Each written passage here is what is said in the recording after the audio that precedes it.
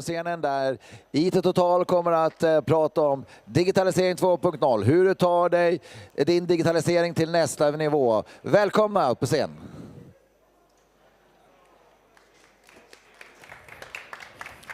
Tackar. Bra, tack så mycket. Tack så mycket. Tack. Jonas. Ja, men jag tänker att tack för den härliga prestationen och då kör vi väl igång. Vi kör, Sebastian. Bra. Vi lever idag i en föränderlig värld. Företag och organisationer brottas ständigt med hur man ska förhålla sig kring allt ifrån nya teknologier.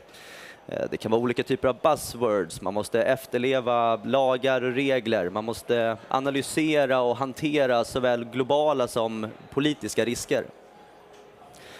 Och frågan är ju då att samtidigt som allt det här sker så ställs det också högre krav på oss idag att ta snabbare beslut och att ta korrekta beslut. Och vi vet också idag att datadrivna lösningar ger oss en konkurrensfördel på marknaden. Så idag tänkte jag, Sebastian Larsson, tillsammans med min kollega Mats Greve prata lite om de utmaningarna som vi ser hos kunderna som vi jobbar med när det kommer till just att ta sin digitalisering till nästa nivå.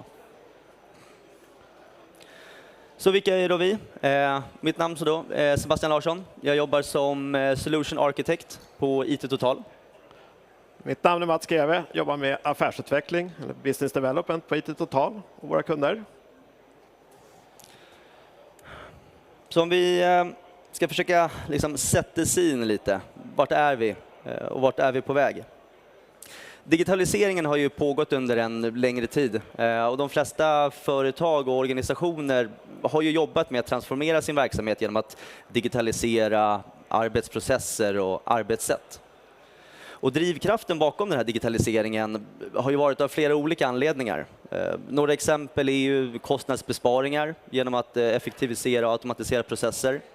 Det kan vara att förbättra möjligheten att jobba hemifrån för de anställda för att liksom underlätta i vardagen. Det kan vara att erbjuda modernare lösningar som i slutändan skapar mer värde för slutkunder. Och så är det ju oftast då också tillämpa någon form av liksom tekniskt system eller tekniska processer för att skydda och säkra upp information. Och som en del av att organisationer har blivit mer och mer digitaliserade så har vi ju liksom på köpet i större utsträckning också fått tillgång till mer och mer information och data.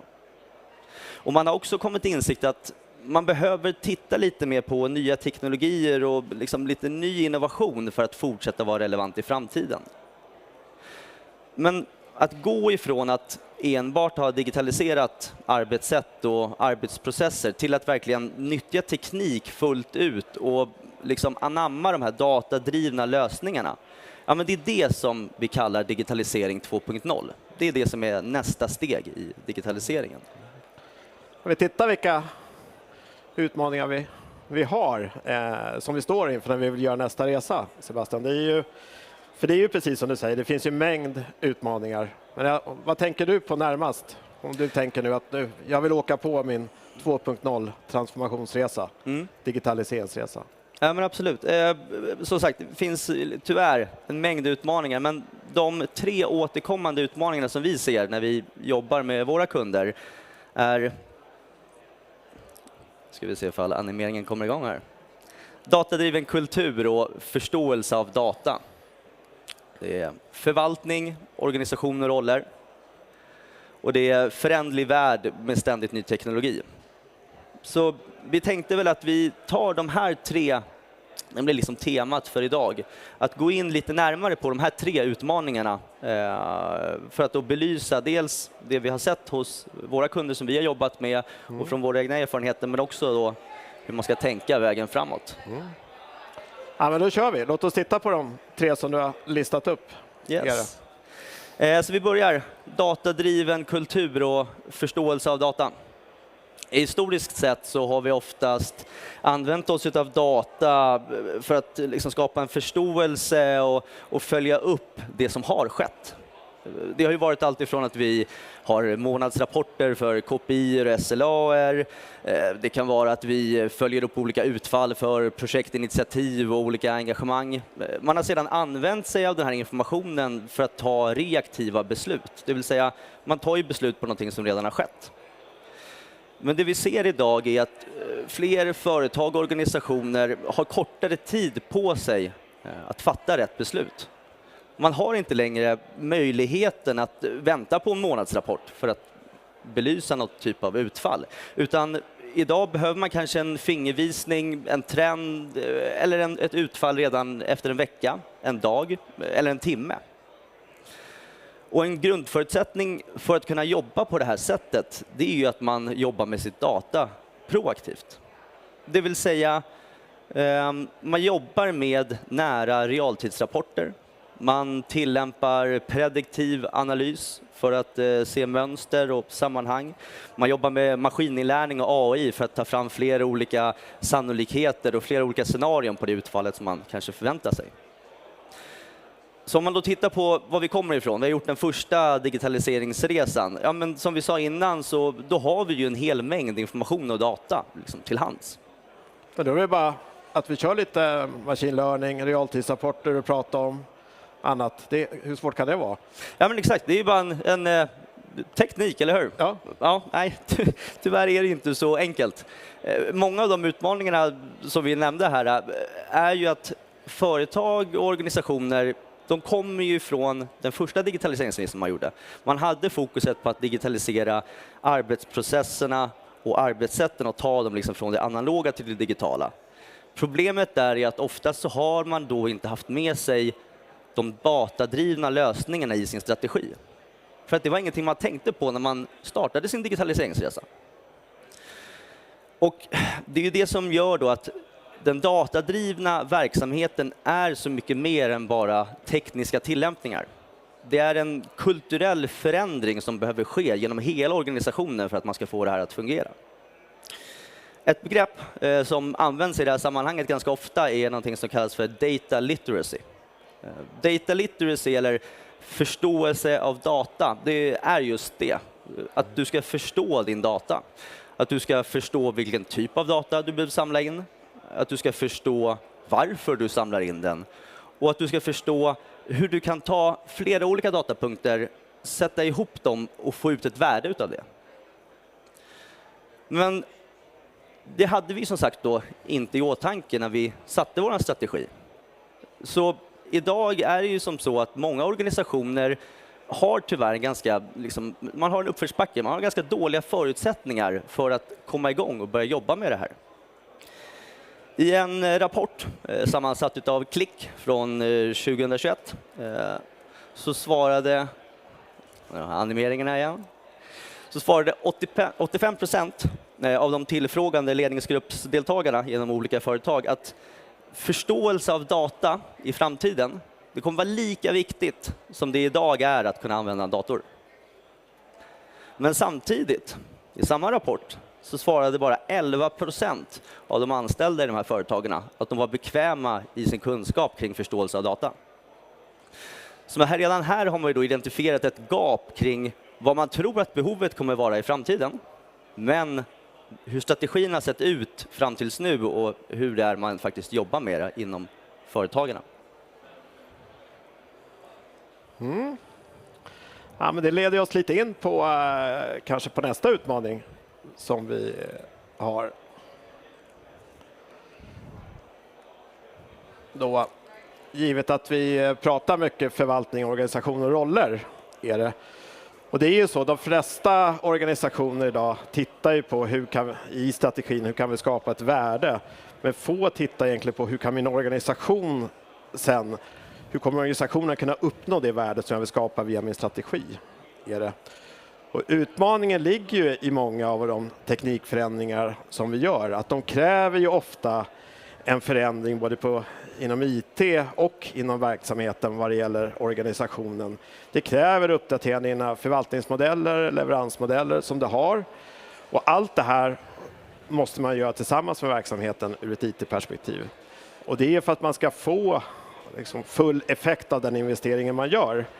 Och exempel på investeringar som man har och tar ganska långt är ju då förändring av arbetssätt. Det är ju inte en enskild så att säga, fråga, utan det är en fråga för hela företaget. System, applikationer, nyttjande av måltjänster och att man automatiserar sina verksamhetsprocesser. Allt det behöver ju anpassas efter din egen organisation. Men jag tänker om att det här låter lite som liksom den här förändringsresan, det här förändringsarbetet som man gör. Absolut, och det när vi arbetar med våra kunder idag så ser vi ju det, att det här är någonting som borde vara med i det förändringsarbetet man gör för att få ut maximalt av sina investeringar. Men ofta så är inte det, utan fokus har också ganska många gånger legat på den själva teknikförändringen. Men att man glömmer lite bort de mjuka värdena för att man då ska kunna maximera det här.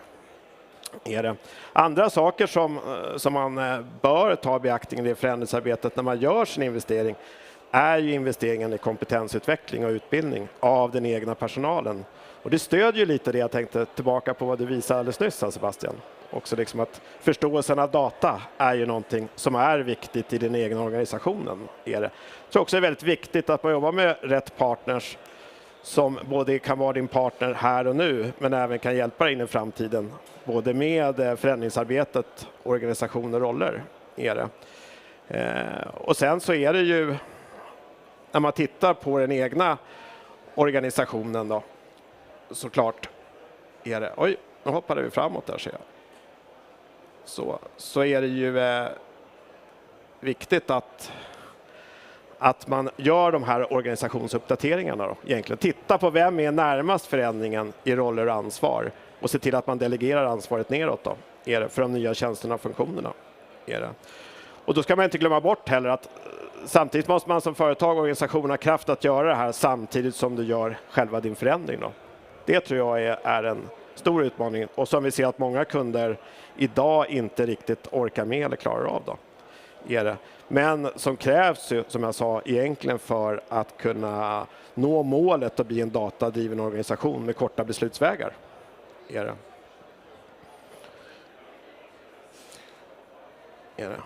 Så att inför nästa förändring som man gör då på sin digitaliseringsresa 2.0 så finns det ju mängder med saker att fundera på. Jag tror att det här är en viktig del att få med sin organisation, sin förvaltning, sina roller inom hela företaget för att ha en lyckad resa på nästa resa mot 2.0. Mm. Ja, men verkligen. Ja, men det låter verkligen relevant och som vi ser, vi börjar ju redan se en röd tråd här genom utmaningarna. Jag tänker att vi tittar på nästa utmaning också som vi nämnde tidigare. Föränderlig värld och ständigt ny teknologi. Idag står ju företag och organisationer ständigt inför nya utmaningar när det kommer till att förhålla sig kring liksom innovation och nya teknologier. Och man kan se på det här på lite olika sätt. Nya teknologier och innovationer kan ju hjälpa företag och organisationer att skapa mer värde än vad man kan göra idag. Att ta hjälp av liksom någonting som tidigare inte fanns för att då skapa förutsättningarna för liksom någonting som man egentligen inte hade planerat för. Om vi tar bara liksom ett klassiskt exempel, uppskalning av webbservrar och kapacitet. Man började på fysiska webbservrar i sitt datacenter. Man gick vidare till en virtualiseringsplattform. Man tog de VM:arna, man migrerade till en publik molntjänst och i slutändan kanske man gjorde någon form av containerbaserad lösning, en Kubernetes service. Ett ganska så här typexempel på hur liksom, ny teknik och innovation har gjort att det blir enklare att åstadkomma det som man från början faktiskt ville. Ja, men jag vill ha webbservrar som klarar kapacitet som jag kan skala och jag kan göra det på ett effektivt sätt. Men vi är också medvetna om i dagens samhälle, i dagens värld, att i och med ny teknologi och nya innovationer så ställs vi inför olika typer av utmaningar och helt nya krav. Om vi bara lyfter som ett exempel, en organisation eller ett företag. Om vi ska lyfta ett CRM-system till en publikmålleverantör, har vi alla förutsättningar på plats? Vilka nya risker medför helt plötsligt den här flytten? Kommer vi att behöva uppdatera vår affärskontinuitetsplan, våran krisplan? Hur ser våra interna beslutsprocesser ut för att kunna ta ett sånt här beslut? Har vi andra interna processer som inte är tillämpade för att köra ett CRM-system i en molntjänst? Måste vi ändra på dem? Hur ska vi hantera ett införandeprojekt av det här nya? Har vi kompetensen på plats? Behöver vi hyra in kompetens eller behöver vi utbilda? Det är många av de här frågorna som är kopplade till förändring när det kommer till teknik som oftast gör att många organisationer kan känna att det blir liksom omständigt. Det kan vara läskigt, det kan vara osäkert att göra de här förändringarna. Speciellt när man är van med att jobba på ett specifikt sätt. Man är van att jobba med traditionella projektinföranden. Man är van att jobba med långa, statiska IT- och affärsstrategier som blickar fram flera år som man sedan bara kör på. Och vissa förändringar som jag pratar om här, de kräver ju oftast stora program där man har liksom flera underliggande projekt och delprojekt som sträcker sig över flera år för att införa.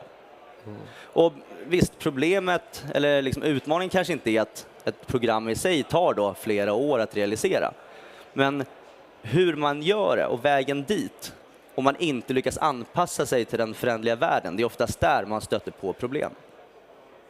Har du några bra exempel, Sebastian? Någon erfarenhet själv som du kan dela med oss? Jag har ju faktiskt det. Ja.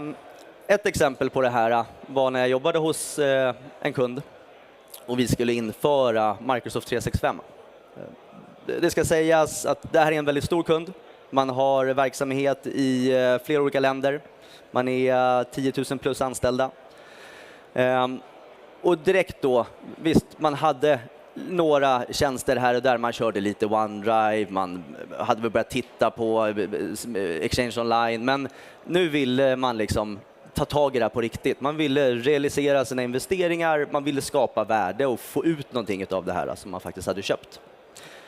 Så vi satte oss ner, ett stort team, man satte igång ett stort program. Vi satte på hela programplanen för den övergripande arkitekturen, man tittade på alla olika tjänster inom Microsoft 365. Det var produktivitetstjänsterna, det var hantering av klienter och mobiltelefoner, det var informationsklassificering, tillämpning av skydd i form av kryptering, det var automatisering och digitalisering av processer och så vidare och så vidare. Allt för att maximera då och skapa värdet för den investeringen man har gjort. I och med att det blev så stort, man satte den här programplanen, man involverade alla intressenter från alla olika delar i företaget och bolaget. Och när man sen började jobba fram den här programplanen och man började jobba på samma sätt som man alltid har gjort. Ja, men vi börjar med att vi sätter förutsättningarna. Vad är det vi ska nå? Okej, det här är våra värden, det här är målbilden. Vi började prata med verksamheterna, göra kravinsamling, vi började skissa på designer, vi började träffa kommittéer och beslutsfattare i beslutsprocessen för att liksom komma framåt. Vi började med våra risk- och sårbarhetsanalyser så att vi hade liksom grundat med information så att vi gjorde rätt. Hela den här processen, den här uppstarten av programmet sträckte sig i drygt ett år innan vi faktiskt började implementera någonting. Problemet var ju bara då att då såg ju inte världen ut som den gjorde för ett år sedan. Helt plötsligt så hade Microsoft släppt nya funktioner och nya tjänster som var bättre lämpade för det som vi ville uppnå från början. Så att då fick vi helt enkelt gå tillbaka till ritbordet igen. För att vi måste ju nyttja de nya tjänsterna och nya teknologierna.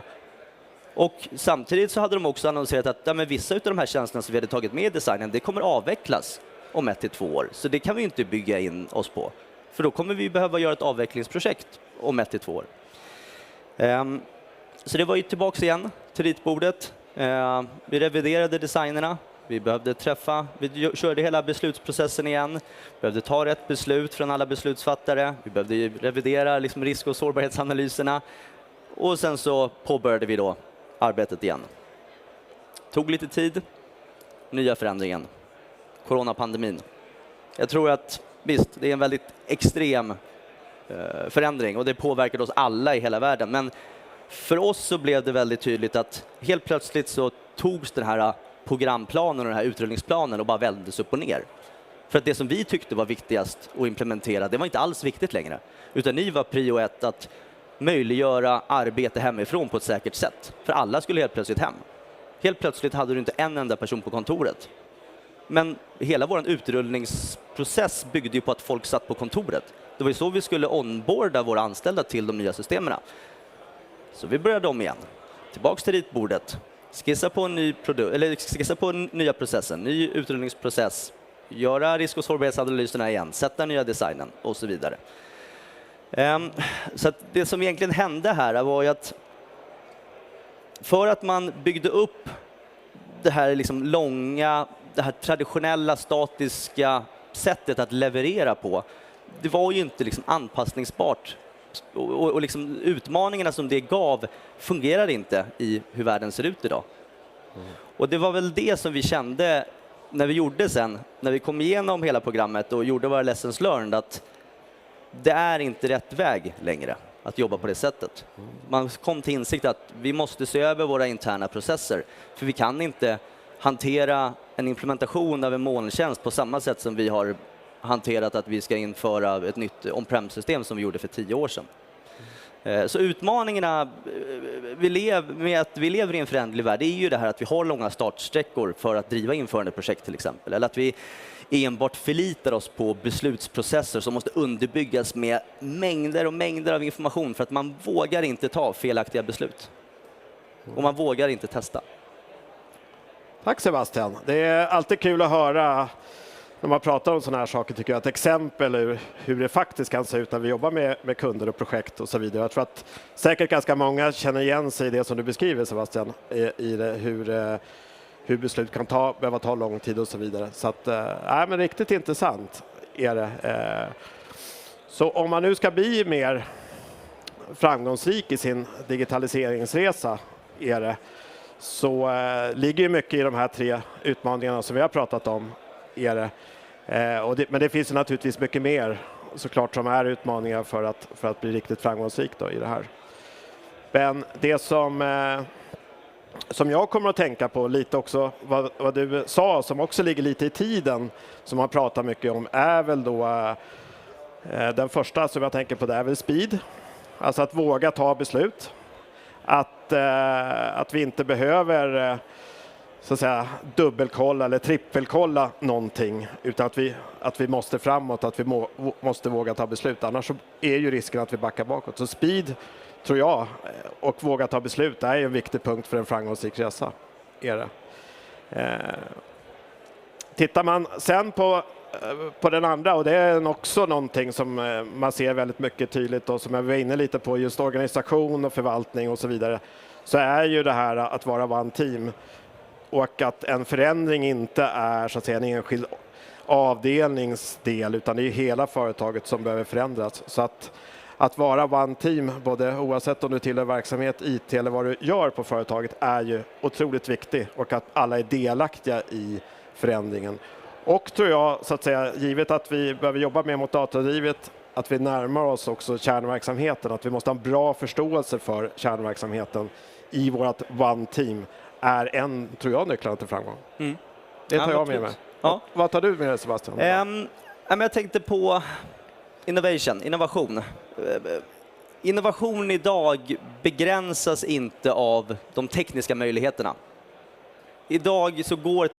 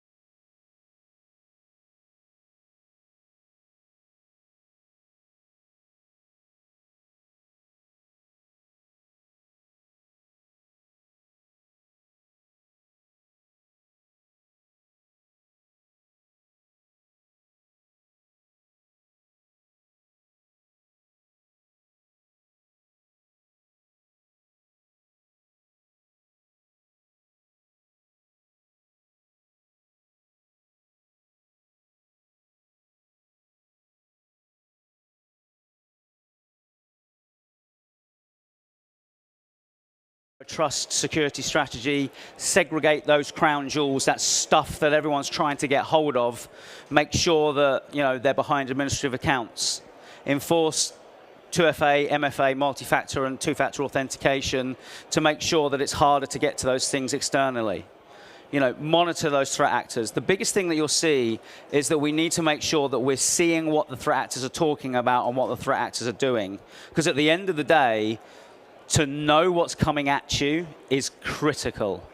And doing that, you can use threat intelligence. By doing so, you're going to reduce your attack surface. But I think the key takeaway from this slide is to prepare for a breach. I think at the end of the day, everybody is a target, and you need to make sure that if you haven't been breached, you're under the attack of being breached right now. So you need to make sure that you're prepared for that every day. When we look at third-party risk and you look at third-party compromise, it's on the rise. They are highly likely to continue through 2022 with the amount of them that are happening and the sophistication that they're happening. At the end of the day, it's very, very easy to say, well, I'm secure, I'm safe. But what about your providers, your trusted partners? How secure are they? At the end of the day, that's the low-hanging fruit. That's where they're going to start their attack. If they start their attack there, they can easily penetrate a customer's network.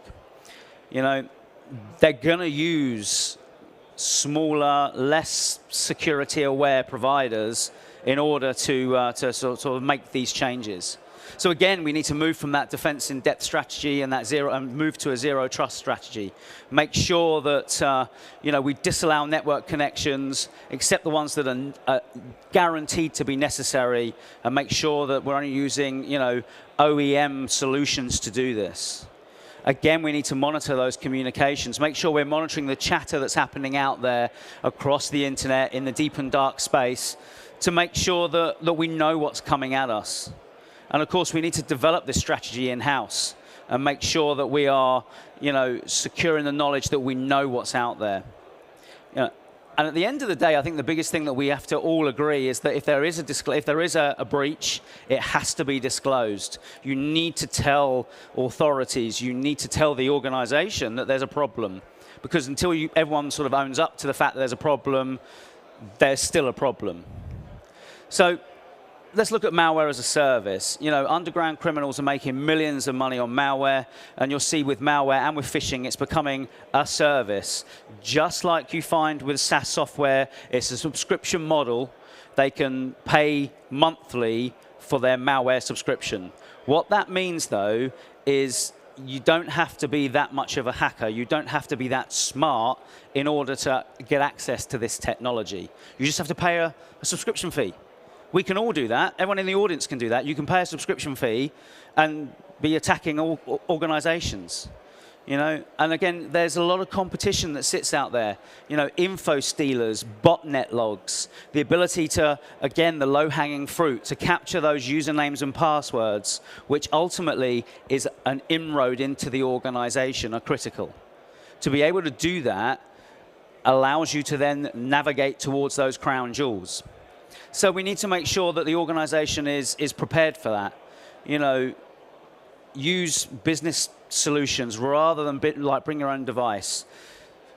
Discourage the reuse of passwords. I think the latest statistic that I heard was that everybody has about 6 passwords that they use throughout their entire lifetime. And you think about that, 6 passwords that are reused and regurgitated all the time, that doesn't actually give a lot of, that's not very difficult to then breach at some stage. Make sure that multi-factor authentication is being enforced, because it's critical to make sure that it's not just a breached password that's gaining access to the network. Again, we need to make sure that we keep vulnerabilities at bay, make sure that we're looking at what's out there, have a good angle on the network, and make sure that everything's been patched, 0-day patches. We just got to look at this, that last year with Log4j, how much drama did that cause? And it was a very simple Java-based exploit. At the end of the day, that caused countless issues. And it just goes to show that as long as you're keeping your systems patched, maintained, and up to the latest revision, there shouldn't be a problem. So you need to make sure that you're developing an attack surface management program. Make sure that vulnerability intelligence is in use. Maybe have a software bill of materials, maybe have an asset management register that you can then utilize moving forward. Again, we mentioned this earlier on with malware, but phishing as a service. Think about that, phishing as a service. You can now subscribe to an organization or a threat actor that will provide you the infrastructure to spin up fake websites that you can then use to gather usernames and passwords, credit card numbers, that all-important PII. And it's going to continue to grow because it's a money machine at the end of the day. We need to make sure that we're looking for phishing. It's being integrated into threat intelligence services, and again, we need to make sure that 2FA, MFA are being adopted. But also, what's key here is to look at the fact that if there has been examples of phishing, that you're keeping those in-house to make sure that you know what a phishing attack looks like, or what the last phishing attack looks like, so that you're better prepared moving forward. Just like we get sort of antivirus, I can't think of the word, antivirus sort of designs. We want to make sure that we're doing that for phishing. And again, use that external threat intelligence. Now, when we get into my one before last slide here, cryptocurrency, it's increasing, it's on the rise. It's not a new buzzword, it is a thing. People now, especially threat actors, are moving from, sort of a Bitcoin style over to Monero. It's the preferred method of currency. It's the preferred, sort of payment there. Cyber criminals, they're likely to expedite this solution, and of course, they're going to go for the easiest way to get paid. What we need to do as organizations is to report those criminals, report those wallets, and enforce the law enforcement there. But also leverage the external threat intelligence. You need to make sure that you're monitoring for these criminals, you're monitoring for their, the way that they're conducting business, and make sure that we've got defensive strategies to counter that at all costs.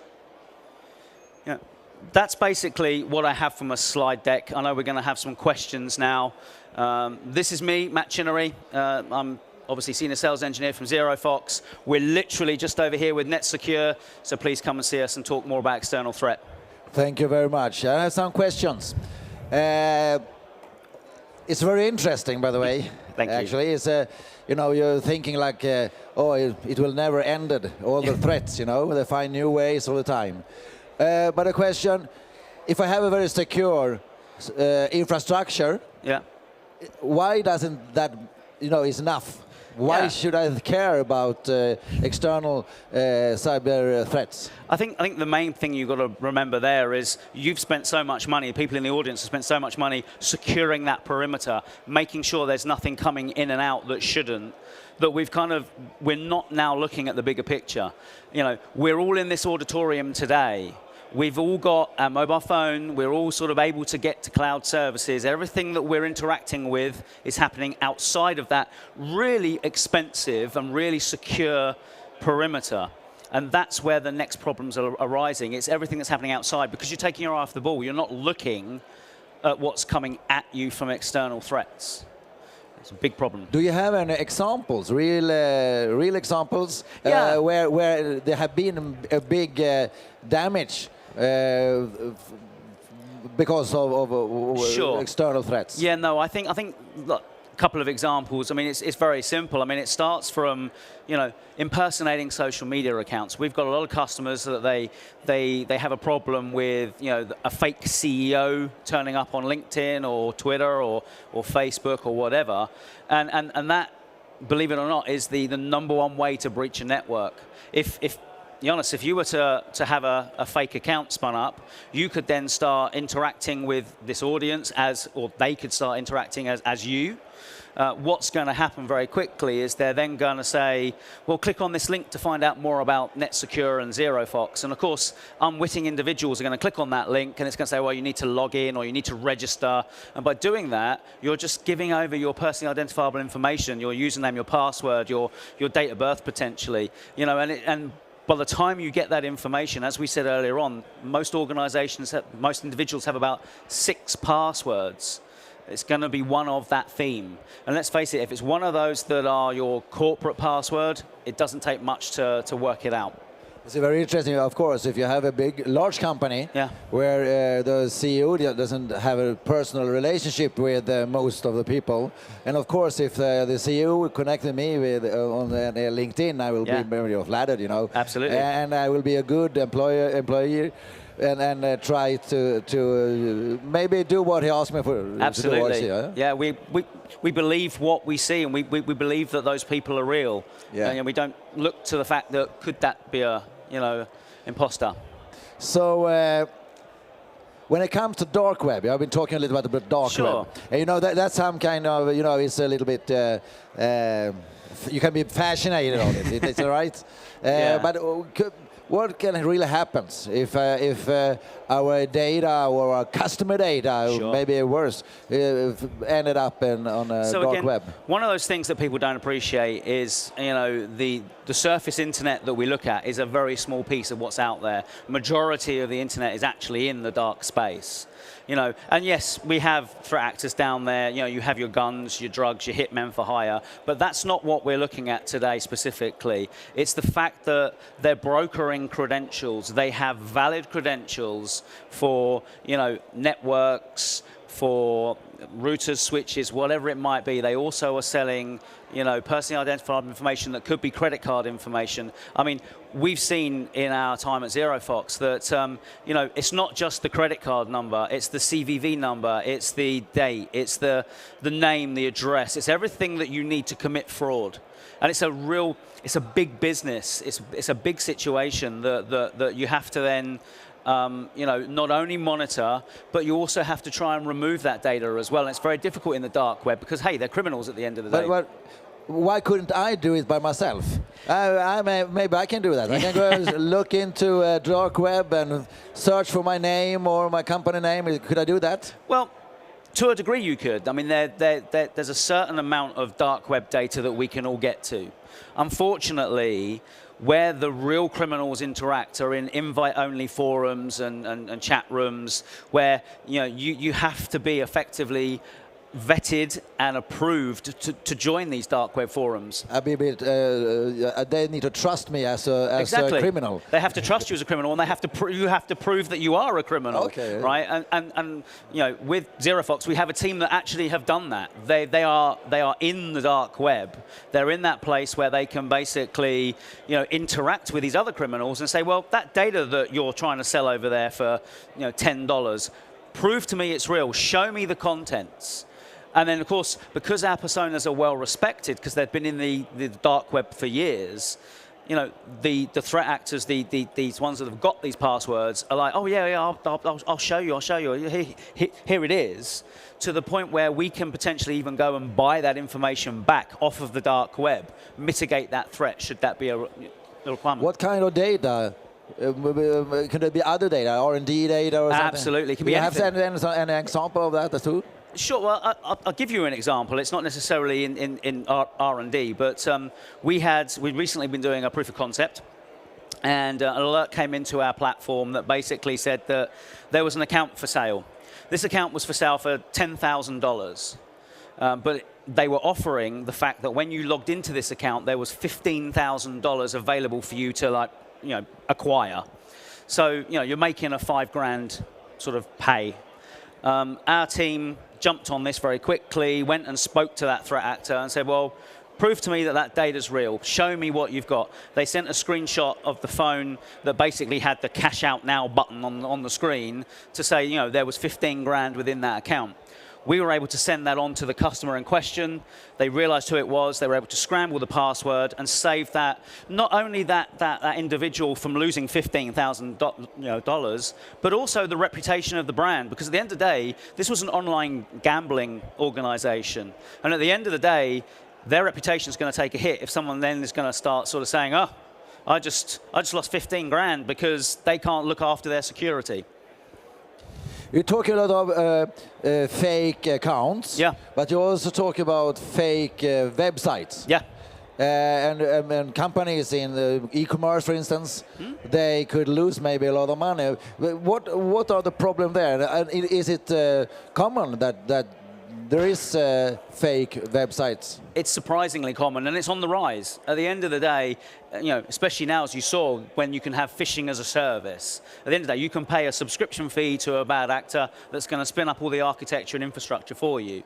At the end of the day, phishing, we all know phishing, but we all expect phishing to be coming through email. We've all got to that stage where hopefully we've got a good email solution that's blocking this phishing as it's coming through. And we also, I want to say, have good employees that know not to click on that link that is offering them millions of dollars or whatever. But at the end of the day, no one's looking at it coming at you in plain sight. No one's looking at it coming at you being delivered over social media or being out there as a website.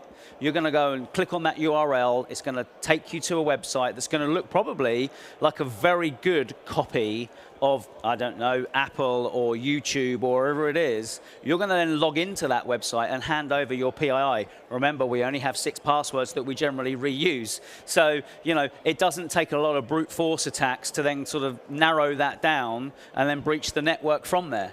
So it's a huge problem, and it's forever growing. And unfortunately, we find that it's, to coin one of the phrases that we use a lot, is it's like a game of whack-a-mole. I think they've got a game over there, where as one comes up, you knock it down, another one comes up, you knock that down. It's constant.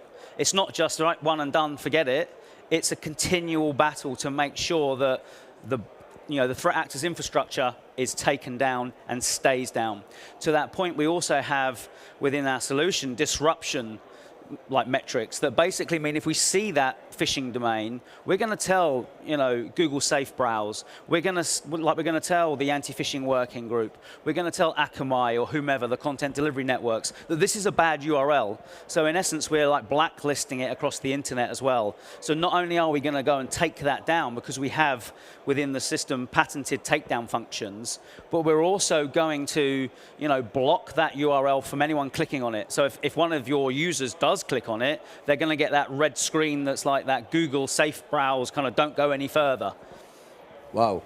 When it comes to, when we're talking about external threats, yeah, you're talking about mobile devices, and mobile, we are carrying them with us. Yeah. It is any threat for individuals Absolutely. that are affected of the same thing. Totally. I mean, one of our biggest use cases is about fake and fraudulent mobile applications. At the end of the day, let's just face it, you go onto the App Store, be that, Google Play, be that iTunes, be that maybe App China, you're going to download that application. How do you know that's the real application? Unless it actually says it's the real application or you've been guided there by a website, you don't necessarily know you're downloading the official application. And unfortunately, there's not that much compliance out there to actually sort of ratify that that is the official application. So let's face it, you download your banking application, you think it's the banking application, you put all your passwords, your usernames, all of your personally identifiable information, and all you're doing is you're not logging into the bank, you're just sending that off to the bad actors, the criminals. So now they've got access to your internet banking. Very, very simple, and that's a problem that everybody should be aware of. And could it be a threat for my life sometimes? Well, maybe not with a mobile app, but yes, absolutely. There's a whole situational awareness that people don't actually appreciate. At the end of the day, and we see this all the time with VIPs or very important people generally, is that they're constantly posting on social media where they are. I'm here, I'm in this wonderful location. It's then saying where they're not. You're then advertising that they're not at home, they're not with their, significant other and the children, or they're not at home, making that a target. But by the same token, they're also making themselves a target by basically saying, you know, this is where I am, you know, and it goes further than that, not only from the fact that they're advertising this, but generally, and we all do this, on Facebook, for argument's sake, we all connect into our wives and our, you know, husbands and girlfriends and boyfriends, and we also connect into, we add on our children or whatever, and generally all of this information is quite openly accessible from the public.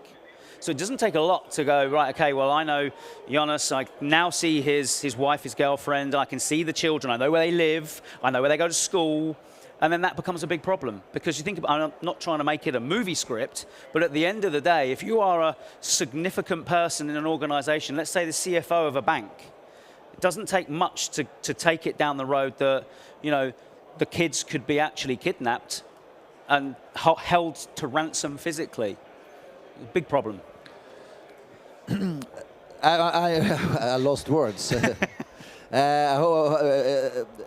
it comes to your services, yeah. I understand that you have a lot of different services. You cover a lot of those external threats. Yep. So if we start a journey to cooperate and using Zero Fox services, do I need to go buy the whole package, or could I start? Sure. Yeah. No, absolutely. And how should I think? So either way, at the end of the day, yeah, if you want to buy the whole package, hey, we'll sell you the whole package. But ultimately, I'll take two. Right. But if you want to start small, maybe you've got a couple of domains that you want to protect, or you've got a few social media accounts, or you just want to look on the deep and dark web. You know, it's very modular. You can buy a certain function and then grow that function out. You know, add to those services over the course of the term that you're actually subscribed to the service. What if you? I know you are. Let's say, what makes you different? Why should I work with you? Absolutely, that's a really good question. Ultimately, the one thing that I would say about Zero Fox is everything we do is in-house. All of our services are, you know, Zero Fox provided personnel, from the platform, from the threat analysts, from the dark operatives that we briefly spoke about there that are actually in the dark web, can interact with those, you know, those criminals. They're all Zero Fox employees. Even to our takedown services. You know, if you want to remove social media accounts, if you want to remove fraudulent domains, if you want to remove mobile applications, you know, that is a Zero Fox employee that's going to work with you, along with our patented APIs, to make sure that information gets taken down. It's not sent out to a third party, so there's no extra delays and extra things you've got to worry about in that mix. You need, I think they have to work hard. You mentioned for me earlier that it was one of your customers that I think you was shooting down, was it 3 accounts a day? Yeah. In 3 years? Well, so if we're looking at takedowns, we actually do 60,000 takedowns every quarter. Right, so you know, we have tried and tested functionality. Not only do we do 60,000 takedowns a quarter, those disruption things that I mentioned to you, those actions that are effectively, you know, blocking websites from various internet service providers, we're doing 500,000 of those every quarter as well. Yes. So, you know, we have scale within our solution. Great. Do you think? Well, I think our time starts to. Go to the end. Okay, it's a couple of minutes, but maybe we can ask if there is any questions. By all means, yeah. Is it anybody that have a question that I haven't asked? I'm sure it should be a lot of questions. But we can I have one more question. Yeah. If I okay, you have a question. Good. Very nice presentation. Thank you. Thank you. Very nice presentation. Thank you so much. It was like whatever I'm studying in last 2 years is presented here, you know. And we keep looking at different case studies. Like we recently had Toyota, you know, being attacked. Yep. Toyota supplier being attacked by with a ransomware, and then Toyota production was down for some days. Sure. So, I mean, and I keep getting this question again and again from my circle, that how, as a person, keep my myself private and more secure? Absolutely, and I think that's a really good question, because as an individual, you kind of you almost like you have to rely on other services. The main thing I would say to that, if you want to keep yourself private and secure, is you make sure that on anything that you've got that's publicly accessible, that you add multi-factor authentication or two-factor authentication. You can do that with social media, you can do that with Salesforce, with all these different logins to make sure that, you know, not only are you using a username and password, but then it's going to challenge you for a code or for something else. That's really the only way, without turning all your settings to private, which generally is a good thing to do as well. I would make sure that you add those extra controls to make sure that you're keeping safe. One more question. So Microsoft is talking about passwordless society now. Yeah. What is your take on that? Personally, that frightens the life out of me, because to have that, you know, I mean, I think we even now we rely on, you know, facial recognition and fingerprint scanning and all this kind of stuff, which okay is somewhat secure, but I think we have to have some form of authentication. You know, if you're going completely passwordless, then you have to then adopt a very strict security posture that's going to have two-factor authentication, that's going to have other controls in place. You have to do that.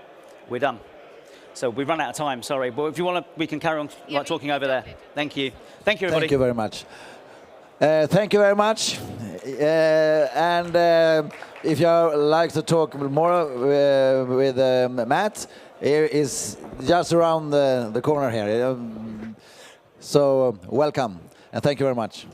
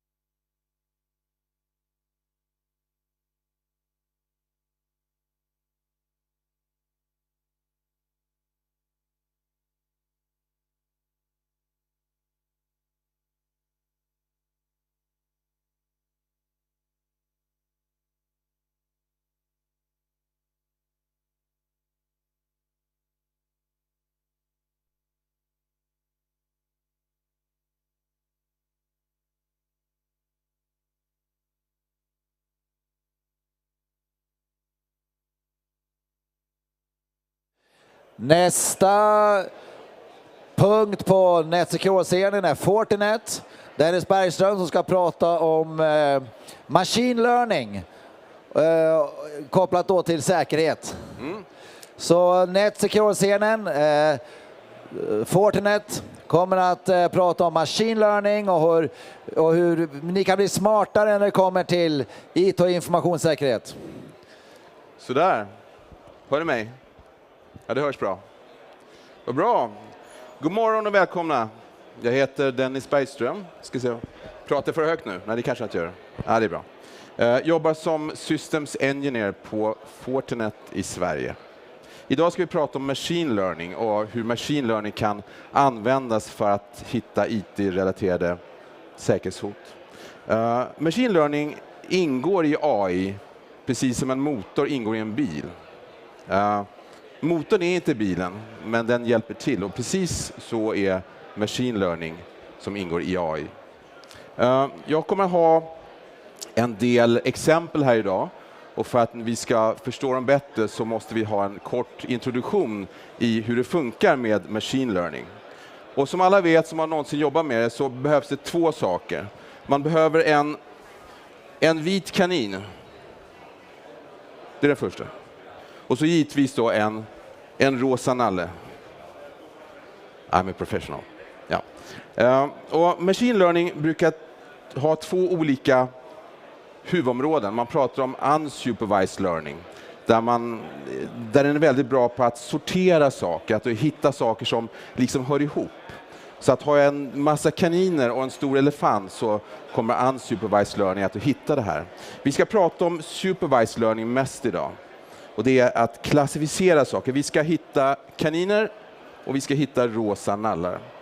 Det här kallas ett träningssätt och egentligen så ska man ha många kaniner och många nallar. Man ska ha 50 000, 100 000 kaniner, kanske 100 000 nallar. Nu åkte jag tunnelbana hit så jag tog bara med mig en utav varje. Och själva teorin är att man ska visa upp någonting och berätta för algoritmen vad det är. Man säger att det här är en vit kanin och det här är en rosa nalle. Och så håller man på så här, massa kaniner, massa nallar. Och vid något givet tillfälle så slutar man att berätta för algoritmen vad den ser. Och nu skulle jag egentligen ha haft en stor hatt där, men jag får gömma kaninen bakom ryggen.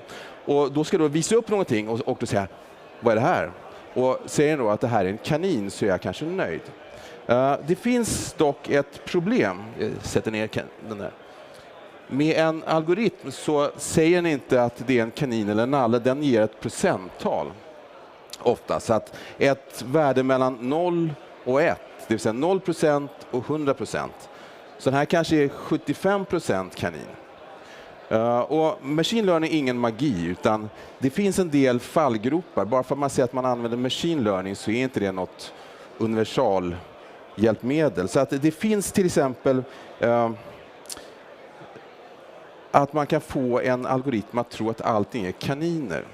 Det kan bero på till exempel om man har tränat på för många vita kaniner och för få rosa nallar.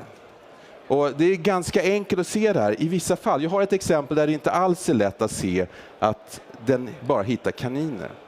Så tänk nu att om man nu har den här scenen har jag tagit med mig 98 kaniner och 2 nallar.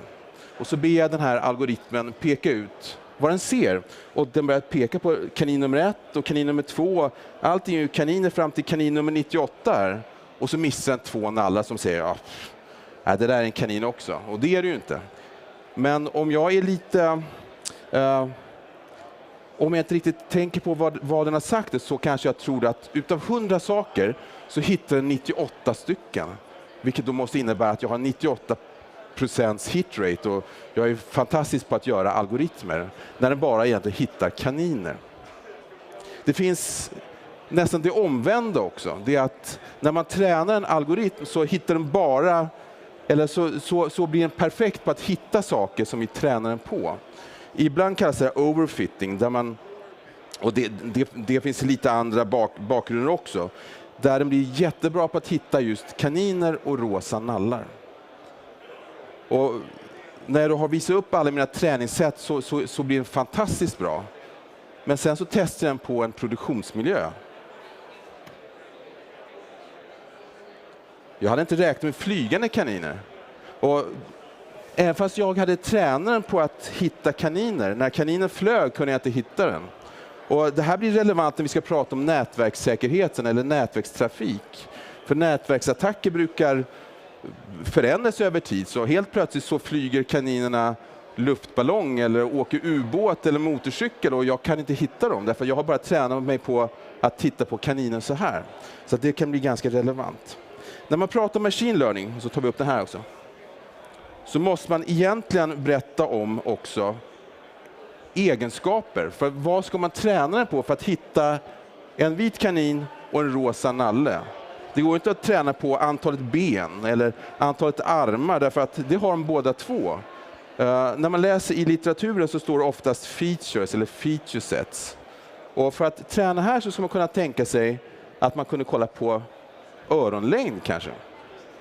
Och här ska man kunna tänka sig att den är rosa. Så öronlängd är rosa, men ju färre egenskaper man tränar på, desto sämre kvalitet får man. För vad händer nu om jag tränar den på öronlängd och rosa?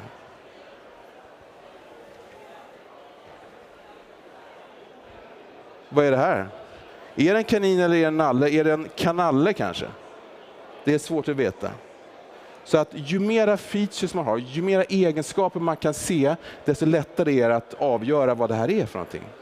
Och om man tittar lite grann på första exemplet som är ganska trivialt. Det här är en exekverbar fil. Jag tog den bara för att den var ganska färgglad och rolig. Och för att visa också att det här är en struktur bakom filer. Även fast det här är en dålig fil eller bra fil, och så ser de ganska lika ut. Samma sak som en kanin och en nalle, så har de någon sorts gemenskap. De har fötter, de har tassar eller händer. Och samma sak här, så har en dålig eller en bra fil likartad struktur. Det är bara det att det är mer eller mindre innehåll i det som gör den farlig. Och låt oss titta på till exempel det här tror jag är någon sorts apotekarhylla. Här har vi en flaskor som är fulla, flaskor som är tomma. Vissa flaskor är ganska sunkiga, ser det ut som här. Och då kan man tänka sig att om de här är egenskaper, vissa utav de här är för kaniner, vissa flaskor är kanske fulla när man har en nalle, och vissa är fulla när man har både en kanin och en nalle. Vilket då gör att då blir det här ganska värdelöst att kolla på. Utan man vill plocka ut de här flaskorna som liksom visar egenskaperna. Är de fulla så är det en kanin, är de tomma så är det en nalle. Och om vi tittar lite grann på, eftersom det här är allra enklaste att göra egentligen, att titta på filer, det är ganska trivialt att sätta upp med machine learning, så har vi i Fortnite så har vi haft det ganska länge. Vi har det i våra brandväggar, vi har det i våra sandboxar, vi har det i våra klientskydd etc. Så att om det här är svårighetsgrad 1 säger vi, så är det här avsevärt mycket svårare. Om man tittar på nätverkstrafik så finns det ganska mycket som man kan tänka sig skulle kunna vara fallgropar. Precis som man har egenskaper för rosa kaniner, så är det då frågan, vad ska man titta på när det gäller trafik? Precis som en fil så har man faktiskt någon sorts struktur i det där. En fil har ju ett ramverk hur den ska se ut, och samma sak gäller nätverkstrafik. Det finns IP och TCP och UDP som man vet hur det ser ut. Och det som varierar är ju kanske innehållet i det, precis som man gör med filer. Men här finns det lite annat. Till exempel så har man problemet med hur ska man titta på trafiken? Ska man titta på trafiken i sig? Ska man titta på något som beskriver trafiken, som loggar till exempel? Från en machine learning-synvinkel spelar det ingen roll vad jag egentligen tränar på. Bara jag kan visa upp samma sak när jag sen tittar på produktionstrafik. Så har jag tränat på loggar och sen visar upp loggar för den, så ska den kunna hitta det precis som den skulle kunna hitta det i vanlig trafik. Sen finns det lite andra saker som kan vara problematiska, till exempel krypterad trafik. Mycket av det vi ser nu går som krypto. Och eftersom machine learning försöker hitta mönster eller egenskaper i det vi ser, bra krypto ska inte ha några mönster. Så att det finns en del svårigheter när man ska använda machine learning för att hitta nätverkssäkerhetsrelaterade saker. Om man tittar lite grann på hur det fungerar, oftast när man pratar, och nu har jag insikt i vår egen produkt som heter 40 NDR, så har man det man kallar unsupervised learning. Att man liksom gör en baseline, så här borde det se ut, och allting utanför det. Vi borde ha en massa kaniner, men och så kommer en stor elefant, och den borde nog inte vara där. Men det finns en liten fara när man tittar på baseline. För om man har någon i sitt nät redan som faktiskt kör någon sorts attacktrafik, och jag tar det som normaltrafik, så kommer jag aldrig hitta den trafiken. Då är liksom den ingår då attacktrafiken i baseline, vilket kan bli lite problematiskt.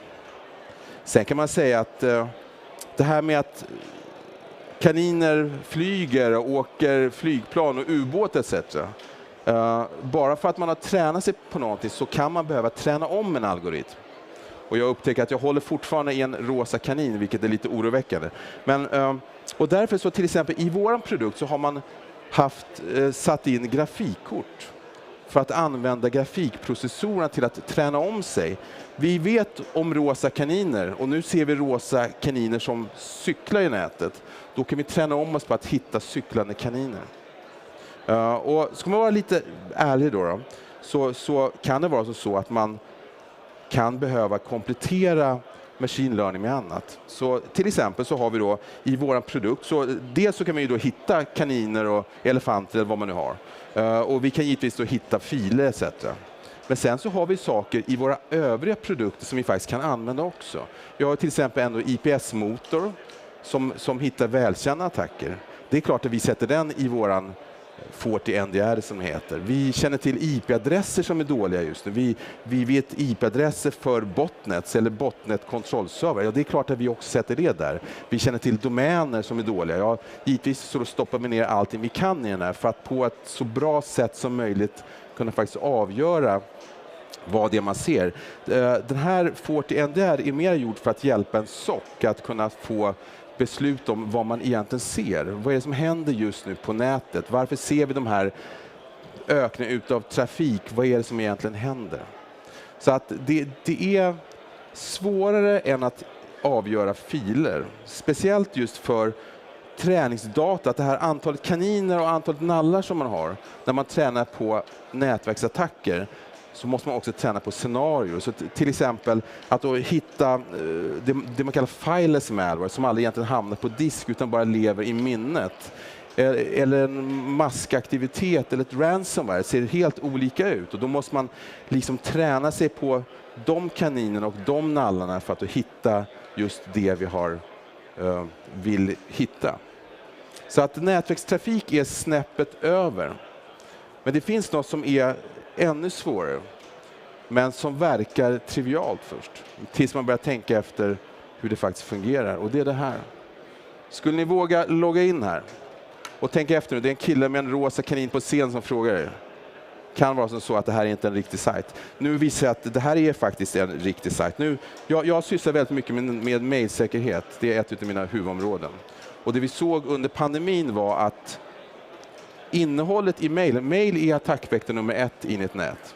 Och det som kom under pandemin, eller det som började förändra sig, det var att man fick mera phishing-länkar som gick till sajter som då skulle försöka se ut som riktiga sajter. Egentligen så är det här, och skälet till att det här är ganska svårt, det är att det här är bara en webbsajt som liksom har valt att se ut som något annat. Och den är där för att lura dig som användare. Den är inte där för att lura en maskin. Så att om man försöker till exempel köra det i en sandbox, så får man oftast inga bra svar, därför att det här är ingen farlig sajt. Det här är en sajt som ska vara där för att lura dig som användare bara. Och det finns vissa intressanta utmaningar när det gäller phishing-sajter. Tänk er att ni är på Centralen. Nu vet inte att ni som åker bil hit får låtsas att ni åker tunnelbana. Jag har tyvärr ingen bil själv, så jag åker ganska ofta tunnelbana. Och det är rusningstid och det är en massa folk. Det är världens kaos. Och det kommer in tåg på perrongen och det är inte ert tåg, så ni står kvar. Och dörren öppnas, det kommer ut en massa folk, det går in en massa folk och tåg ska gå. Precis när tåget ska gå så ser ni mig sitta där.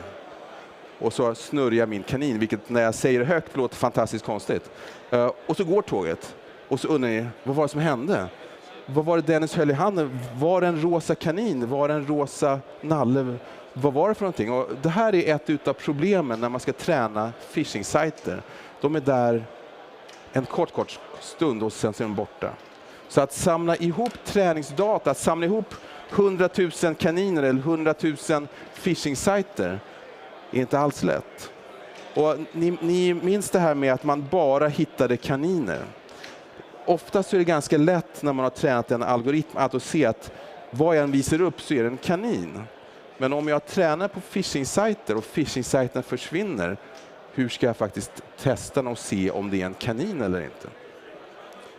Det finns sajter på internet som är typ fish tank som har länkar till eventuella phishing-sajter. De kan vara döda, de kan vara borttagna. Det kanske inte är phishing-sajter. Det är lite svårt att veta. Och om jag då inte kan riktigt verifiera att mina algoritmer faktiskt hittar det den ska, så kan jag bli lurad av att säga att ja, men det här är 75% kanin hela tiden. Vilket då gör att jag tror att jag hittar phishing-sajter där den kanske tar fel på ganska mycket. Och när vi ändå pratar phishing-sajter och vi pratade egenskaper, vi pratar ju öronlängd och färg. hur ska man kunna kategorisera en phishing-sajt egentligen? För en phishing-sajt är ju egentligen bara en vanlig webbsajt. Om man tittar på strukturer så finns det visserligen en struktur för att ens browser kan visa upp sajten, men den har liksom bara valt att se ut som en annan sajt. Och visst, det finns välkända sajter som ni ser här som är Microsoft eller PayPal eller eBay, men alltså, det finns ju phishing-sajter för banker i Venezuela och e-handel i Nicaragua och sådana saker, så att, som inte alls är på engelska. Det finns i Japan och Kina etc. Så att, vad ska man titta på som egenskaper? Ska man titta på antal fötter och händer eller öronlängd eller färg, eller vad är det man ska kolla på?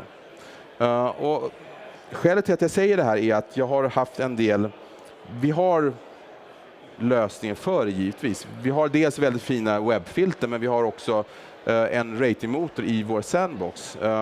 Men jag och min ena son som håller på med machine learning som sitt jobb, vi har hållit på med en egen liten motor som körs i USA på test just som en second opinion, där vi faktiskt hittade mönster i phishing-sajter.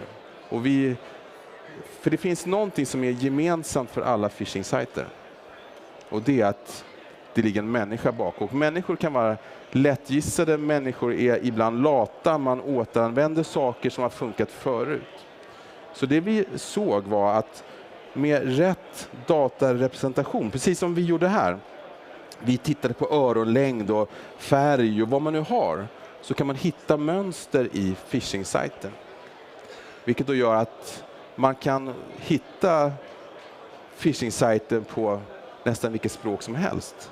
Vi kunde hitta med den här motorn som sen nu faktiskt körs på test i USA också. Vi kunde hitta engelska såklart, men tyska, ungerska, japanska, kinesiska, spanska. Det är liksom språket spelar så stor roll. Det är hur man har byggt upp sajten i bakgrunden som är viktigt. Och de flesta människor och de flesta skammare är kanske något, vad ska vi säga, lata. Så man återanvänder saker och det här kan man liksom snappa upp.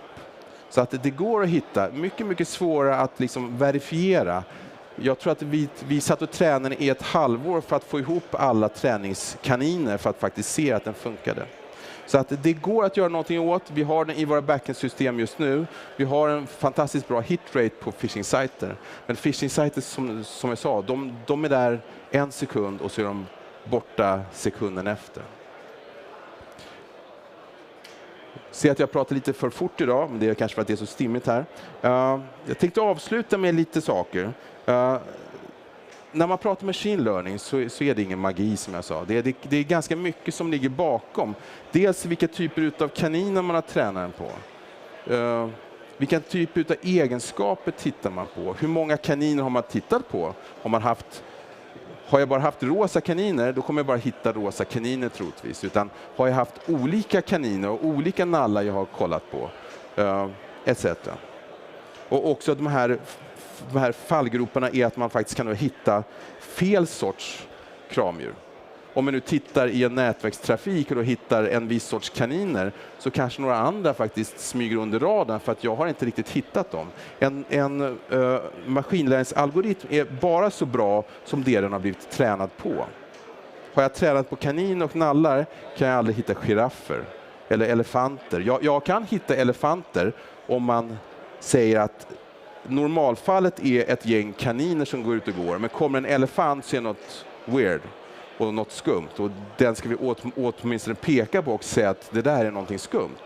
Men vi kan aldrig riktigt klassificera den. Vi ser att den är skillnad mot en rosa kanin, men vi kan inte riktigt säga att det är en elefant. Det är en icke-kanin kanske.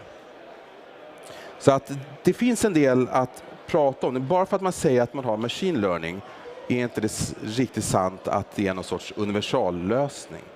Det finns ganska mycket bakom machine learning som måste stämma för att den ska faktiskt fixas till. Jag tänkte sluta med ett litet visdomsord.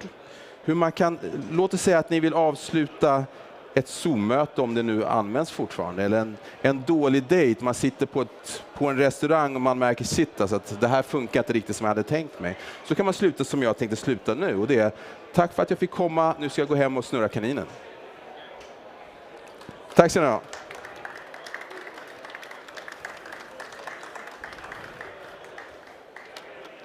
Så.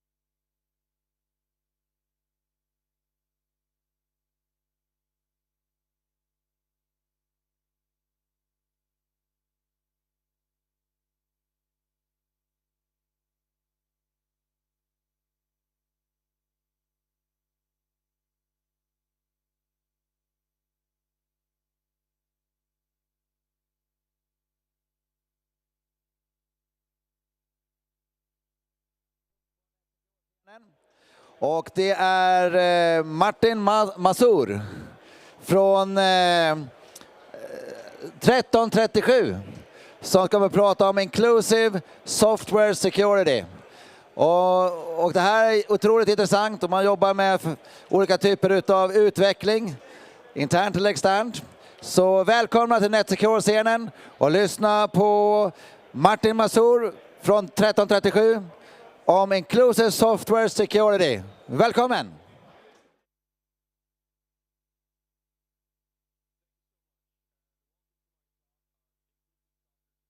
How we can bridge the gap between software development and software security. So, in today's talk, you will be challenged what developer security can actually look like. You will also learn why we have an ever-growing problem in our industry when it comes to both development and development security. And you will learn a few ways we could potentially bridge that gap and do better things.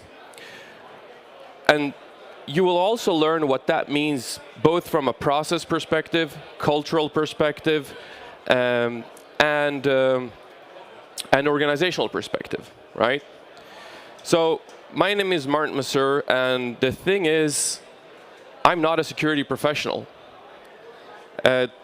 I have no background in security at all, and at best, I'm a security hobbyist. Yet, you find me here talking about security on a security stage. That's kind of cool. Anyway, I'm the CTO and one of the co-founders of 1337. So we're a software consultancy that works with helping our clients build their digital organizations. And we do that through helping them with, everything from software developers to organizational transformation in the digital world. What that means is basically we want to be there and build the software with our clients, not for them. Because we think that everybody should own their digital capacity and not outsource it to someone else. And I have almost 20 years in the software industry. And my background is in software development.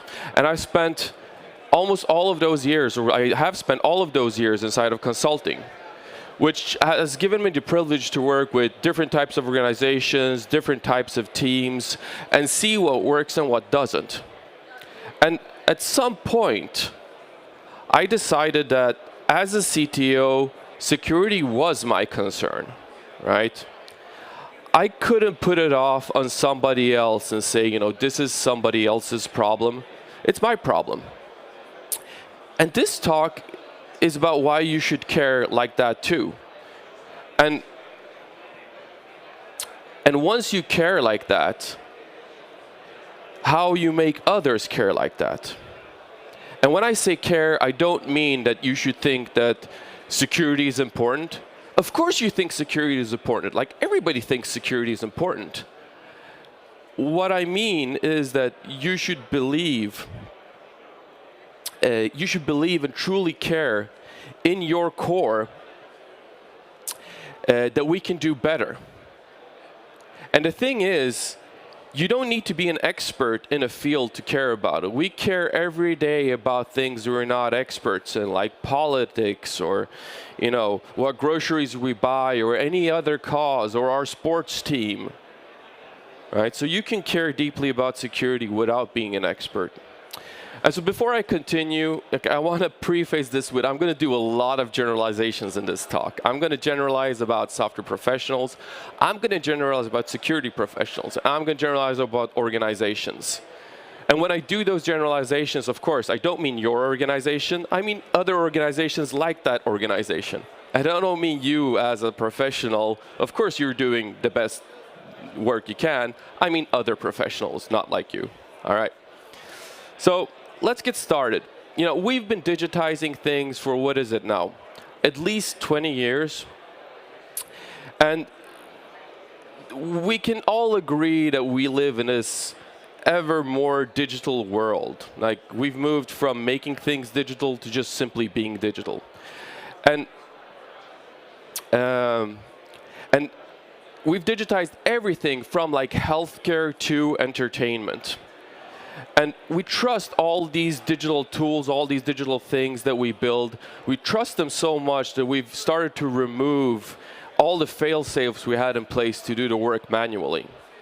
So today you go out and you want to buy something, you interact with several pieces of software in that interaction. And when that software fails, we don't know what to do. So I think everybody in Sweden remembers that Coop was hit by this supply chain attack, or actually one of their software providers was hit with this supply chain attack, but that resulted in Coop not being able to do business in many of their stores because the point of sale systems was down. And that's how much we're dependent on all these digital things. That's how much we're dependent on all this digital infrastructure we're building into our society. And that's why it's important that it continues working. And to top that off, we have this talent deficiency, right? So we have this thing where we just don't have enough people. And it's bad enough that we don't have enough people inside of software development. But if we look at the security field, 9 out of 10 security adverts go unfilled. So that means that there's only 10%, of the security professionals that we need available to us when we work. And then most companies in Europe, according to a recent survey, they want to increase their security efforts by 15%. So we already don't have enough people. We want to increase by 15%. It's just not possible to do. And security is, if you think software development is hard to get into, let's think about software security. Software security is ridiculously hard to learn because there's very few educational outlets that focus solely on doing this. So most people are really good at software security. They learned that somewhere else. Maybe they learned that on their own. So we have this field that is super hard to get into. And then we take all our security professionals and we tell them, you're responsible for making sure everything here is secure. And if it breaks, it's your fault. So burnout rate inside of security is the highest inside of the IT industry, right? So there's a lot of security professionals just not sleeping at night. And if you talk to security professionals, they go like, I've raised these risks over and over with my organization and nothing happens. And they're so stressed out about all of this stuff. So it's just not going to function. And and then it's like, developers should take more responsibility. Developers should take more responsibility for software security. Thing is, there's a good reason why developers have a hard time getting into software security. The thing is, as a developer, if you ever went to a security conference, you ever went to DEF CON or something like that, what happens? What happens at that security conference? Well, you sit down for a talk, and there's some person, and they're presenting to you this awesome exploit that they found. They're showing you how they broke into a system and went in there and dug around and did this cool thing. And then the second part of the talk is that they scold the developers that built the system. They go like, how stupid were they to even be able to put this stuff in there? Ha, ha, ha. And as a developer in the audience, you go like, yeah, you should try it sometime. But furthermore, even if you can look past that as like a joke in the industry, you don't know what to do with that knowledge, because at no point at that talk did they tell you how not to fall in that trap. So now you're left with the problem, but you don't have a solution. And then there's the other types of talks. Here's how you use Kali. Here's how you use Metasploit.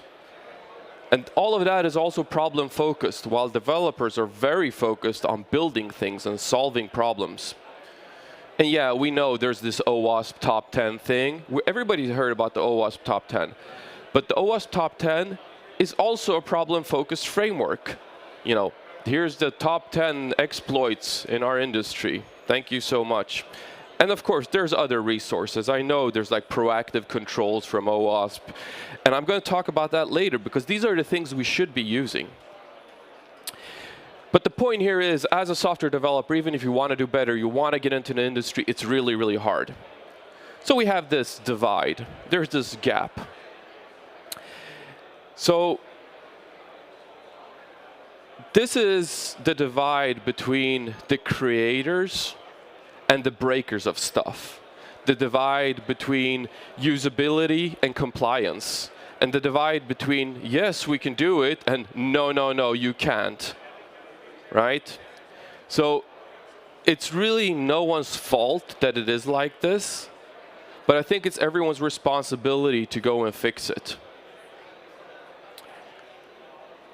So here's a quote. Only 5% of the respondents from around the globe judge their current cybersecurity culture to be at the level that it should be. The culture gap does come at a price. So this is from a Forbes article, and it's referencing the ISACA Narrowing the Culture Gap report. And I think there's two things contributing to this divide. One, it's the culture. And secondly, it's the organization. And I'm going to be talking about them in that order. So the culture. I already mentioned a little bit about the difference between the software professional and the security professional. We do come from different cultures. We have different history. We've experienced different things. We speak different languages. We use different acronyms. We care about different values. And for many years, this has either been ignored by organizations, being like, yeah, you're all tech people. You should just get along. We put you in a pile and everything's going to be fine. Or it's been known with organizations and dealt really badly with, saying, oh, software development, security don't really like each other. Let's try not to mix them, put them in separate buildings or offices, and let them talk over email, like maybe they get Slack if they've been really good. So we have this thing, right? So we have on one side, we have development, other side we have security. Developers go like, yay, we build things. Security goes like, we break into things. Development, we're very open to sharing knowledge. We love going on stages and talking about stuff. Security, it's a little bit more restrictive with sharing knowledge. At a lot of the big security conferences, there's a hidden stage which you're not allowed to record talks in. Right? And there's only an in-group, and there's like people patrolling the aisles for microphones. True story. Development, we have nothing to hide. I put my shit on GitHub. You can find it there. Here's all my code. Here's all my stuff. Security, private by default. Like, I really don't want to show you any of my things. Development, Silicon Valley mentality. Move fast, break stuff. Security goes like, yeah, risk is kind of, change is kind of risky. We should not do that much of it. Development, broke something, pretty embarrassing. Security, something broke, it's catastrophic. We're going to get sued and the company's going to die. Development, we prioritize usability. This should be awesome for the user to use. Security prioritizes compliance. We need to be compliant with all the frameworks and things around us. So this is the cultural divide. This is what we're dealing with. And that's not good or bad. That's just different. And then there's the organizational divide. So what do I mean by organizational divide? Well, most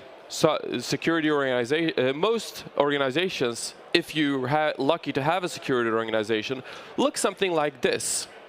So this means you have a CTO, CDO, CIO, which is in charge of software development, and they have software development teams under them.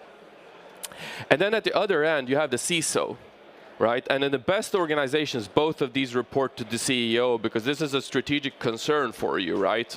So you have them reporting to the CEO, but I know there's some organizations out there which still don't think IT is at the management group level. But we assume you're a good organization. The thing is, what this person thinks about is things like scope, budget, delivering things on time, having cool features, gaining customers. And this person thinks about things like, so how many intrusion attempts? What is the mean times between failure, mean time to detection? They have completely different KPIs.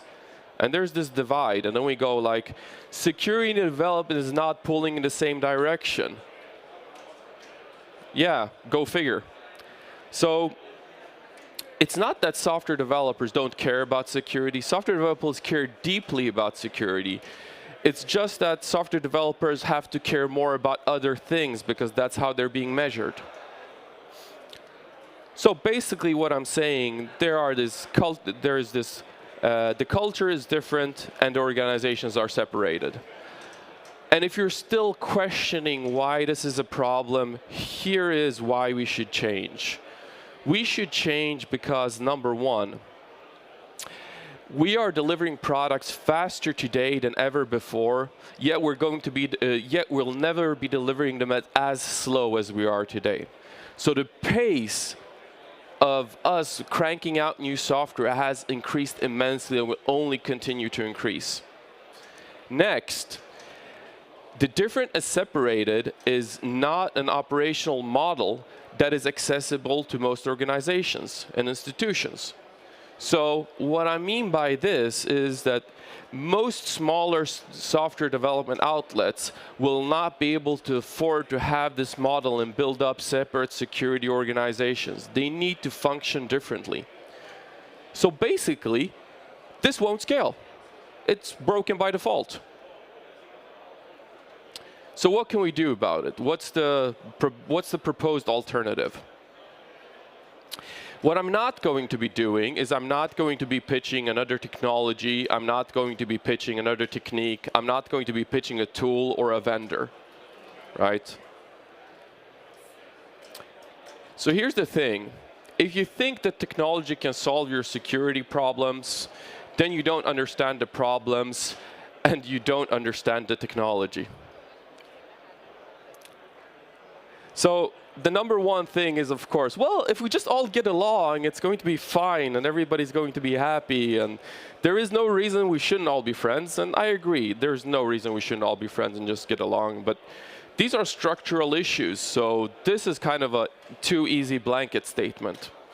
So I'm going to go through the 3 areas of change that I think need to happen. Number one is the process, then we have the organization, and lastly, we're going to talk about the culture. So the process change, this is usually the easiest change to make. And the reason this is the easiest change to make is because we have agency over this change. We can be responsible for instigating this change in our organizations and making it happen, especially if we're working in an agile way. We can pick our own ways of working.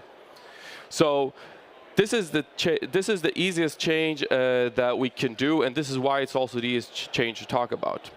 So if you're working with Agile, you might already be doing DevOps as a thing, right? So this is the idea that we don't want to have separation between development and operations. So we want them to be working in one unity in order to design the software, build it, and deploy it, and run it, right? So the easiest thing you can do is kind of add on security to this, the DevSecOps idea of working with it. And what this means is adding in security practices at every single level of your DevOps process.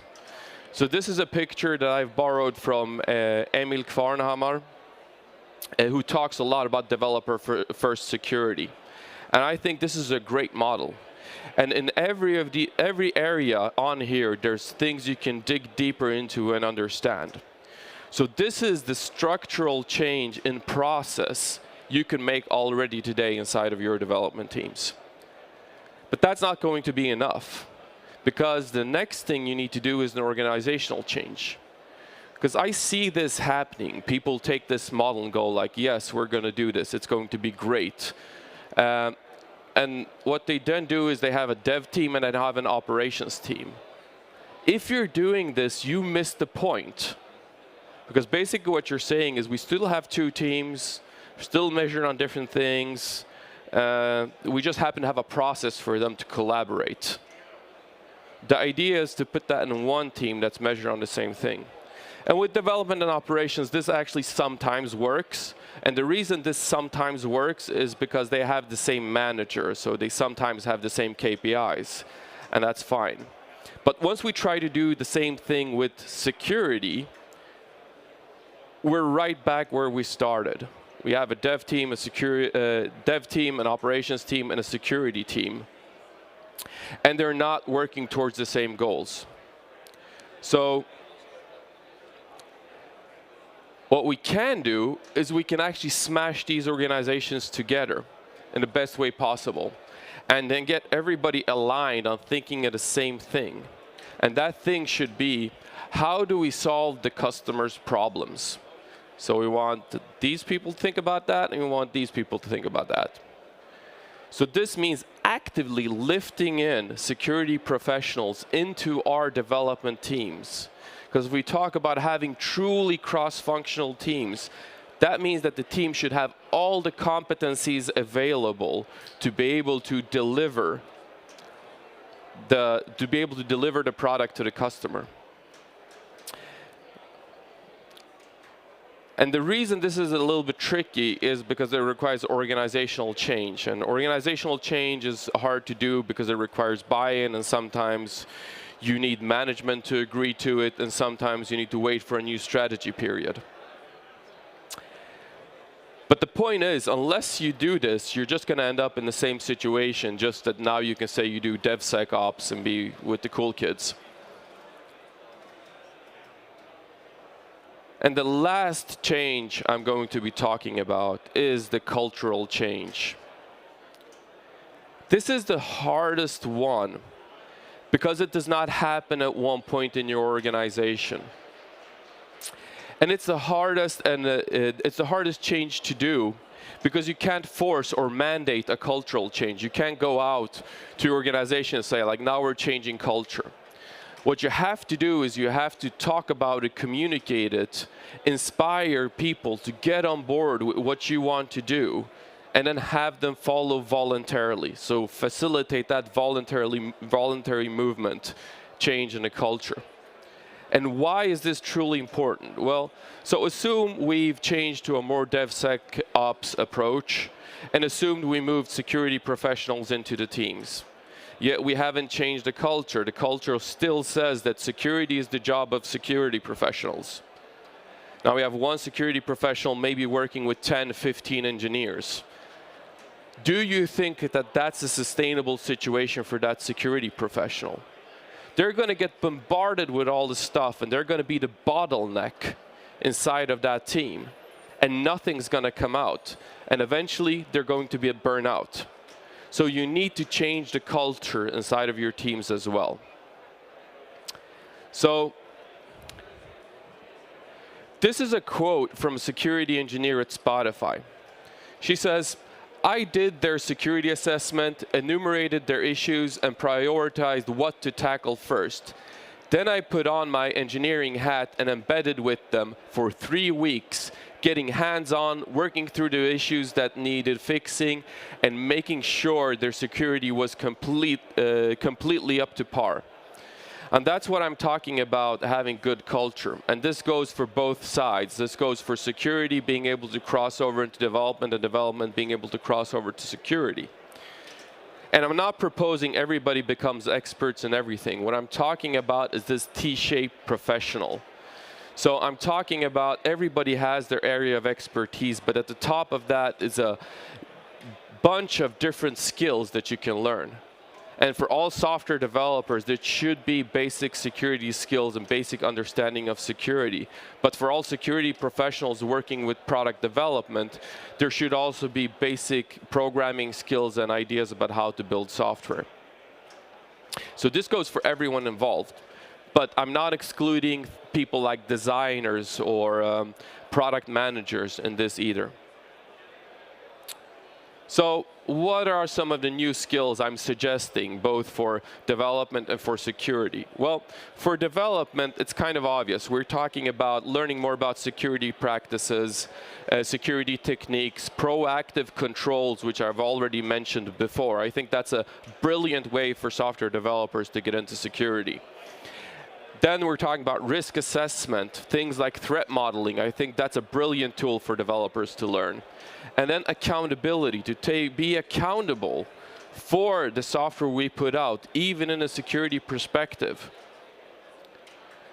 For security, this looks slightly different because the role of security in these new organizations is not a role of doing security work, it's a role of leading security change. So security people need to focus on things like leadership, coaching, being better at teaching, workshop techniques to be able to run different types of workshop inside of the team, but also user experience to understand how the security changes they suggest actually affect the user. I don't care if we have a policy that says everything we build should have two-factor authentication, because if two-factor authentication is killing conversion rates, we won't have a piece of software that's going to function, and we won't make any money, and neither the security professional nor the developer will have any job. So we need to be mindful of what the consequences of implementing certain practices are. And then empathy. You know, not to stand there and make fun of, haha, I broke into your stuff, but being like, hey, I understand this is hard. Let me show you how we can do this better. And understand how we can together build better security. So, quickly, do I propose that we kill security teams? No, I do not. We can still have security teams, only that I think that there's a difference between what I call a product team and a platform team. And in this sense, I think security teams should be platform teams. They should be the teams that supply support to all the other teams in the company.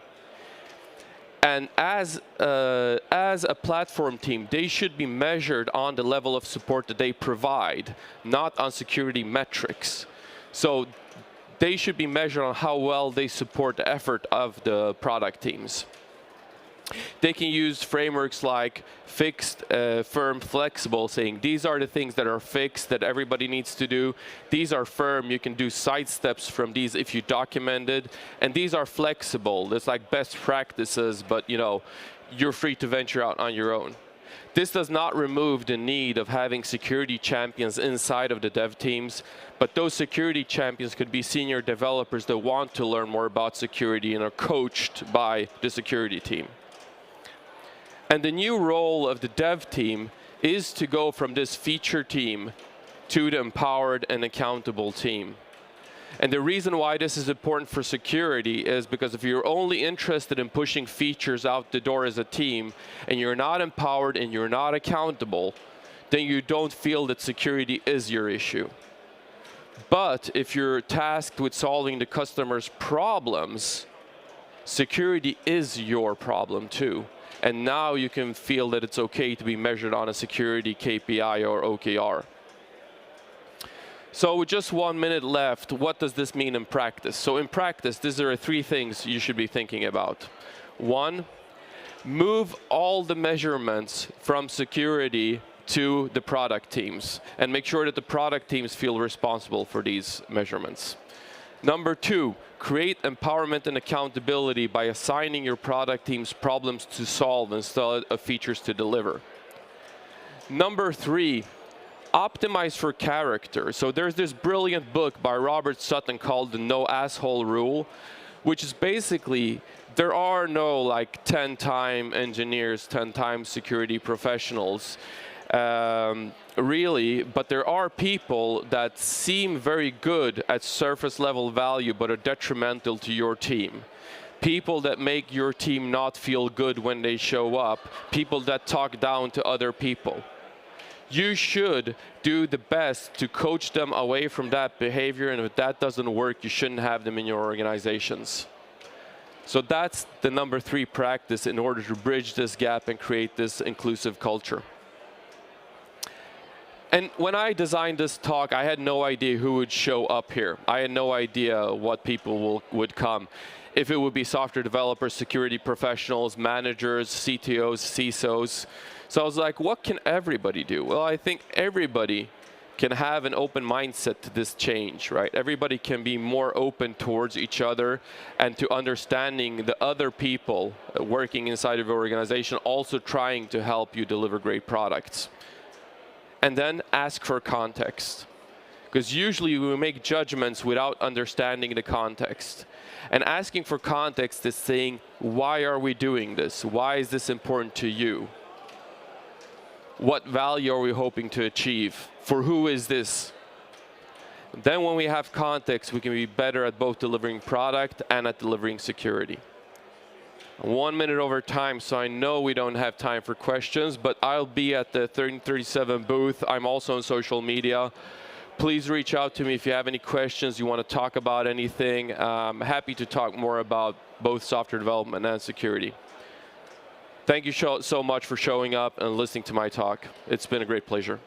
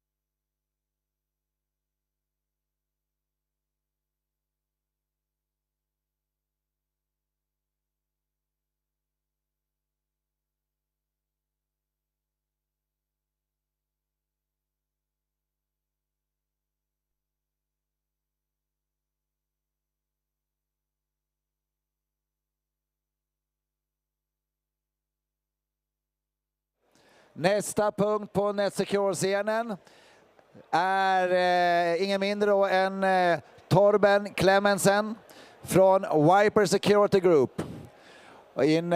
Det börjar om 2 minuter. Så att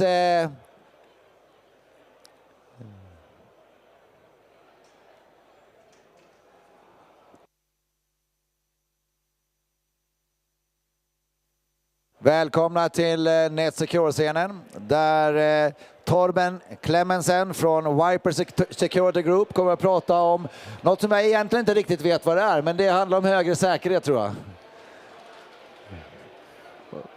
Och jag tror att det kommer att, jag är rätt övertygad om att det kommer att mycket vad säger man?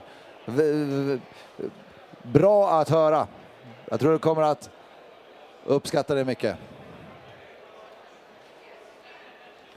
Då lämnar jag över scenen till Torben Clemensen från Viper Security Group. Välkommen. Thank you very much. Hello, my name is Torben Clemensen, and also known as Boris the Hacker.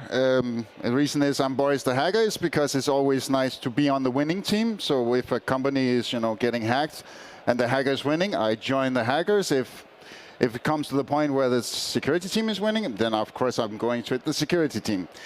Anyway, there is another reason for that. It's basically the fact that if you want to know IT security, you got to look at it from both perspectives. Both at the fact that you need to look at it from a hacker, so you know what they're doing, but also at the same time looking at how to prevent the hackers from getting in. So today I'm going to talk about the Ring of Fire. The Ring of Fire is an extra layer of protection, but not in the fact that it's an extra layer of protection, it's the fact that you might even have it. First off, it's always good to get the idea of what is in fact the numbers of the current threat, what is going on, what is happening in the real world. So if we look at what happened in 2021, we actually had a numerous amount of attacks throughout Europe, and I chose some countries here. So if we look at Sweden, where we are now, it's last year in total 5 major attacks, Norway 6, Denmark double up, that's where I came from. And if we look further down, you can see Germany and Switzerland and even the UK had more attacks. But these are successful attacks that was really major. So what is the average numbers on an attack when it happens? The average numbers is it takes about 180 days or so to find out that a company was hacked. You don't know from the beginning. You may figure out throughout the time. Some has been hacked for more than a year. We had some American banks on that. On average, it takes about 30 plus days to recover from an attack. So it's not just something that you figure out your attack and you push the reset button and you're back again, that you only partially get back. A minimum, as we've seen on all major attacks, is you're down by 5 days. That means your systems will be down. I think we heard some cases here in Sweden that it was even more. So you got to take that into consideration. It's not just the damage that's done from getting attacked by an IT hacker or something like that. It's the business that loses money on top of it. An average attack costs about $10,000 when we talk about ransomware. So they will ask for $10,000 in ransom to get your files out and so on, but that price increases as time goes. Even if you pay a ransom, the fact is that you will not in any chance get everything back again. You will most likely be in a situation where most of your files will still be kept, or there will be some kind of hold back, so you kind of like have something for you for the second time, because there is a second time. So only an average of 80% or so is recovered. The last 20% is lost forever. And even if you do recover it, you will still have permanent damage. That means the files that you cannot recover or files that get slipped in the media or on the dark web. That's where we see the most currently is the data leakage, and that's what we've also seen throughout the Ukraine war that we're seeing. Is that data is getting more leaked than it is paying the ransom. So there's actually an alteration in what's seen. So even if you try to recover without paying it, the tactic of Boris the hacker, for instance, is that we will try to hit you in another way. We'll try to DDoS. we will try to hit clients or partners instead, and you say, okay, we attack this company, now we're going to attack the partners or the clients of the company, just to emphasize saying, okay, you think you can recover without paying, we'll just increase the area of damage much more.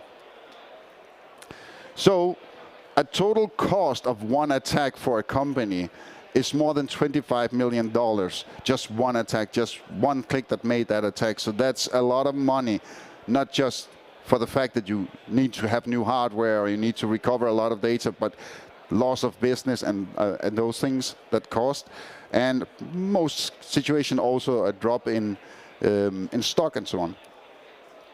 So if we look at the numbers for a year, in the whole European Union, it's 327 successful attacks by hackers. That includes the UK. If we compare that with attacks in the US, it's only 177. You may say that, okay, US is a bigger country and so on, but it's not really it.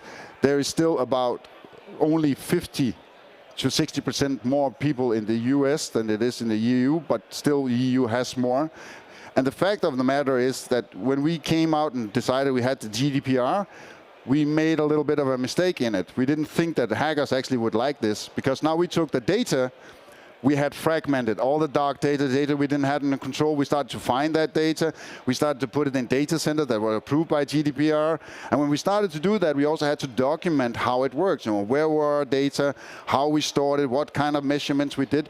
So in all, we just created let's say, a menu for a hacker and said, all I need is that list. And then I know where a company's data is, what they're storing, how they're storing it, and actually how they're protecting it. So the GDPR had a side effect that we didn't think about when it was actually turned out. So that's why the numbers in the EU is higher than in the US. Also about, 50% of the attacks is actually a little old number that increased lately, but 50% is done by the remote workforce. The reason for that is, of course, since we had the corona crisis, we started to work from home, or we actually had traveling sales before, but we were much more at home, and that means we were sitting at home. That became the problem, and that's also why I'm coming to the Ring of Fire. What will help, why we need to have the Ring of Fire idea when we design our infrastructure and IT security. So about 80% of all attacks actually came by phishing. That increased the first quarter this year to 85. And when you look at it, it is, phishing is not just the phishing that's sent to you in a company. It could be phishing anybody in the house that you were living from. So at my house, it could be my kids, it could be my wife, it could be anybody else. They became the target, and it was more sophisticated. And if you really look into the latest, you will actually start to see that in the dark web, there is now sharing list of kids where their parents are working in important positions in banks, infrastructure. They're starting to share this, and it's actually worth a lot of money. So it's a good business. It's a new way, and it's easier. So in average, there is one attack every 39 seconds. That means, 2,244 attacks per second. That's a lot. Really a lot, and those numbers are only going to be increased. So the numbers of attack and the distance between them, is going to fall. This is stated out by Europol and Interpol throughout the last, 5 or 6 years. They started to measure it, and they expect within a year or two this will actually go down to about 30 seconds. So 48% of all attack is actually done by Office files. And the reason for that is that because we have Office and we use Office, the files behind it are getting shared. We're sharing it along with Word, we're sharing it with the Excel spreadsheet and so on. It is the thing that we share internally. And if we look at how we share mail internally, we also share it by mail. So we don't scan necessarily our mail when it goes from a colleague to another, because we usually see that as trusted, but it is actually the easiest way to share files. So your one computer infected, we will share by that. The major attacks is actually studied from it and learned that this is actually how it's done. 34% of the attacks is shared between coworkers, like you just mentioned. So that means, when I share Excel spreadsheet that's infected, we go that way. So one worker from home that had an attack would actually cost approximately, an average, $137,000. Just that one person, just one attack that just hit one. So that's just one, and we multiply it up when it starts to spread, then it becomes the highest number. So what to keep in mind? The first thing is that increase in attacks is 347%. People working from home, and again, it's because of COVID that we work from home. That means also the numbers will, of course, cease to increase.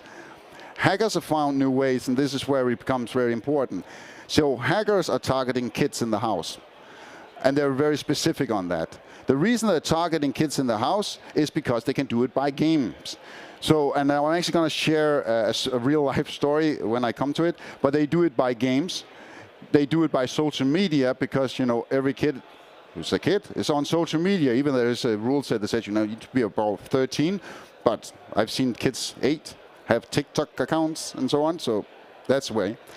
They also do it behind the private person. So it's not easy to hack the company because we constantly work on increasing the security around the company. We do it around the perimeters, but we don't think that much about it as a person. So we often use in companies that we've been for 5+ years, you might even use your company email on Facebook or Instagram because it's kind of like easier, you get all the notifications. So you start to use that, and that becomes very easy. People, hackers easily find. And again, of course, it's social media, it's smishing, COVID related, we saw that going up. So now we come to the point. So Ring of Fire, what is the Ring of Fire really? So for example, and this is a real life story. This is my beautiful house. In that house, I have a router who's placed there by the ISP. So you can have, Telia, Telenor, whatever, you place that. Inside that house, you will have gamer George. He will play games. Gamer George likes to play all kinds of games. You will also have his connection directly to the same router. You will have the dad, Ben. Ben is a banker, has a good position. He is also working from home, so he connects to the work, but they're a little bit smart, so they use the VPN connection. Not necessarily a good idea. And then we have controller Camilla. She also works from home, and again, connected to the same router provided by the same ISP. And they all just come to the same place, to the internet. They have a printer. Printer has become, in some sense phased out. In some sense, we use it at home more. But the printer that connected to the same internet becomes a problem. So let's tell the story first. So little George the gamer here. Little George the gamer, he has, a poor endpoint, or even, in some cases, work from a demilitarized zone. He plays games. In this case, he plays, for this story, or real-time story, he plays Counter-Strike. So he was actually looking for a new skin for a rifle. And was looking in all these forums, was on Discord, he was in Facebook and Instagram. But in Facebook, the hackers already found out he was there. So he was trying to talk to him, figure out, okay, he wants this skin for the rifle. And they already figured out the social pad around this, so they know where his dad was working, where the mom was working. But the dad was the real victim here. They were aiming for him because he worked for a bank, and they wanted access to it. So he was playing for that, and they started to sell him that skin. So the hacker started communicating, making friends.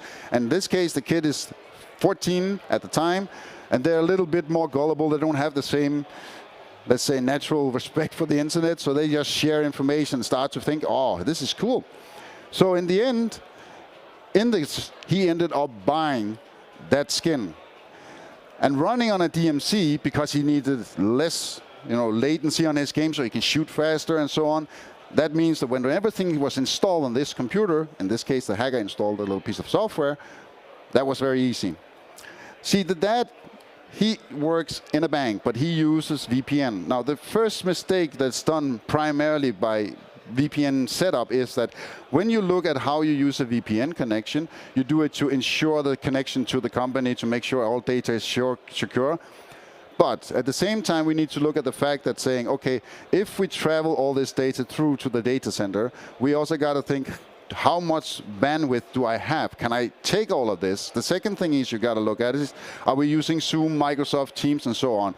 Most likely, if you're using that and try to pass that through the company, you will get lacking in the communication. You will have, congestion in the internet connection. So therefore, you start to send that type of traffic out. You also start to look at saying, okay, port 8080 traffic, not that bad. I can send that out. So that doesn't go through the VPN tunnel. It goes directly to the internet. Now you just created a hole from the internet through a VPN secure tunnel all the way into the company. Not a good idea. So, and in all of this, you gotta, be careful how you use it and how you, share the stuff when you create it. So Mom Camilla, in this case, she works with sheet tricks in this. And that means, when you work with that, it's pretty secure. It's actually one of the securest ways. But for her company, the problem was when she was working with major spreadsheets, she had to download the spreadsheet and use them on the computer and then upload them again. That means that spreadsheet was on the computer, and Citrix doesn't really look at what you're uploading again because you're sitting on a trusted computer. The file most likely is trusted when you backload it again to the system. So that's the basic story. So both parents were connected to work. Both parents had a secure setup, if you look at it, but both of them created holes in their own security. So me, Boris the hacker, not me in this, but in real life, he actually hacked Gamer George. He sold him the skin. The skin was actually a Trojan horse, and he got access to that computer. Now, on that computer, he suddenly could see the whole network. The reason we can see the network is we don't have segmented networks at home, we don't share, split it up. It's very easy. There's no protecting in an ISP router, so it was very easy for the hacker to get in. There was nothing protecting. Now they could sit very calmly scanning the rest of the computers on the network, figuring out how to spread itself. And that's exactly what it did. It went to the dad. See, he was a primary target, but while the hackers were sitting there, Mom Camilla was never the primary target, but she became a target. She became a victim because they were on the same network and they figured out how to go there. So all of a sudden, the hacker just got a 1-for-2 kind of a deal. So they have the gamer, they had the dad, and they had the mom, and they had that VPN tunnel that actually created that secure communication for them directly to the bank in this case. And because the dad's VPN connection was set up, that port 8080 traffic was actually allowed, they reconfigured the Command and Conquer server to go directly out through his computer and actually make a line in. Totally invisible.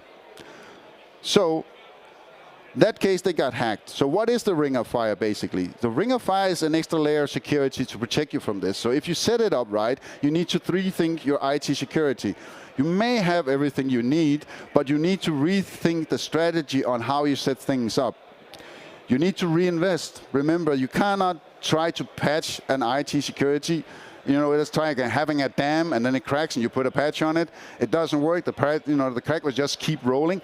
Start building it up, reinvesting in it. Use what you have, but start from scratch.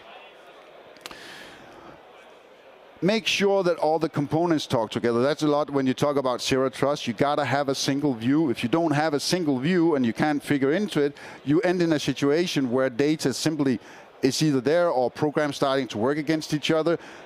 You gotta make sure every component work. Make sure that when things are in the cloud, get things in the cloud actually, but also make sure when things are there. But when you move things to the cloud, you actually move things away from the computer. So using the cloud a little bit smartly, saying, okay, let's use remote browser isolation or something like that. Of course, zero trust, as I just mentioned, don't trust anything. Assume that everything is gonna hack you. And upgrade the home router. Never use an ISP router at home, that's a bad idea. Don't upgrade it to something it's a gamer version because that's not smart either. But upgrading to something smarter, that could actually be from our neighbors here at Fortinet or somebody else that had something that's small but works from home, will actually provide the things you need to actually build a stronger. And use VLANs at home. Yeah, it sounds a little bit advanced for home. Why would we? Because we need that protection at home. So when we create things, files couldn't travel as they did before. And of course, last but not least, no security protection is as good as the person behind it. You can have everything you want in hardware and software. In the end, it just takes one click from one person, and you'll end up in a situation where all the things you invested in just crumbles and falls apart.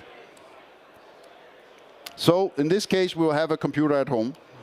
That computer will, of course, be connected to the cloud. In this case, if you set up remote browser isolation, you remove all browsing away from the computer into the cloud. No files are touching it. Nothing can come down to the computer via browser. Secondly, all emails need to get scanned, sandboxed. You don't trust an email, doesn't matter if it's from internal mail. Scan every mail there is, zero trust in between it. And that is also done in the cloud. If you move that into the cloud, nothing will happen. You cannot sandbox a file that already hit your computer, because most newer, like Logbyte, QuakeBot, and some of the more advanced, will actually disable the endpoint as soon as it hits. It's the first thing they do, scan what endpoint and disable the endpoint. So it doesn't help you do it there. So everything you download needs to be sandboxed, and you do that again through the cloud. Sandbox in the cloud, that means that file gets tested and exploded in the cloud before it hits the computer. You know what you're getting. Patch and vulnerability scanning, of course, you need to patch the computer. You can do that even at home and have those things tested. But again, the patches need to be downloaded and they need to be checked before you load them into the computer. Create that segmentation at home. If you get a router that actually provides that, there is a few that can do that, then you can segment so GamerGear can have a DMZ zone and he can use without endpoint whatever he wants. But because he's on a separate VLAN, that makes it harder for a hacker to scan the network and actually attack the other computers. So that's a possibility. That's how to do it. And of course, endpoint. You need an endpoint that had EDR or XDR. XDR, of course, better. And you need to make sure that it, updated and patched at all times. And sure, if you do VPN into the company, make sure that you have micro-segmented the network inside the company. Companies don't do that a lot because it's an expensive process. You need to have firewalls in between. But if you do that, there's cases, for instance, the Vestas case in Denmark, they had micro-segmented it. That's why the ransom attack they had almost didn't affect them at all. So in all, if you make all of this communicate and you all in all started to make sure that everything is scanned, the possibility of getting hit is going down radically. All of a sudden, everything that actually touches your computer is always scanned, even if it's a web page or a file or whatever it is. And if something cannot be scanned, execute it in the cloud. So it goes across. So here is the example again. So this is what we built for them. We put in a different router that could do VLAN. We put GamerGear on it. We put Dad on a separate VLAN, and we put Mom on a separate VLAN as well. And the VLAN that we created for the father was actually a VLAN that had the VPN set up directly on the LAN. So when the same hacker again tried to hit, he got stuck. And another thing, you got to look at the picture. We actually removed the printer because a printer is super hard to put an antivirus on.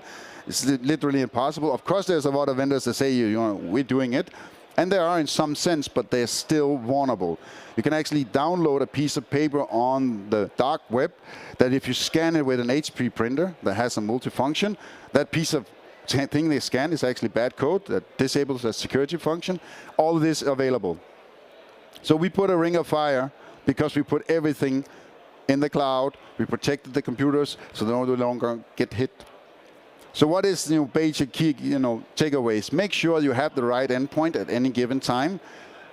They needs to be updated. Get as much into the cloud as possible. Use remote browser isolation if possible.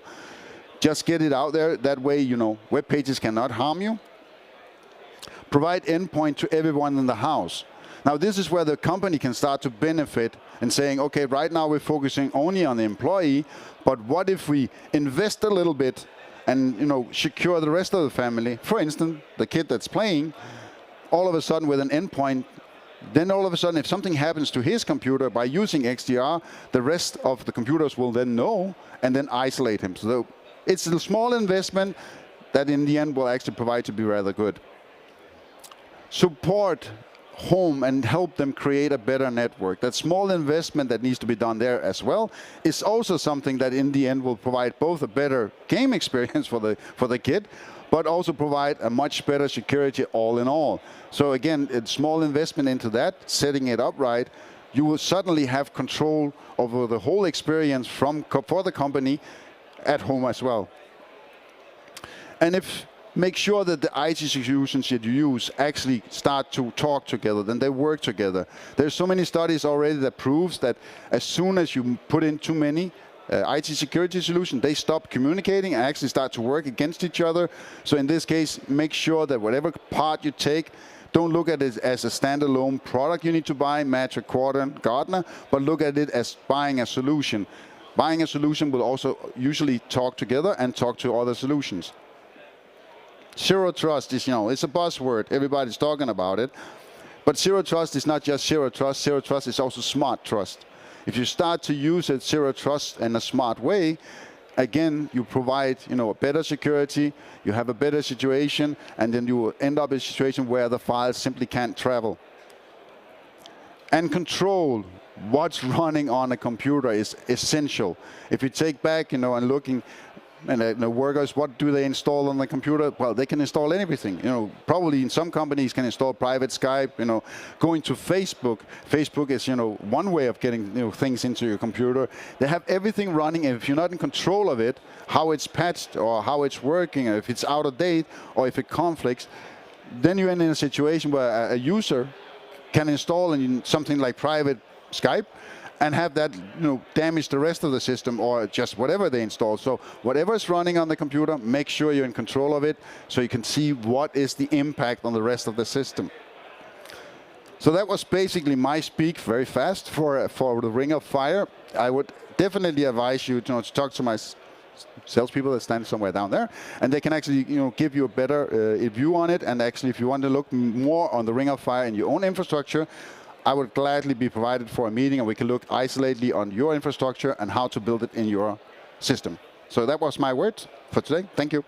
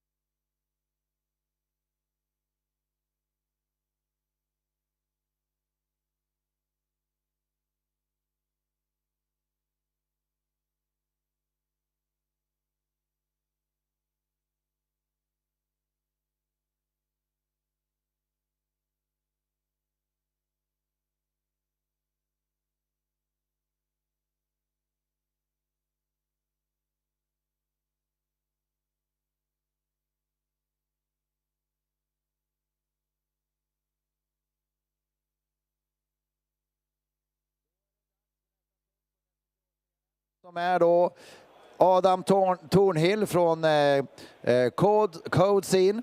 Och vi kommer att få höra om vad som är viktigt med kodkvalitet och hur det kan påverka affärsvärlden. Så välkommen Adam! Thank you very much. Hello everyone, wonderful to see such a large audience. Please, there's a few seats left.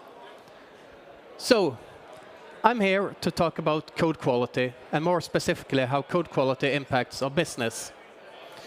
And I'm going to try to take this deeply technical concept and make it accessible to both technical and non-technical stakeholders. I'm Adam Tornhill. I've been a software developer for 25 years, but I also have a little bit of a different background, because I happen to have my second degree within psychology. And psychology is one of my big interests. And the reason I got into psychology was because I was trying to figure out why is it so hard to succeed with software? Why is it so hard to write good code? And I have to admit that after spending 6 years at the university studying psychology, I kind of came to a conclusion that it's an interesting question, why it's so hard to succeed with software, but it's also the wrong question to ask. And the reason I say this is because the more I learned about psychology, the more surprised I got that we're capable of writing any code at all. It shouldn't be possible. Software should be too hard for us. The human brain is way too limited. And yet, we do it every single day. And occasionally, our code even works.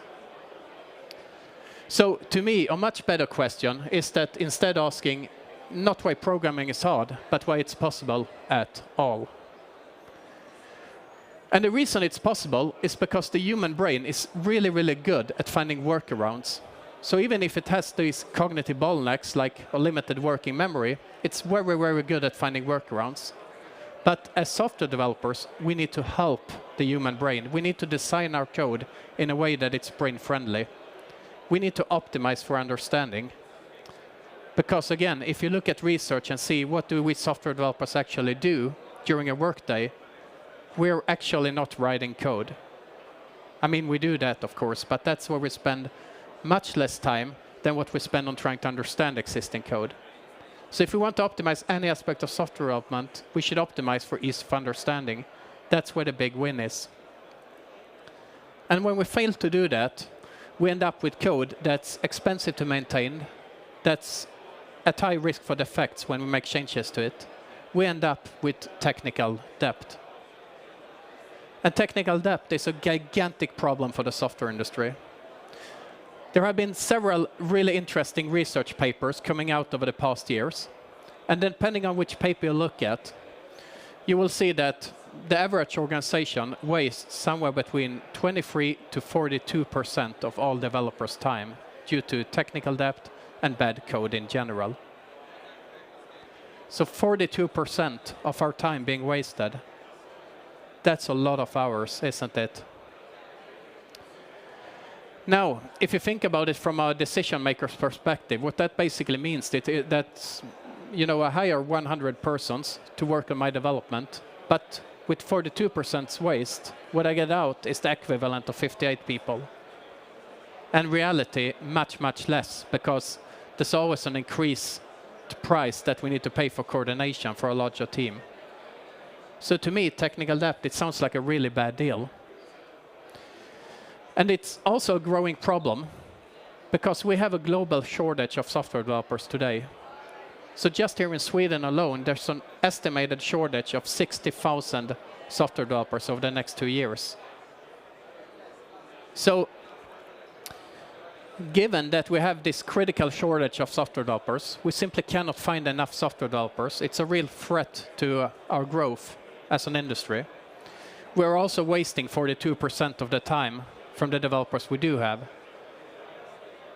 So given those forces, you would expect technical debt to be extremely high on any decision maker's agenda. Is that what's happening? Not really. It turns out that what's actually happening is that businesses keep forcing developers to take on technical debt as we hunt for the next feature. We keep prioritizing short-term wins over the long-term sustainability of our development. And to understand why this happens, we need to look at the feedback loops that we have and the timing of our feedback loops. And we need to look at them in the context of software evolution. So I'm going to walk you through a couple of laws around software evolution, what actually happens when we build a software system and we start to maintain it. The first important law of software evolution is something that's called the law of continuing change. And this law claims that a software system is never really done. We have to continue to evolve it, to keep it relevant to our users, to respond to competitors. And this is the very reason why we keep adding new stuff to our existing products. We need to keep them relevant. Is this something you recognize? Yeah. This is the very reason, right, why we are never done. So we're all familiar with this. What I want you to do now is to notice that there is some kind of conflict, some kind of tension to the second law of software evolution. And that's the law of increasing complexity. And this law claims that when our system evolves, when we keep adding things to it, its complexity will increase. And that in turn will make it harder and harder to respond to change. So this is a vicious circle, and unless we control it, at some point, this increasing complexity is going to make it impossible for us to respond timely to the need for change. And what I also want to point out is that if you look at the feedback loop from these two laws, you will see that the first one is where we're quick. Adding a new feature is an immediate win. We get immediate feedback from our users and customers, right? Everyone is happy. But increasing complexity, that's something that happens over time.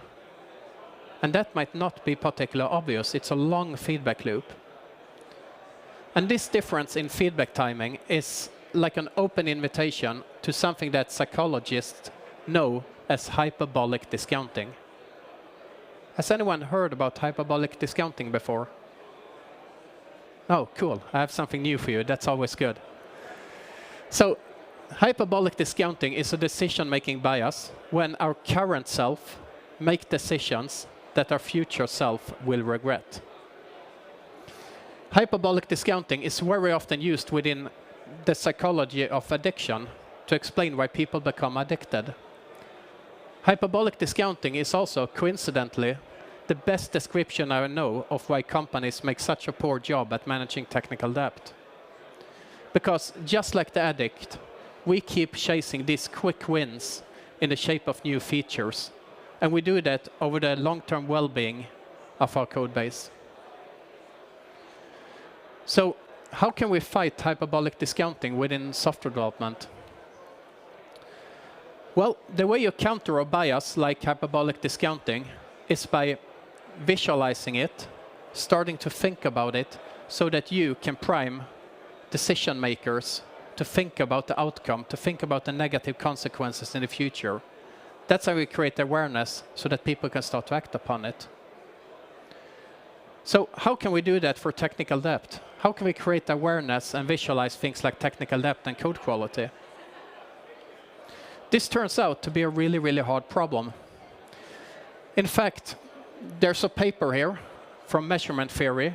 I'm not going to go over all the details, but what this paper says is, if I sum it up, basically that if we try to measure a multifaceted concept like code quality using a single number, we are doomed. There is no such thing. It's way too complicated. So what we did at CodeSyn was that we took a lot of inspiration from the second paragraph here that claims that a much more promising approach is to measure separate aspects of code quality and complexity and then aggregate them together. That way we can capture this multifaceted concept. A lot of theory. I'm going to try to make it specific to you. We implemented this approach and we called it code health. Basically, how healthy is our code. And the reason we talk about health is that I find it's a much more useful metaphor rather than quality, which kind of suggests an absolute. And the way it works is that for every single module in your code base, the code health concept is going to measure a bunch of different properties that we know from research that this correlates with an increased cost for understanding code or an increased maintenance risk. And we're measuring 25 different factors. You see some of them listed here to your left. So we look at things at the module level, implementation level, different code complexity patterns, lots of technical metrics. There are 25 of them in total. Then we aggregate the findings on all of these different factors. We score them against a baseline library, and we can then classify every single piece of code as being either green, healthy code, the code you want to have, the code you can pick up as a developer, and you will be able to understand it, you will be able to evolve it safely. And then we have yellow code, which is the warning space. So this is where you have started to take on technical debt, you have started to take on code quality issues, and unless you're careful, you might end up in the red category, which specifies code that's extremely challenging to maintain. And I'm going to give you some specific numbers around this code health concept very soon. But before I do that, let's get a feeling for how it actually looks. Here's a visualization of code health in our large code base. This is Ethereum on open source and decentralized blockchain implementation. It's a pretty large system. What you see on screen here is roughly 600,000 lines of code. And I want to show you how quickly you can get insights even at that scale. So the way you read this visualization is that if you look at these large circles, the ones that blink on screen, the ones I'm hovering over right now, then each one of those represents a top-level component or a top-level business area, right? In this case, it's a one-to-one mapping with the actual source code. It's also an interactive visualization, so when I see some red code or some yellow code, I can immediately zoom into it, and I can start to look at the details. And when I do that, I see that every single file with source code is visualized as a circle. And we don't need to know so much about it, but what's important is that the size of the circle is determined by the number of lines of code in that particular module. So the more code you have, the larger the radius of the circle. The important thing is the color, which shows the health of that particular file. So here I see that in Ethereum we have a large red circle, meaning that this is code with a low code health, meaning we have a code quality issue here. And I'm in general a very big fan of visualizations because visualizations kind of tap into one of the most powerful pattern detectors that we have in the known universe, the human brain. And even if we are not programmers ourselves, we can very quickly learn to interpret this information. So you see two examples here from two well-known open source code bases. The first one to your left is React, a toolbox for building user interfaces developed by Facebook. And if we want to inspect the code quality and technical depth in React, we can just look at this visualization and we can see that, okay, there seems to be a cluster of unhealthy code in a module called React Reconciler, right? So this is most likely the area we need to focus on.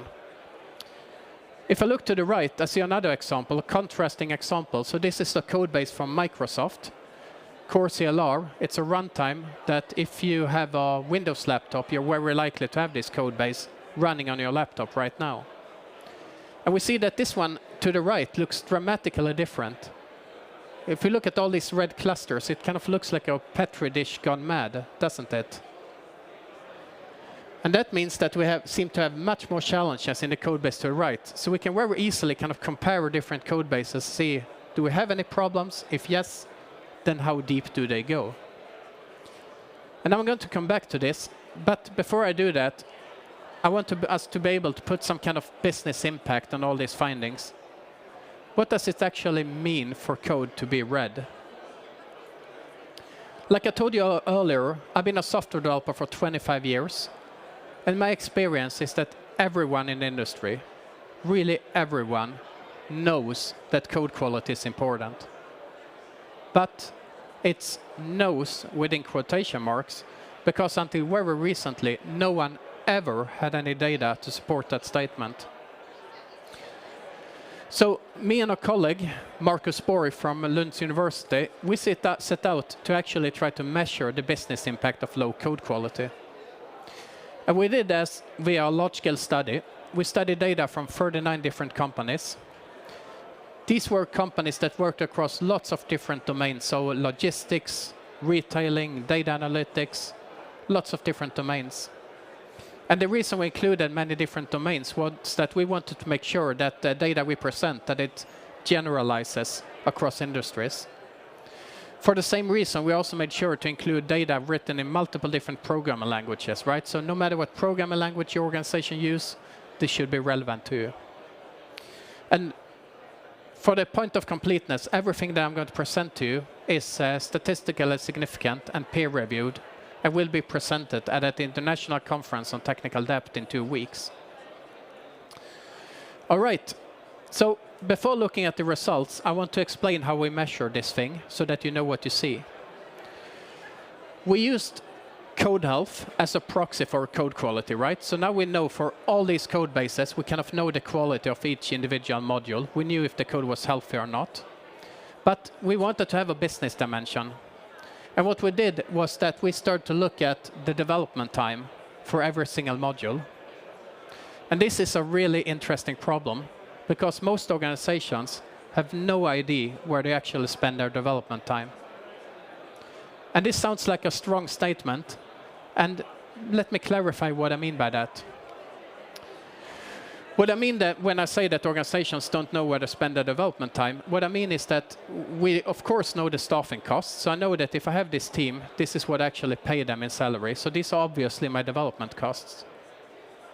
And I could, via some magic integration with Jira or Azure DevOps or whatever you're using to track work, we could kind of take those costs and break them down per ticket, per issue, right? So I know that this feature, it costed me 500 hours, for example. That's possible. But what we never knew was all these hours, how do they actually map to thousands of files of various qualities? We simply never had that granularity. So what we did as part of our research was that we invented an algorithm that can actually calculate the development time at the file level, at a very granular level, so that we can start to correlate it with code quality. And a little bit of warning here, this is my most technical slide, but I'm going to try to keep it simple. But I think it's important to understand what you see. So what we did here was that we start with Jira. So when a developer, any developer, takes an issue in Jira and pulls it to some kind of in-progress state, then we start the clock. This is where the development time starts. And then we connect to version control history like Git and see that, okay, now they actually made a commit related to that particular ticket. So we kind of know this was the time in development, the time it took to write the code. And occasionally, the developers continue. Maybe this was just the first iteration, so they continue and make more and more commits, maybe to different files. And we use exactly the same algorithm. And at the end, we can simply piece together these different slices of development time at the file level. And that means we now have a data set that includes for every single file, even if you have thousands of files in your code base, we know the code health and we know the time in development. And that makes it possible to finally put a business impact on code quality. So, does code quality matter for the business? It does, and dramatically so. The first result we look at is the time in development. How long do you need to implement a new feature, depending on the code health? And what this graph shows is quite dramatic. It shows that changes to red code takes on average 2.5 times as long as changes to green code. What does that actually mean to a business? Well, to me, as a business manager or technical leader, what this means is that if I have red code and it took us 2.5 weeks to implement a feature, I could have gotten exactly the same feature in less than 1 week if my code was green instead. And that would be a big, big win. Imagine being able to cut your development time in half. This is how you do it. But an even more dramatic finding relates to what I like to call uncertainty of development. So let me try to explain that to you. What we did here was that instead of looking at averages, we looked for every single module. We looked at what's the longest time it took to implement a specific feature or bug fix. And then we cluster that per code health category. And what you see here is that changes to green code have very little variation. They're very close to the average time it takes to implement a feature in green code, meaning that if you want to implement a feature in green code, that work is much more predictable, right? You're much more likely to be able to come up with an estimate for how long that's going to because there are very few surprises. Whereas for red code, we see that there's no such relationship. Red code is simply unpredictable. Changes to red code can take up to 9 times longer, almost an order of magnitude longer. And my interpretation for the business is that this represents uncertainty. And uncertainty is something that no one likes in software. I'm currently working as a CTO, and as a CTO, I strongly dislike uncertainty. Because uncertainty makes me look bad, right? Uncertainty means that I cannot keep my promises. Maybe I promised a customer, hey, we're going to deliver this next month, but I have red code, so it takes me 9 months to do that. If I instead take on my developer hat, I also dislike uncertainty, because uncertainty is what's causing me stress, missed deadlines, and overtime and frustration. Finally, since we had this wonderful connection to Jira data, we could actually figure out the changes that you do to your code. Are they due to adding a new feature, or are they bug fixes? So we can kind of look at the old correctness perspective. And these findings are quite dramatic. What this graph shows you is that red code has on average 15 times more defects than green code. And again, from a business perspective, what this means is that there's a strong relationship here between code health and customer satisfaction. Because if you have red code and deliver on 15 times more defects than your competitors that have green code, well, guess which application the customers are going to enjoy to work with the most. It's a very different product maturity experience. All right. To wrap this up, I want to talk a little bit about the software development organization as well, because I hope I managed to make my case that code quality is something that's vital to any business. It has a very strong business impact. But what does it actually mean for a developer? Isn't this a good thing for a software developer with technical debt? If we're already in critical demand and someone is wasting 42% of our time, that means I could become even more in demand, right? I can request a higher salary. So maybe technical debt is a good thing for developers. No, trust me on this one. Technical debt is not good for a developer. Technical debt makes us developers miserable. And the reason I can say that with confidence is due to this wonderful study that came out a couple of years ago, where a team of researchers looked at happiness of software developers. Because happy developers, they're the ones that are likely to stay with you, to stay with your company, right? It's when we become unhappy that we are open for other opportunities. And what they did in this study, they investigated 1,300 developers. They made a survey and they measured their happiness using a psychological scale. And what they found out was that there were 3 things in particular that makes a developer unhappy. And the first one that developers strongly dislike is to be stuck in problem solving. You know, you have this particular bug and you say, hey, I can fix this. It's going to take me a couple of hours. It's really simple. But then you end up in this red code, and it turns out that code is so hard to understand, and we try to fix one thing here, something over here breaks, right? So what you thought would take you 2 hours suddenly takes 2 weeks. So it's very easy to see how the unpredictability of red code can cause us being stuck in problem solving. And that in turn, of course, leads to time pressure. If I think that I could fix something in 2 hours and it takes me 2 weeks, it's very clear that the whole organization is going to come under time pressure. And finally, the third thing is that developers in general, and there's this wonderful quote that claims that we developers, we suffer tremendously when we have to work with bad code that could have been avoided in the first place. And that's like the textbook definition of technical debt. So, low code quality impacts the whole organization. And I have shown you some numbers now on what it actually means to a business and what it means to the development teams. And what I want to do now is to wrap up by showing you some use cases, how we can use this data, given what I just presented to you. The first use case is to simply make sure that all stakeholders, development teams, product, business, that they are aware of their code health. And you can very easily visualize it like that. You can even quantify it and get a number on it. And this is really, really important because code quality constraints a business.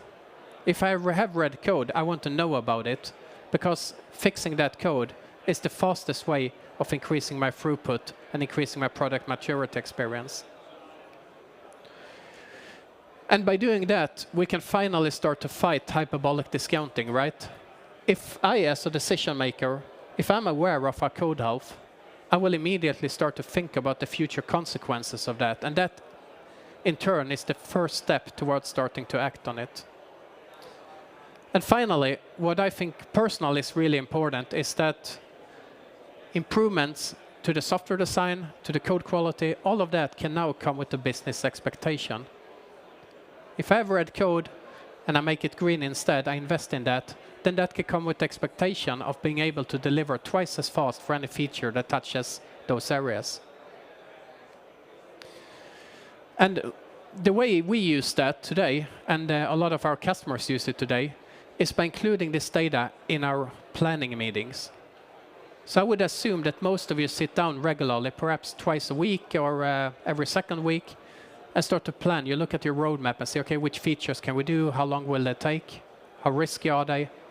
And being able to put up some actual data there to get the code quality dimension is really, really key.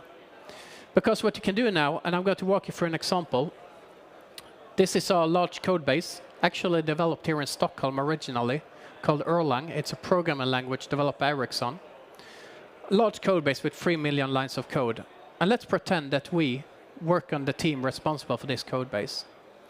And let's say that product has identified a needed feature in this very area called Megaco. So we see immediately that there's a lot of red and yellow code. We don't have to know so much about the details. It's enough to know that we have red code there.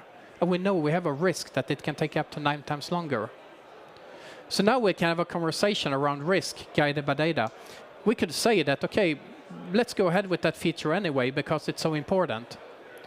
Or we could say that, yeah, we have this other feature in this part of the code that's green, and that feature is equally important. So maybe prioritize that feature instead because it's more predictable. Or we could go back to the drawing board and say, okay, this red code is unacceptable for us because we have so much in our roadmap that touches that part of the code. So let's use this as an opportunity to refactor and improve the code so that we, in the future, can add more features safely. During my 25 years in the software industry, I had so many conversations around code quality. And very often there was this pressure that we don't have time to do this, we don't have time to improve that, we don't have time to automate tests here because we have this very urgent feature. But what I've shown you today is that all of this data, what it suggests is that there really is no such trade-off between speed and quality. In fact, looking at the data, the contrary seems to be true. In order to go fast, we also need to go well.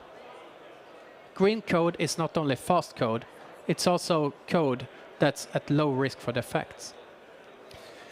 And I've shown you how you can actually measure and visualize code health.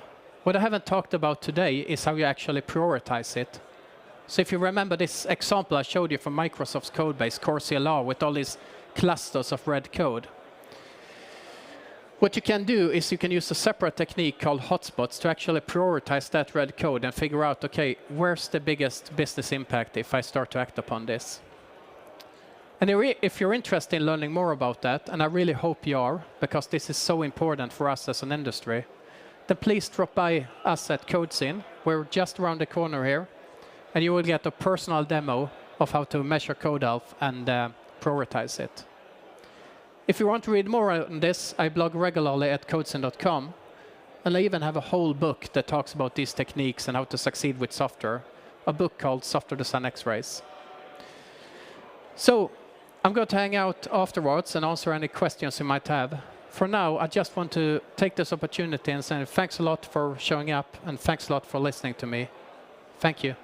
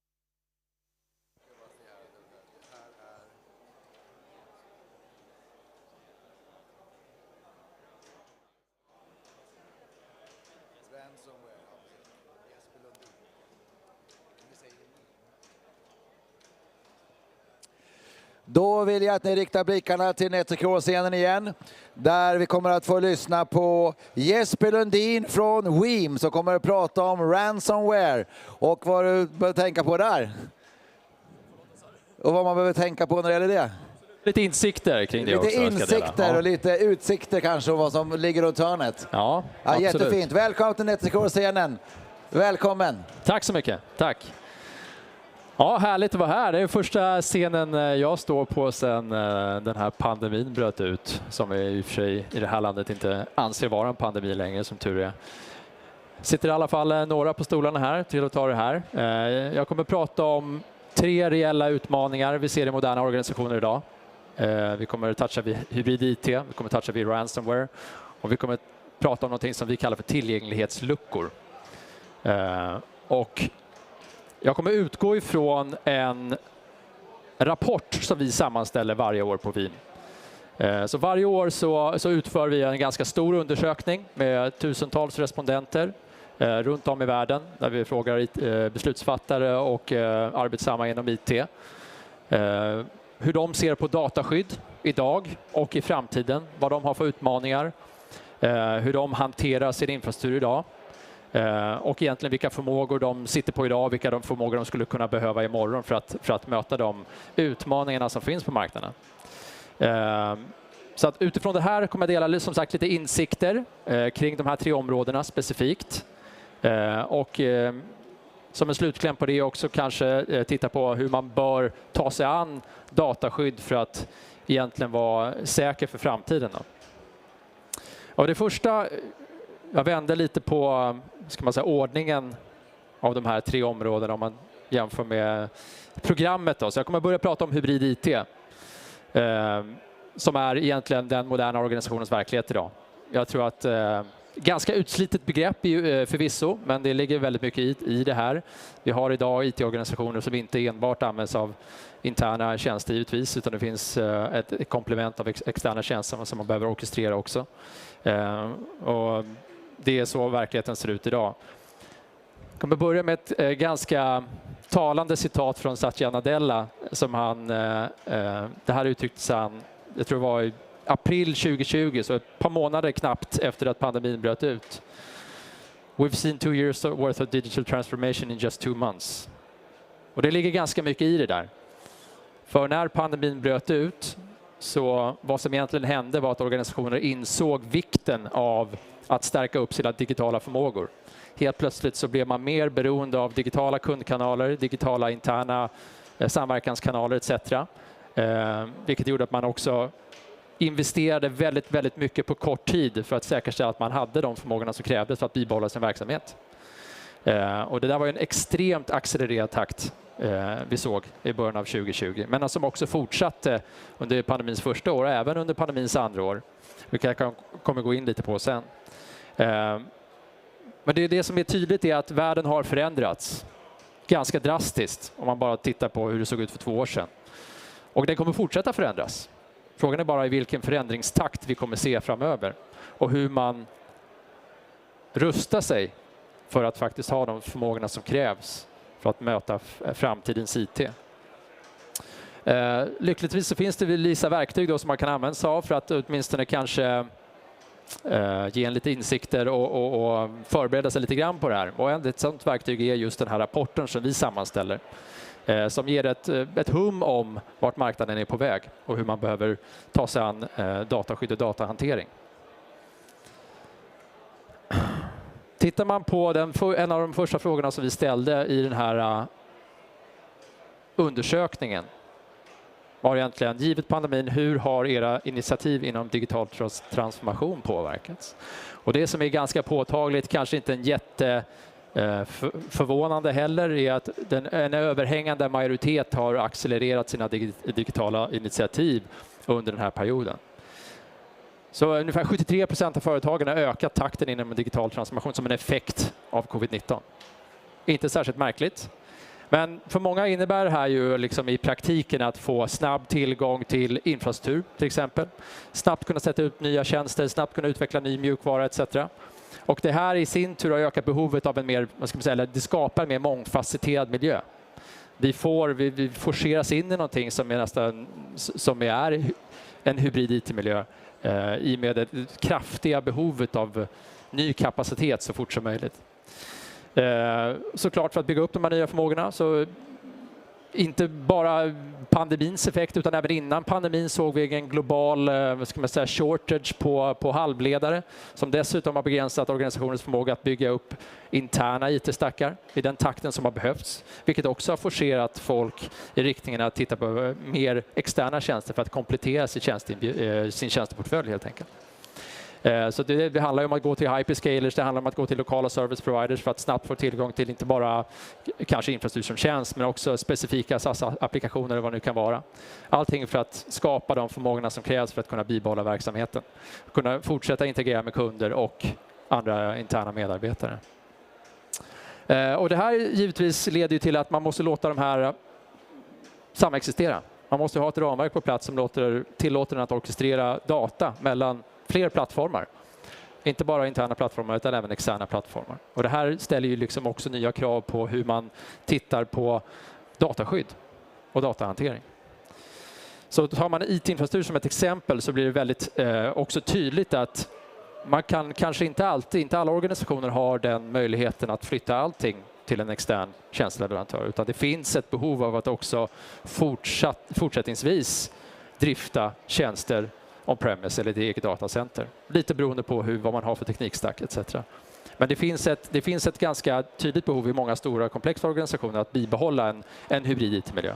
För man har tekniska beroenden som man helt enkelt inte kan ta sig ifrån eller som kommer ta tid att avveckla.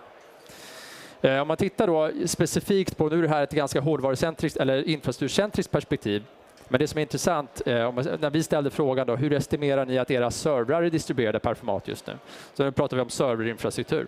Men det är ganska intressant och vi har gjort den här undersökningen i 4 eller 5 år nu. Så vi har ganska mycket data på det här och hur det har förändrats. Tittar man på hur det såg ut 2020 jämfört med hur det ser ut idag så ser man att det är ganska kraftig nedgång av fysiska egenhostade servrar och för den delen virtuella egenhostade servrar till förmån för externa tjänster hos hyperscalers eller lokala service providers. Och den här, vi har dessutom ställt frågan liksom, om ni ser de olika staplarna här är beroende på vilket år hur det såg ut de föregående åren samt hur de anser att det kommer se ut i framtiden. Så fram till 2024 helt enkelt. Och då ser man att det planar av. Det som är tydligt är att det kommer fortsättningsvis existera on-premise hostad infrastruktur, både virtuell och fysisk och för den delen en annan typ av infrastruktur. Men i det här exemplet det talar för att framtiden är hybrid, det kommer vara hybrid. Vi kommer ha infrastrukturtjänster som levereras både internt och externt. Och det här är någonting man måste förhålla sig till. Och det är dessutom någonting som man måste ta hänsyn till när man definierar en dataskyddspolicy internt på bolag. Har vi de förmågorna som krävs idag i vår organisation för att skydda data både för intern hostad infrastruktur men också den infrastrukturen som vi väljer att leverera, som levereras externt ifrån. Och det här är om man också tar man liksom ett steg längre då och tittar på, vi ställer också en fråga, i och för sig ordet enterprise är lite luddigt då, men vi ställer en fråga, vad skulle ni definiera som enterprise inom dataskydd och datahantering? Om man nu väljer att definiera enterprise som förmågan att stötta en komplex organisation då, så kan vi förenkla det. Och det som blir tydligt här, det är att det finns ett väldigt stort behov, eller kunderna ser att en enterprise-förmåga är likställt med att kunna stötta en heterogen miljö. Man vet att man kommer sitta i ett läge där man inte bara har on-premise hostad infrastruktur. Man vet att man kommer ha ett läge där man jobbar med en eller flera hyperscalers, där man kanske har lokala service providers för vissa tjänster. Man har dessutom vissa SaaS-tjänster som man köper som levereras direkt som applikation. Så det absolut främsta kravet handlar om att stötta heterogena miljöer. De behöver en plattform som har de förmågorna att stötta dem i den verkligheten de sitter i.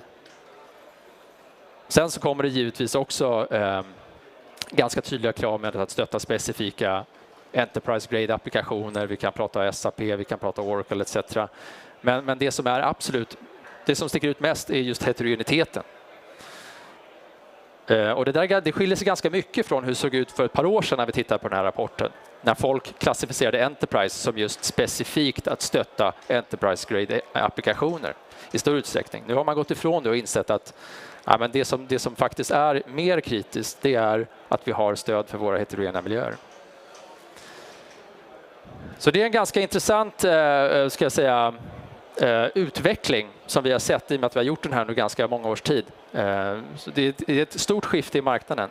Man har också då tittat på, när vi ställer frågan kring hur ofta de faktiskt skyddar sina applikationer, om vi frågar dem specifikt hur de skyddar sina hög kontra normalprioriterade applikationer, så är det inte en jättestor skillnad.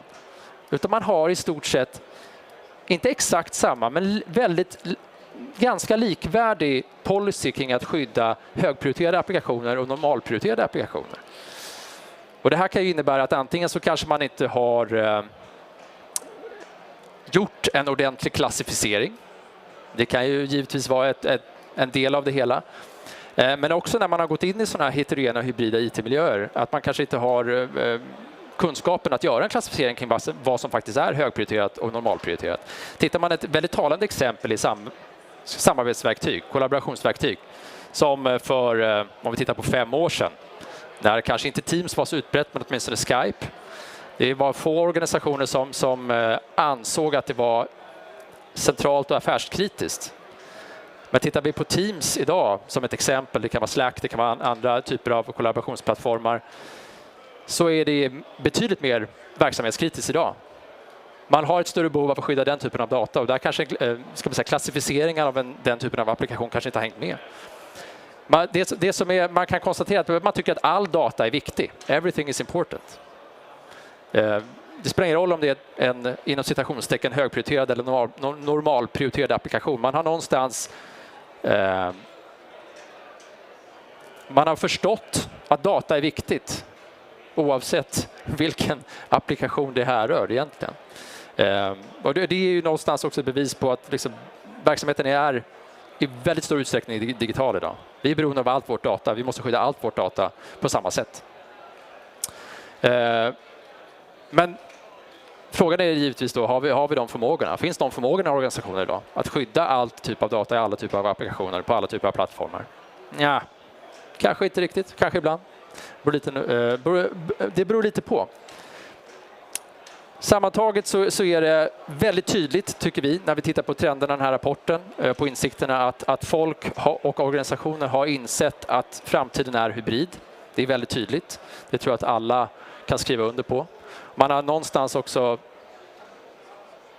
insett att heterogena miljöer, vilket är likställt med hybrid-IT, är det som man behöver stöd för när man tittar på Enterprise Grade dataskydd. Man har dessutom också sagt att all typ av data är viktig. Vi behöver förmågan att skydda data i alla typer av plattformar, oavsett om det är en tjänst som levereras internt eller externt. Tittar man på nästa utmaning då. Det har varit många som har pratat om ransomware idag i någon form. Och det är ju det ständiga hotet mot den digitala verksamheten. Det är ju ett reellt problem. Det är en katastrof. Ransomware är en katastrof. Det är en katastrof som kan drabba i stort sett alla organisationer idag. Och precis som med alla andra tänkbara katastrofer så behöver en organisation ett tillförlitligt sätt att återhämta sig från en sån här attack. Och vi har ju sett en explosionsartad ökning av ransomware-attacker. Jag lyssnade på någon tidigare talare här, som jag tror att det var Fortinet, som pratade om hur stora lösensummor som betalas årligen till sådana här aktörer på marknaden. Jag tror det börjar närma sig $10 miljarder per år.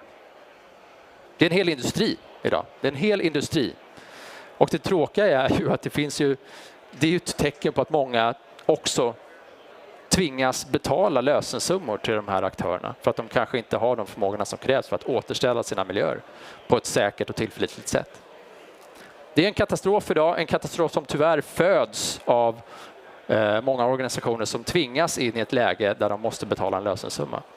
Och det där är någonting som givetvis man måste arbeta sig ifrån.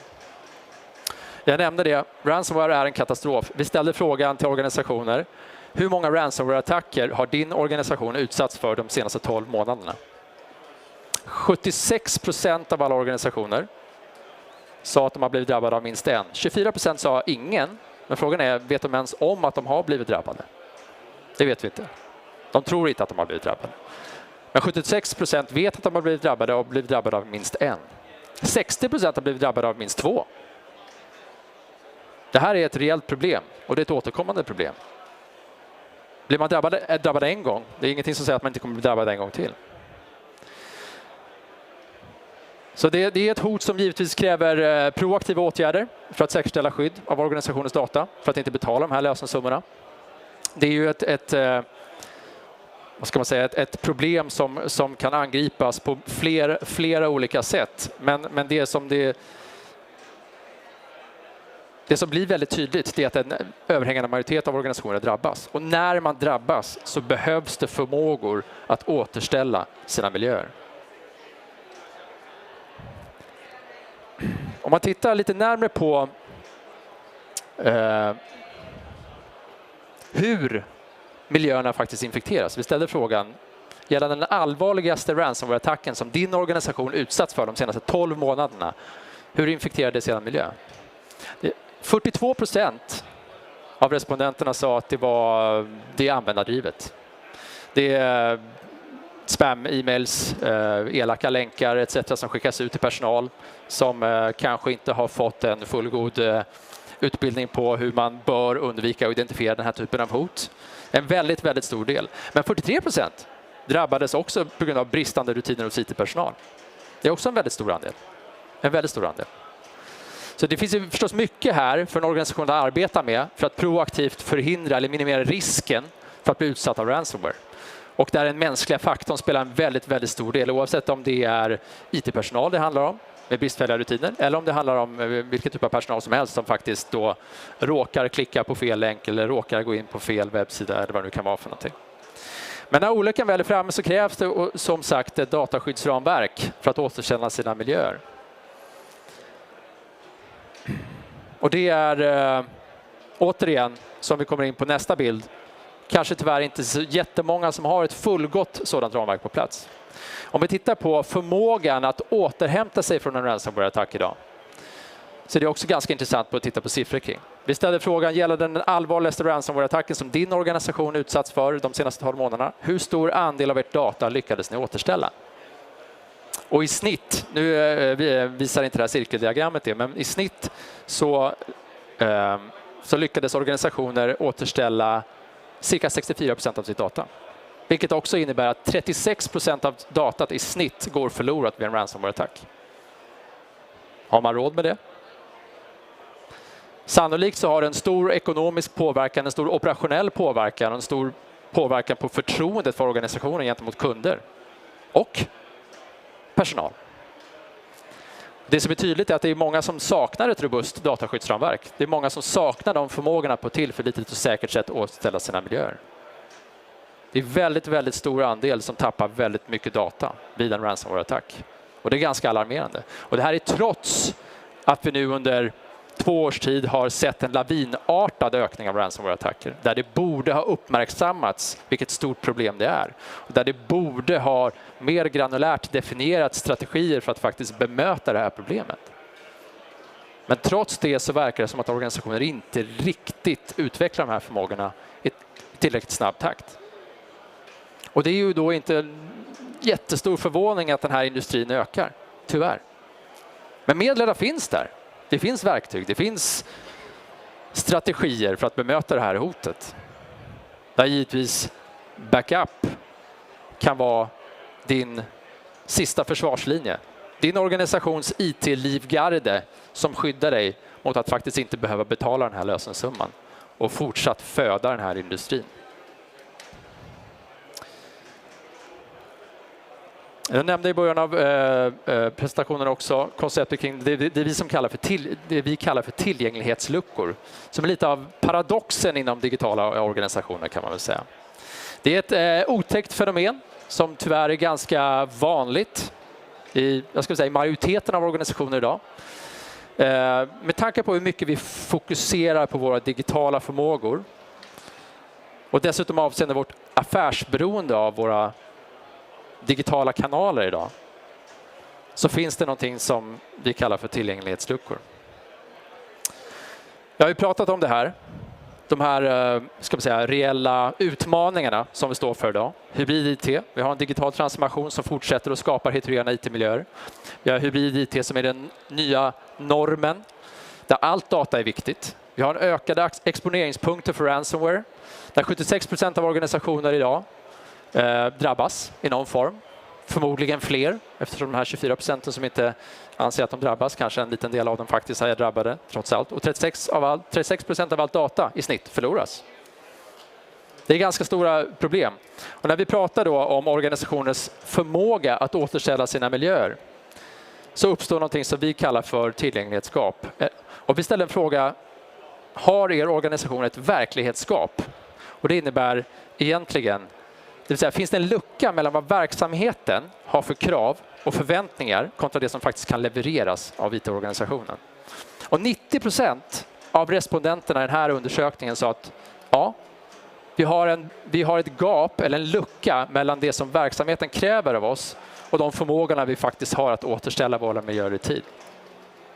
90%. Och det här är också, om vi jämför med de rapporterna vi har gjort föregående år, så har den här klyftan ökat. Det vill säga att vi har investerat mer och mer resurser i att utveckla våra digitala förmågor. Men förmågan IT-organisationerna har att faktiskt återställa våra digitala kanaler, våra tjänster, har blivit sämre.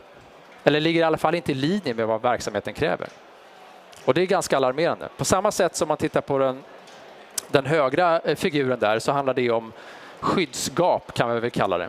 Det vill säga hur mycket data vi har råd att förlora kontra hur mycket, vad ska man säga, vad vi har förmåga att faktiskt återställa data. Så att det blir lite av en paradox.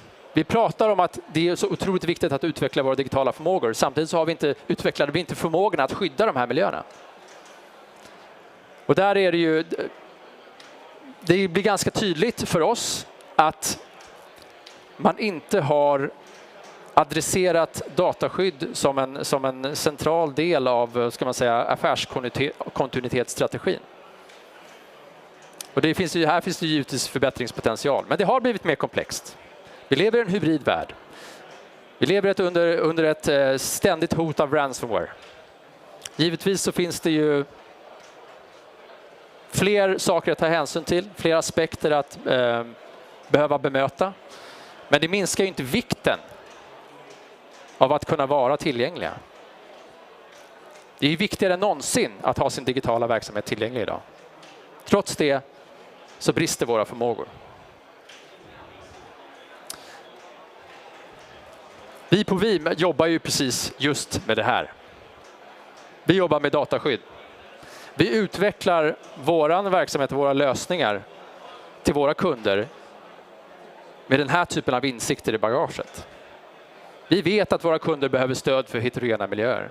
Vi vet att de behöver kunna skydda sig mot ransomware när olyckan väl är framme. Kontinuerligt så tittar vi på hur vi kan förbättra vårt erbjudande och förbättra våra förmågor att hjälpa kunderna med just de här problemen. Vi är en mjukvarudefinierad leverantör som jobbar med datahantering och dataskydd. Som är anpassad för den moderna världens utmaningar.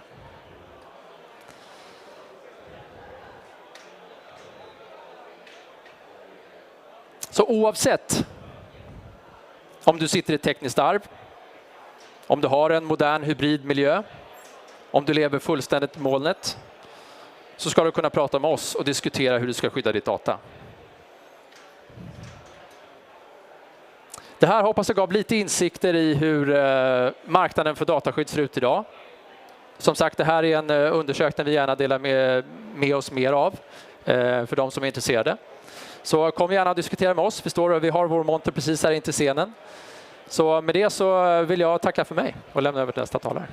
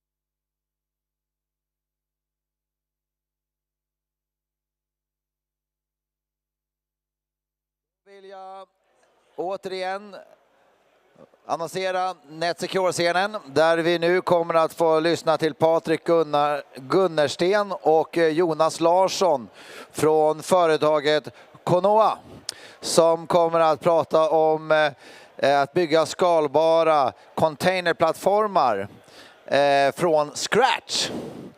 Det låter intressant. Så klockan 13.00. Klockan 13.00, det är väl ungefär nu det. Så välkommen till NetSecure-scenen och the stage is yours. Tekniken har funkat. Ja, ljudet funkar i alla fall. Ja, ljudet funkar. Det är en bra start. Då ska vi se. Nu borde det komma upp något här, va? Så där, vi kör igång, va? Då får vi 3 minuter extra, Jonas. Härligt. Så hej och välkomna allihopa. Jag heter Patrik Gunnersten och jobbar på ett bolag som heter Konoa, numera del av Proact. Och där är jag ansvarig för pre-sale-funktioner och jobbar med partnerskap. Och med mig har jag min kollega Jonas. Jag heter Jonas Larsson, jobbar på samma företag och jobbar med som infrastrukturarkitekt och utbildare på Konoa.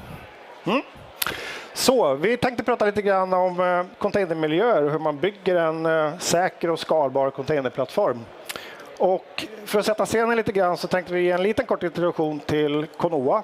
Vad är vi för några? Vad håller vi på med? Och funkar det? Det är lite glapp i kontakterna här, tror jag. Men det löser sig. Konoa, vi är ett bolag som har funnits sedan 2012. Startade med fokus på Linux och open source i största allmänhet med fokus på enterprise-kunder och supportad open source. Och sen ett år tillbaka så är vi som sagt uppköpta av Proact, så vi är ett dotterbolag inom Proact-koncernen.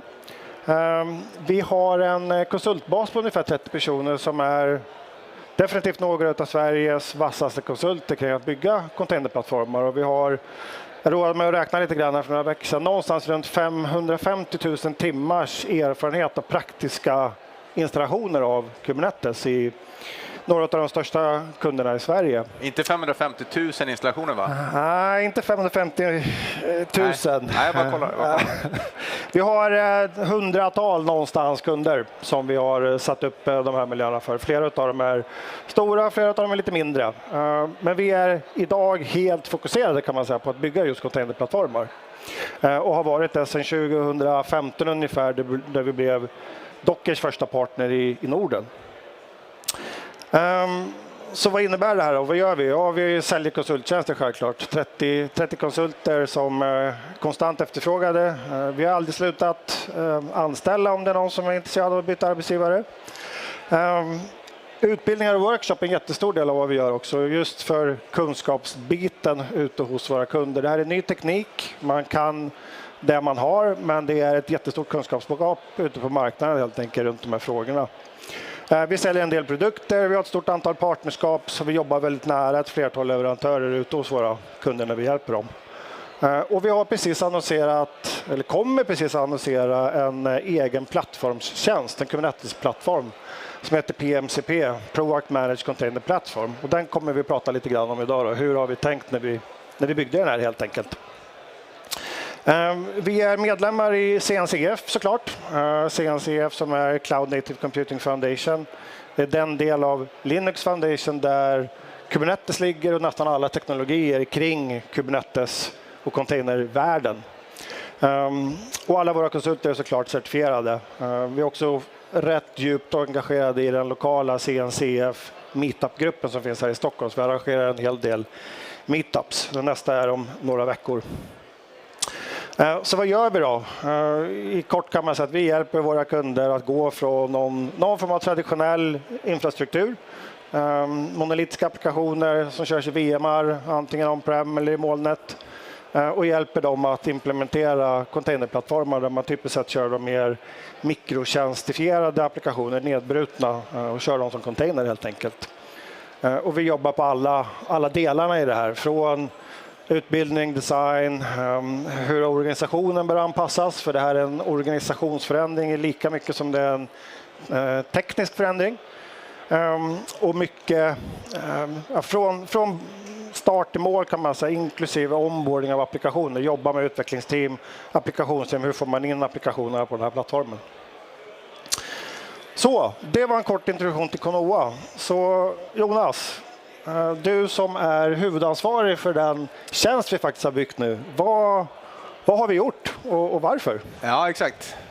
Jag kan plinga själv kanske. Vi byter plats. Det var en gång för länge sedan när skägget hade färg och sådana saker. När vi kunde köra shell script för att administrera våra burkar. Vi hade typ 10, 12, 20 stycken kanske som vi managerade. Och dokumentation, ja det var ju koden såklart. Svårare än så var det inte. Det är några som har grått skägg här så jag känner kanske igen det lite grann. Sen hände ju liksom någonting på den här tiden och det här är lite grann av den paletten vi har att välja på när vi ska bygga ett Kubernetes-kluster eller för att administrera ett Kubernetes-kluster. Kubernetes i sig är en väldigt liten del i det här.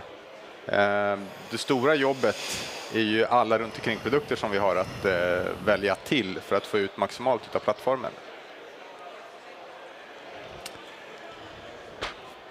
Så om vi spolar fram i 25 år, då är skägget grått. Vi har insett att shell scripts inte funkar. De är inte idempotenta. Vi kan inte köra dem om och om igen. Vi kan inte distribuera dem. De är rätt usla som dokumentation. Cheferna vägrar läsa det som dokumentation helt enkelt. Telnet är inte längre acceptabel lösning att kommunicera med servrar.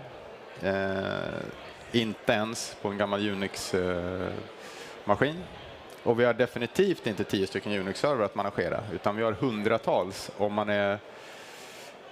Har man inte så många server att administrera så har man kanske 100. Förr om världen så har vi 1-100 är liksom bra värde på administratör till maskiner, men det gäller inte längre. Nu ska man klara att hantera 1000 maskiner till och med, eller så. Men jag vill nog slå ett slag för att dokumentationen kanske fortfarande är koden, eller igen kanske. Därför att CFN som ni ser en logga där i bakgrunden, den kom till som ett projekt på Oslo universitet 1993. Och det var kanske den första, eller det var den första som var i alla fall varit erkänd utan de riktigt stora orkestreringsprodukterna. De tog fram något som kallas en promise theory som går ut på att CFN skriver en deklarativ instruktion och så lovar våra servrar att försöka leva upp till det här. Det är inte säkert att de lyckas, men de lovar att försöka i alla fall. Och det är likadant som vi jobbar nu. Vi jobbar med infrastructure as code och vi skriver alltid deklarativa instruktioner till vår infrastruktur. Och så använder vi i vårt fall Ansible för att försöka leva upp till den dokumentationen eller den instruktionen som vi har skrivit.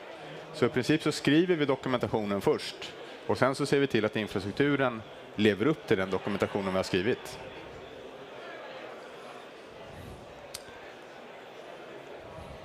Så när man bygger ett Kubernetes-kluster, då måste man populera alla de här boxarna med någonting. Annars har vi inget Kubernetes-kluster. Det räcker inte med bara Kubernetes, utan Kubernetes är bara orkestreraren. Det är bara en enda liten bit i det här.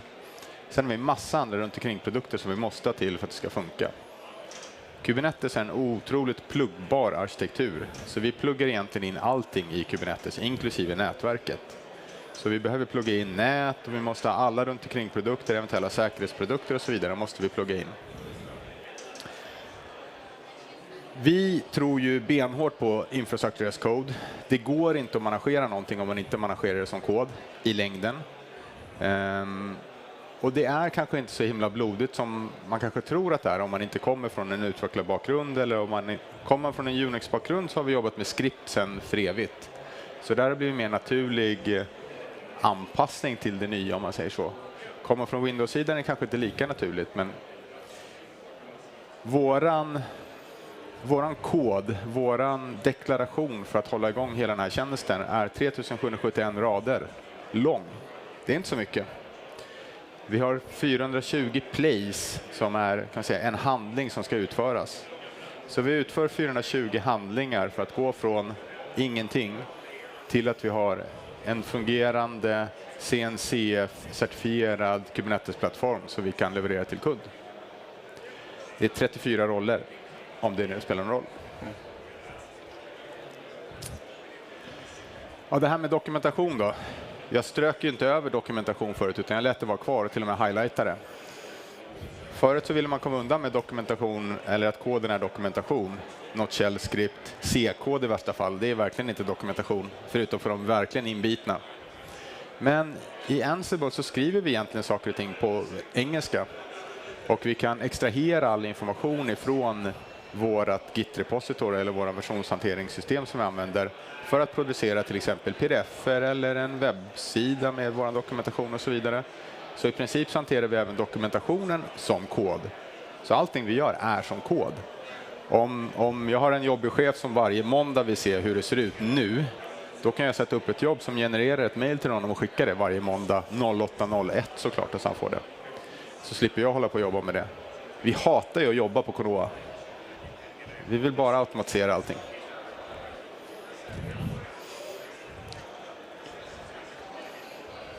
Ja, och i den här fyrkanten tänkte jag säga, så står vi för den här Proact Managed Container Platform. Det vill säga en managerad tjänst där vi levererar all infrastruktur, all Kubernetes, konsulting, tjänster, know-how. Så det här är inte ett Kubernetes API som man får bara. Man får det också såklart. Men man får också vår stöd, vår hjälp, våra konsulter i bakändan om man behöver något specifikt. Hur ska jag få min pipeline att fungera med Kubernetes? Hur ska jag skriva mina network policies till exempel? Allt det här står vi också för i den här tjänsten. Ja, vi tog ju med den här sliden, Jonas, för att man kan ju bygga en säker och skalbar containerplattform på väldigt många olika sätt. Och man kan framförallt börja i väldigt olika ändar.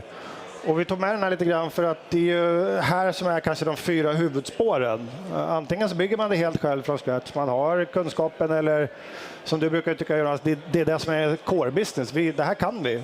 Då kan man bygga det från scratch, och det är såklart så vi har byggt vår plattform. Det är vår core business där. Man kan ta en liten genväg genom att börja titta på plattformar. Där ju en del av valen är gjorda och en del av automatiseringen är gjord. Men man kommer ju absolut inte hela vägen. Eller hur? Nej, det gör man inte.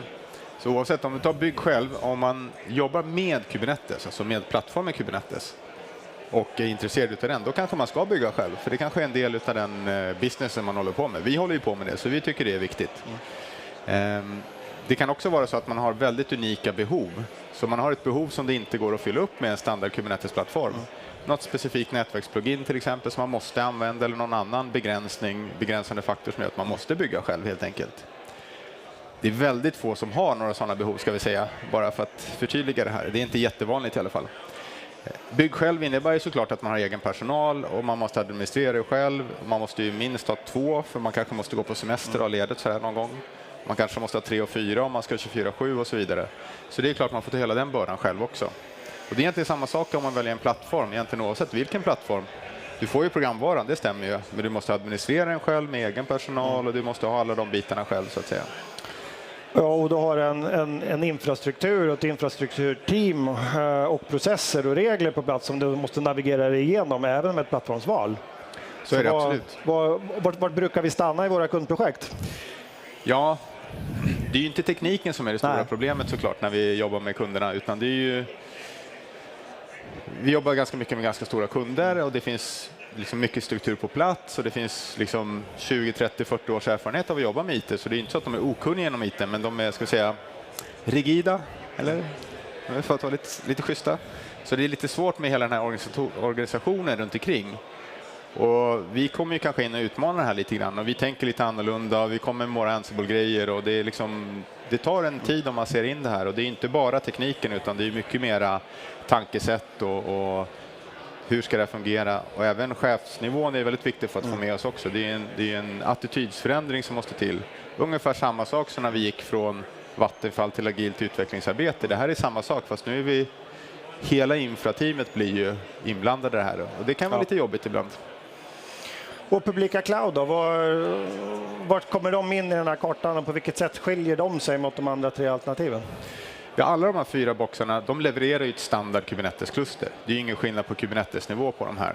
Det kan finnas små skillnader, men om jag får så fräck och backa lite den här bilden, ska jag se om jag kommer dit någorlunda snabbt utan att tråka ut där. Den här bilden, det finns väldigt mycket på den här kartan som man kan välja. Men alla stora leverantörer har valt nästan exakt samma sak, inklusive oss själva. Så trots att det finns väldigt mycket i den här paletten så verkar det finnas några val som de allra flesta gör. Så har även vi gjort. Så skillnaden på Kubernetes-delen i någon av de här lösningarna, den bör vara minimal. Kanske med reservation för bygg själv om man har byggt det på grund av någon specifik åtgärd eller krav. Men AWS, Azure och Google, de levererar också ett standard Kubernetes-kluster som funkar likadant som det funkar on-prem. Skillnaden med publika molnen är att de har ju en enorm skalbarhetsmöjlighet. Så om man tänker sig att man ska skala från några få noder till några hundra noder och man vill kunna göra det på sig en dag, då är förmodligen publika moln det enda man har att gå till. Såklart har de andra erbjudanden som också tangerar det här, till exempel AWS Fargate som kan jobba med lambdor i bakändan till exempel för att få en ännu mer dynamisk Kubernetes-upplevelse. Men utifrån ett Kubernetes-perspektiv så är det citationstecken exakt samma sak vi får. Och om man tittar lite grann på tröskeln att komma in i de här 4 alternativen. Hur mycket kunskap och tid behöver man själv investera för att faktiskt kunna dra nytta av något av de här 4 spåren? Ja, det här är ju en intressant fråga och det beror ju såklart väldigt mycket på organisationen. Men om vi tar i alla fall det som vi känner till med de kunderna vi har jobbat med, och vi har ändå jobbat med ganska många kunder, att om man väljer en plattform och kör det on-prem så pratar vi ändå om månader i bästa fall innan man är igång. År förmodligen om det är en större organisation. Det är inte ovanligt att det tar 6 månader bara att komma igenom nätverksstrukturen. Det finns ju som sagt en del inbyggda bekymmer när vi ska sätta upp det här. Tekniken är egentligen det minsta problemet. Men sen har man utbildning, personalen ska utbildas. Det är inget självkörande piano utan man måste ta hand om plattformen också. Det är ju trots allt en applikation som körs i ett Linux-operativsystem med alla de saker som måste göras med vanliga applikationer så att säga. Och bygg själv kan man säga det är väl samma tid kanske skulle man kunna säga. Kanske lite kortare, kanske lite längre beroende på vem som bygger och varför man bygger. Publika moln bör ju kunna vara någonting som går under förutsättning att man jobbat med publika moln förut. Vi säger att man är kompetent på AWS. Ja, men då sätter man upp ett kluster i AWS på minuter. Har man inte jobbat med AWS eller någon av de andra leverantörerna förut, då är det en ganska lång sträcka att komma till att man förstår hur man ska använda och nyttja publika moln. För det är inte helt intuitivt, utan det är en viss tröskel att komma in i det där. Såklart med våran tjänst, så då har vi tagit bort allt det där. Man behöver ingen egen personal, infrastrukturpersonal ska jag säga. Man behöver inte bry sig alls om uppdateringar utav Kubernetes eller kring produkter eller så, utan det sköter vi helt och hållet. Så det man behöver då är ju att man måste ju ha utvecklarna som jobbar, de måste ju såklart kunna jobba med Kubernetes. Så det kan ju vara så att man måste utbilda sina utvecklare för hur arbetar man med Kubernetes. Men det är ju ingen skillnad mot de andra plattformarna heller, det måste man alltid göra så att säga.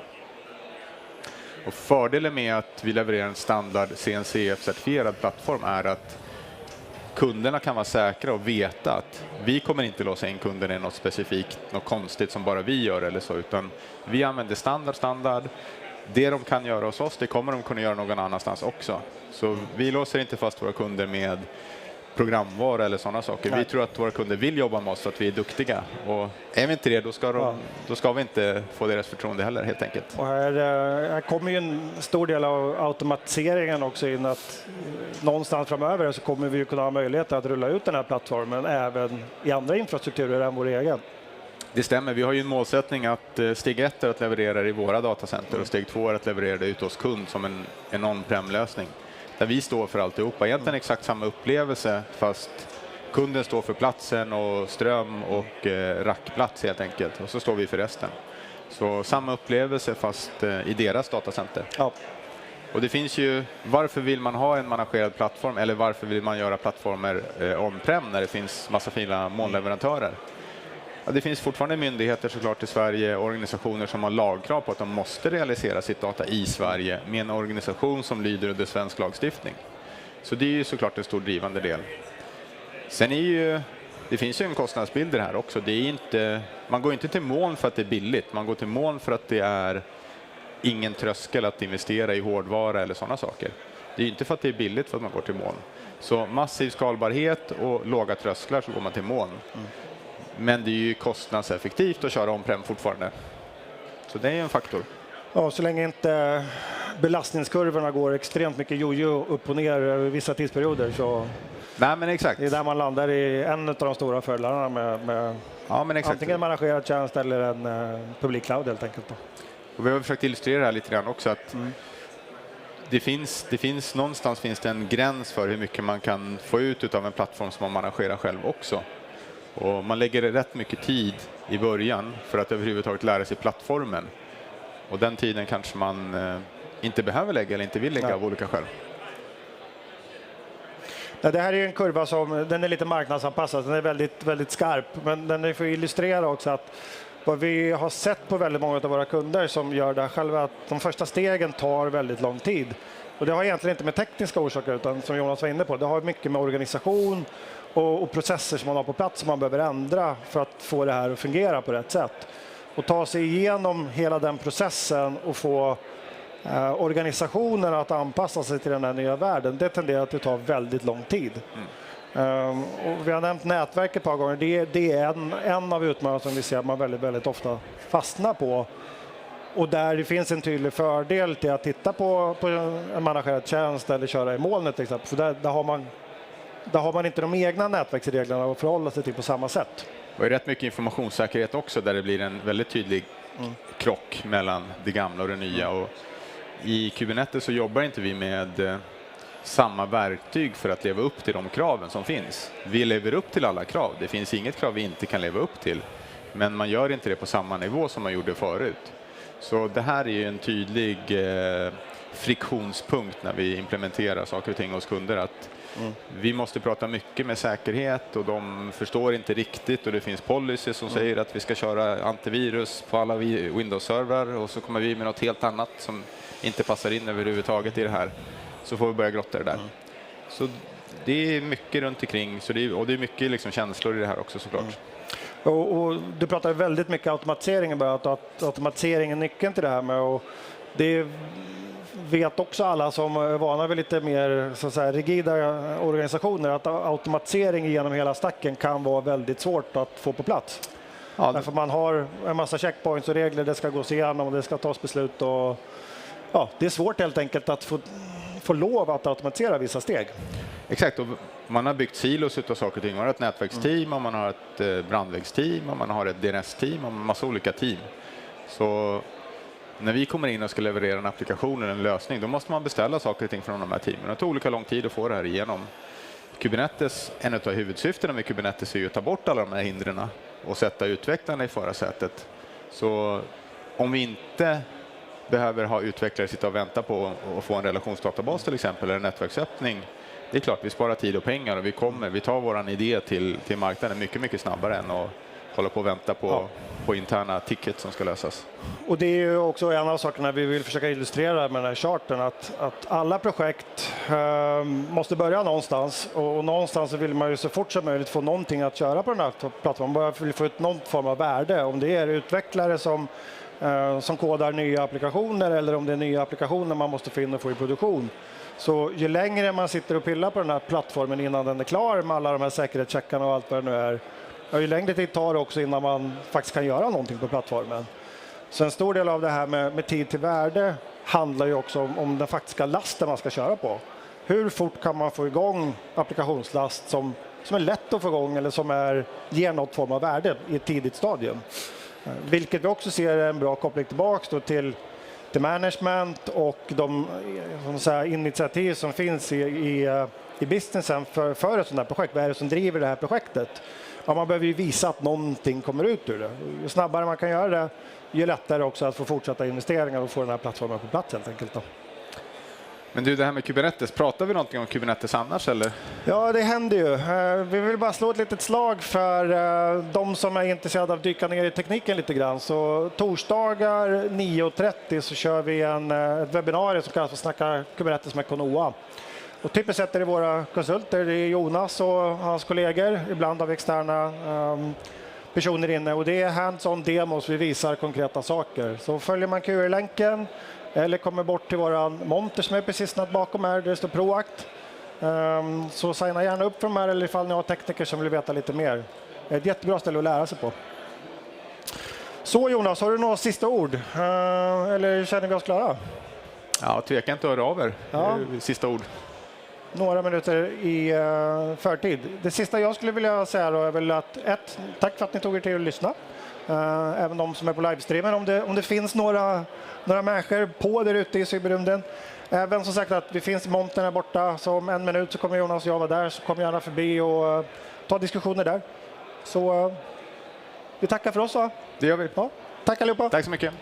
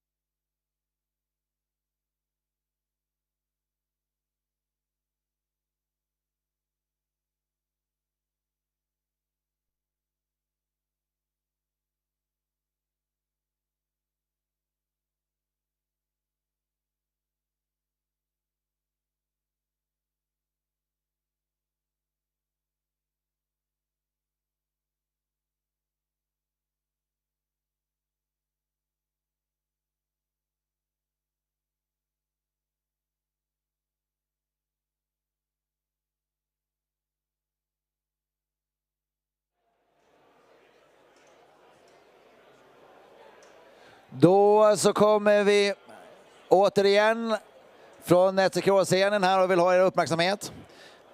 Nästa punkt är företaget Zebrain och Nils Tanderup ska prata om, jag tror det var hur man tar sig framåt 10 år på 10 månader. Det låter intressant. Vi vet att det är ganska mycket, det tar mycket tid med IT-projekt. Men nu ska vi få höra hur vi gör det på 10 månader istället för 10 år. Så välkommen Nils Tanderup. All right, thank you very much.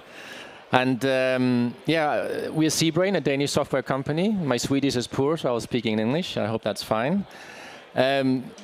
What I'll tell you today is starting off by basically telling a little bit of a backdrop to where we come from. We come from Denmark, who is currently #1 when it comes to public digitization. And being in Sweden, being the small brother to Sweden, I think we're normally a humble nation, but we like to, sometimes we have to brag a little bit. So we are #1 in the world when it comes to public digitization. Sweden is #3 in the DC index, but I think Sweden is doing very well. But I think I'll try to explain a bit more in depth why Denmark has come so far. And the reason why I'm speaking is that we are one of the private partners to the Danish digitization journey. In Denmark, digitization of the public sector is very much driven out of public-private dialogue. And what we see when we sort of travel across the world with our software, we are currently deploying our software in 3 different continents. It's basically these 4 waves of public digitization. I'm not sure if any of you are from the public sector, but this is basically the evolution that we've seen since we started having government digitization, where you had a front end that was digitized, but basically that was a PDF people was filling out and then printing out in the back end. So you didn't really get the benefits of full end-to-end digitization. Then you came into the second wave of more mature government digitization, which meant you could start doing end-to-end digitization, and that also created an opportunity to actually benefit from cost optimization, higher productivity. Now the third wave is probably where you see a lot of countries today are in the digital journey, is how can we also start collaborating across agencies, across ministries, and reusing data. Often you see ministries, agencies having data in silos, and you have a hard time then also starting using big data and data analytics in creating a one shared database of knowledge. So basically this is where our company comes in. We do a full end-to-end platform in standards software. So we don't build custom-made, handcrafted solutions that fits government. It's basically one platform that you can plug and play that is built for government, with government for the past 15 years. So Zebrain, this is just a bit of a background to who we are. We're headquartered in Copenhagen. All our software development takes place in Copenhagen. We're also listed on the Nasdaq as a mid-cap company. Not that we really need the capital, but our experience is when you work with government, it's often about building trust, and especially when you talk about sensitive data, sensitive government services. So being on the stock exchange just illustrates that you're in there for the long run. Founded in 2003 and then went public in 2006. And what we have done that is different from other companies, that often software for the public sector is built first for the private sector and then adapted to how the public sector works. But we realized by working with 2 different Danish ministries that government actually across the world works very similar. And that's because there's something called bureaucracy. And we feel that bureaucracy is a good word, bureaucratic is a bad word. And that goes back to, I don't know if some of you have read the German sociologist called Max Weber. 100 years ago in Germany, he defined the word bureaucracy by studying the German government, and then he went to the US and studied the US government and realized they actually work exactly the same way because of this term called bureaucracy, which is basically there is a hierarchy of decision making, there's a law surrounding the mandate of an agency. So we build our software mirroring exactly how government works.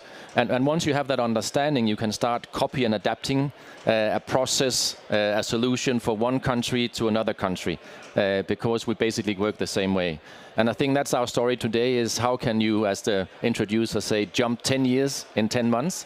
is by having that understanding that also in the IT sector, we are so good at building standalone systems, handcrafted systems, that over time we will also mature as an industry to start building standard software that actually applies to all the functionalities that government needs to undertake. So this is basically where we are, and it just gives a snapshot of that in all of these countries and regions where we are, all the solutions built for government are working on the standard platform, which means that it's just a configuration to match each different government's needs. It's a very low-code exercise. And again, this just illustrates that Max Weber is sort of the methodological foundation that we work on, identifying that governments work the same way. Then we've built this platform, which we call the digital bureaucracy, saying basically how can governments go from a paper-based administration to a digital administration. And I come from the Ministry of Foreign Affairs before I joined CBrain, and the biggest challenge in many ministries is that they have lost control of their data, they've lost control of how they actually work. And in my old ministry, a lot of the data was on individual emails and individual inboxes, because there was no real culture around archiving or shared archiving or journaling. So often when people stopped working, they closed down their user profile, and actually they took away the computer, and suddenly 80% of all data was lost in government. So what we've developed is one shared data repository where all data rests, that all employees in a ministry or agency, they work out of a shared database. And that creates a whole different story around privacy, around GDPR requirements, but also about getting in control of your data. Then what we realized is, at least in the next 10 years, we see, when we talk about European challenges or global challenges, that we feel that where government is driving the evolution in the next 10 years is in the nexus between digitization and the green transition. We see that on European policy level, that a lot of money is coming into these areas, but the challenge for government is they can't spend it. They don't have the means and the digital tools to go from a political decision to execution in a time frame that's only months. Often they take 2-3 years to scope a solution, then they take 1 or 2 years to actually draft the tendering, then there is a reply, and suddenly you're 5-6 years into the time before you have a solution up and running in government. So what we say is start using a standard platform that is just configured to your needs, and we can actually do a permitting system or grant system or a subsidy system in weeks instead of years. And my colleague Maria will show you a little bit of the software and the coding on how we do that when we build a front end and a back end for a government client. But basically, how we see government work and what we've learned in Denmark is that there are sort of 3 areas that governments work. In Denmark, we started off by digitizing the ministries, which basically meant that how does a ministry work? That is going from a department where you have a director, you have a head of secretariat, then you have a minister. In Denmark, all that was working on paper.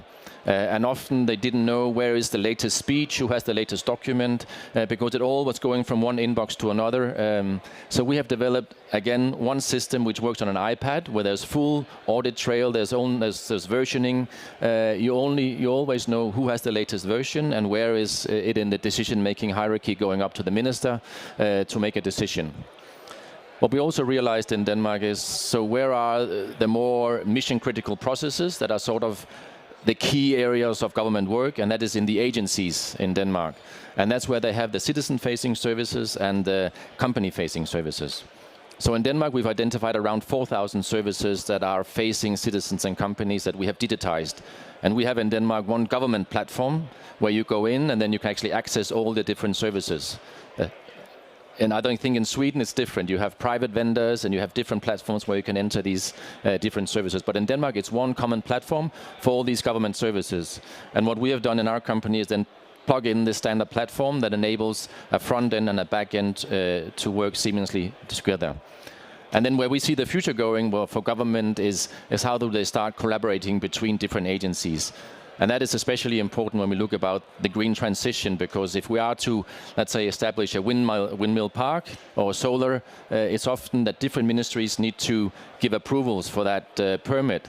And if they can't share data, if they can't collaborate seamlessly, that again will take years, and we can't wait because the climate will not wait for us.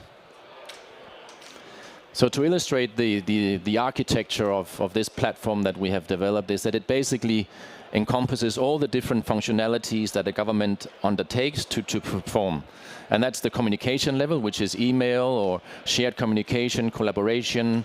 It also is about having a very secure document management system where you archive your data, all your documents.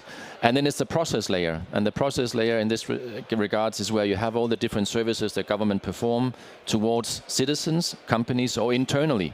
A lot of what we do is actually case guides and checklists for caseworkers who receive an application to make sure they follow the right guidelines set out in the law and have full compliance, and to make sure that everybody gets the same type of service and gets the same answer when they ask for a certain certificate or so forth.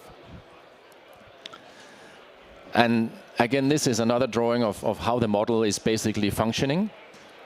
So our system integrates to a lot of legacy systems, and that is a challenge for a lot of different products, that you have all these standalone systems and then you spend all your energy at integrations to make it work.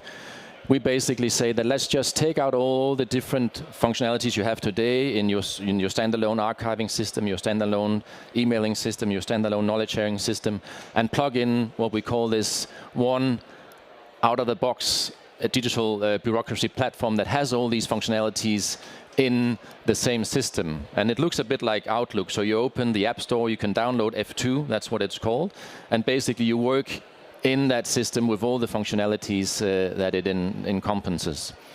All the data stays in the same place, which again means that the citizen only needs to fill in data once, and then we are able to take the data. If you are to apply for a driver license or a passport or any other things, the system remembers who you are, but the control is put on the process layer so that not everyone has access to the data. It's only the ones who are dealing with a driver license that are then allowed in that given process to look at the data. So it's a very secure system in that regard. And to illustrate, at least in the Danish government, these are all the different government entities that we have working on the same standard platform. And that is quite disruptive, because one thing is that every ministry and agency thinks that they're unique and they're different, and therefore they also need custom-made software to function. But now that we have at least 17 out of 21 ministries working on the same platform, we have a lot of different agencies, again, working on the same platform. It's just a configuration to secure that their cases are dealt with in their environment, and giving them a case guide that is contextualized to how they work. But 80% of everything is standard functionality. So we often talk about how government is going through the same process as the automobile industry went through 100 years ago. If we look at the US 100 years ago, they had around 3,000 car manufacturers who all built cars from the bottom up. And then Ford came with the production line and started automating the car industry. And today in the US, you might have 4 or 5 big automobile car makers. And they all do almost 90% is based on automation and robotics. It's all about configuring a car to a red or blue color or leather or not. And we see the same is happening in the IT industry when it comes to government software. Because when it's standard, we can actually cut the cost down to 1/10 of the cost of doing it from handcrafted coding. And we can actually also execute this, as I said before, in weeks instead of years. And that is essential when we talk about building transparency, accountability for government institutions. So I'm going to ask my colleague Maria to come up and show a little bit about how are we then able to go from a lot of coding to simple code or no code in order to make and build a process for a government entity.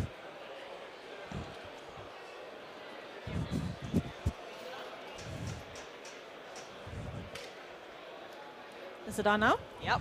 Great. Thank you, Nils. Yes, so a lot of people who work with coding and a lot of software engineers will know this picture. So this is basically what we do whenever we code this standard platform. We go in and we do basic coding. This is regardless of whether we're using Ruby code, if we're using JavaScript or this XML.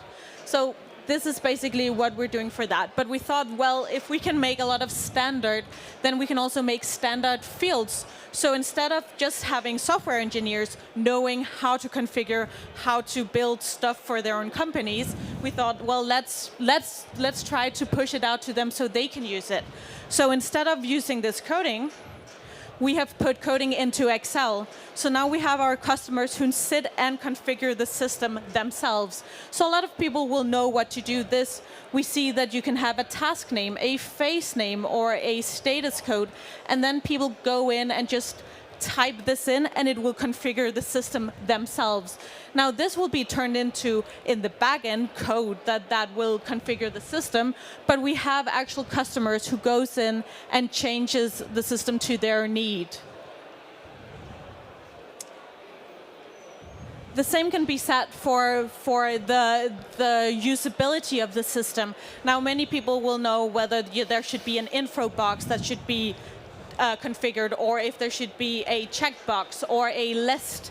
And again, this is something that we as developers go in and configure in the system. But again, it's something that we put into an Excel spreadsheet where you can just go in here and type yourself, well, I would like a list, I would like a short list, I would like to have a huge box of information. So what we did was that we took some of this that was previously just meant for developers to go in and change and put that out into the customers so they could do it on a daily basis. So if there was anything that changes, like say a global pandemic that suddenly came in and people needed to put in something about Corona in their case guides or in the system, people could go in and do it themselves because they're no longer dependent on only software developers to go in and configure a system. So what this Excel spreadsheet actually translates into, as you can see at the top of the spreadsheet itself, is self-service. This is what comes out of it. So this is from the internet where people can go in and put information in, and that will transfer directly into the system. So this comes out of the Excel spreadsheet. On the back end, we have this where all the information is captured and put into the case guide, into the system, where you have the different, what I was talking about before, with phases and tasks, and everything is down here. So now everybody can actually be software developers and make their own system, just because we're using this standard software where a lot of the code is reused.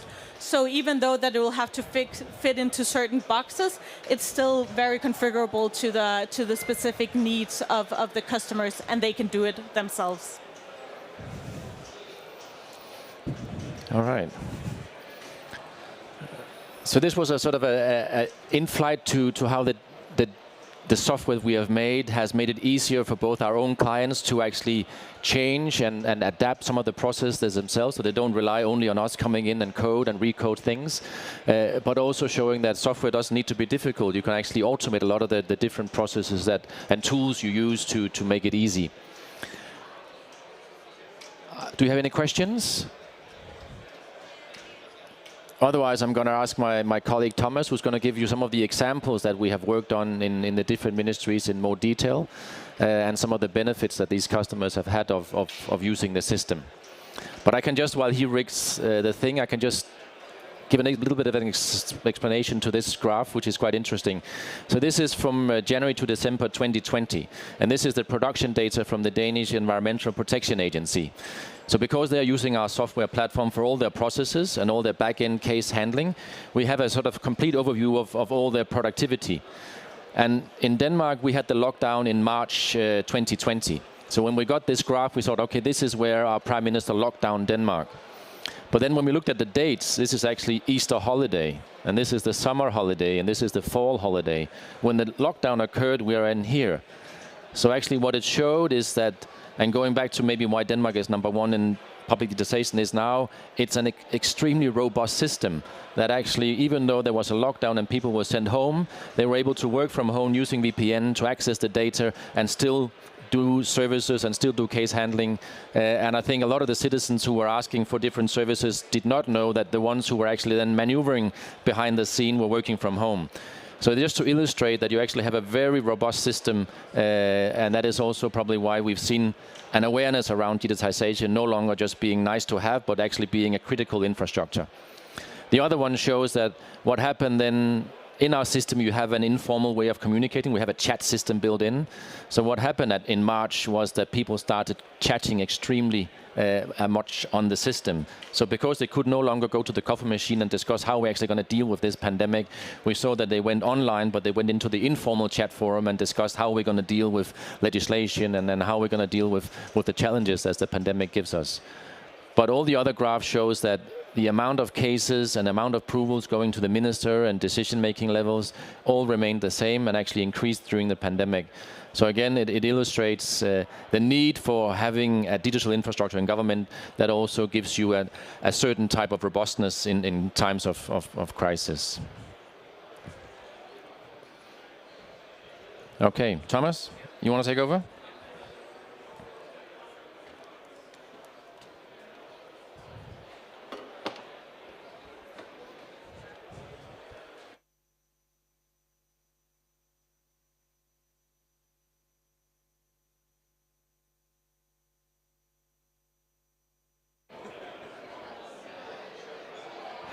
Hello, can you hear me? Yes, you can. Okay.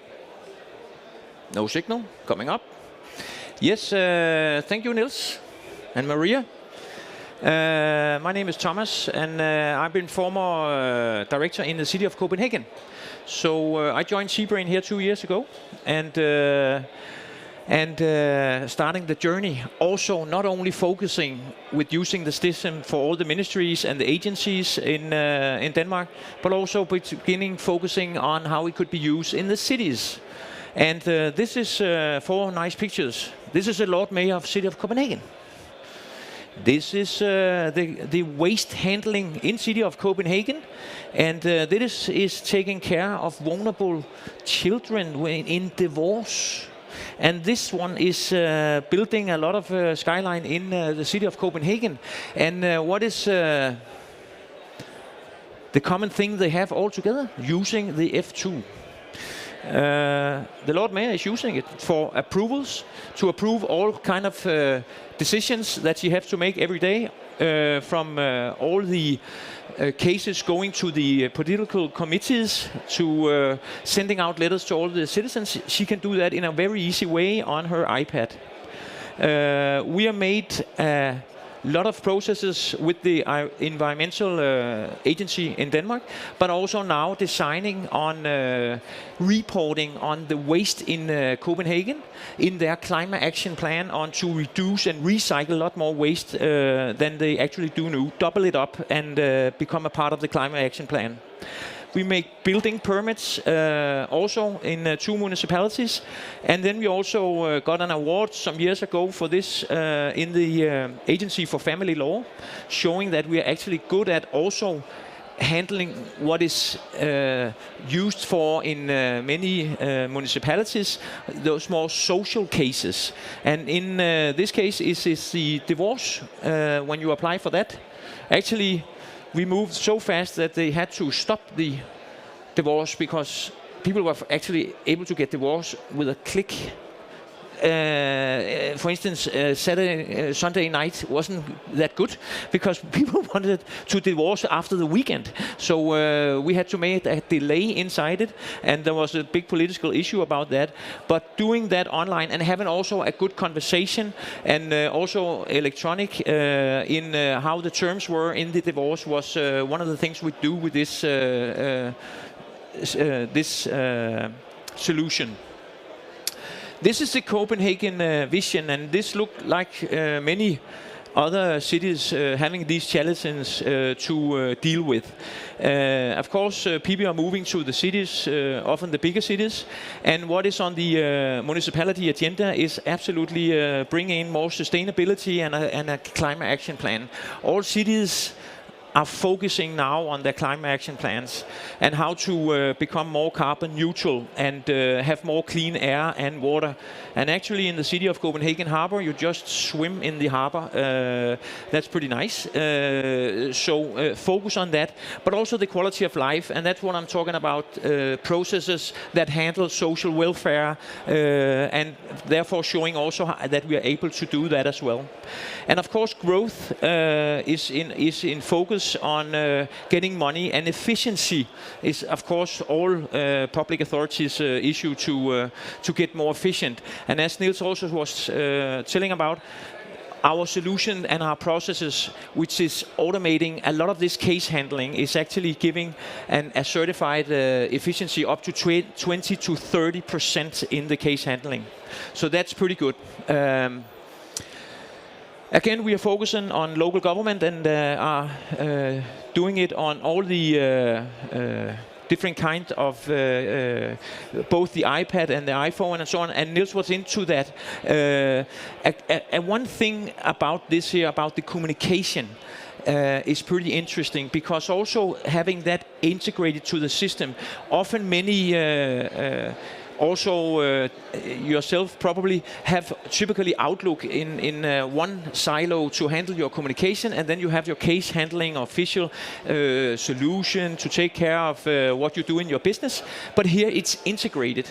So when you have this informal chat or email in and out, it will automatically put in to the case. So we have documentation of all what has been done at the case.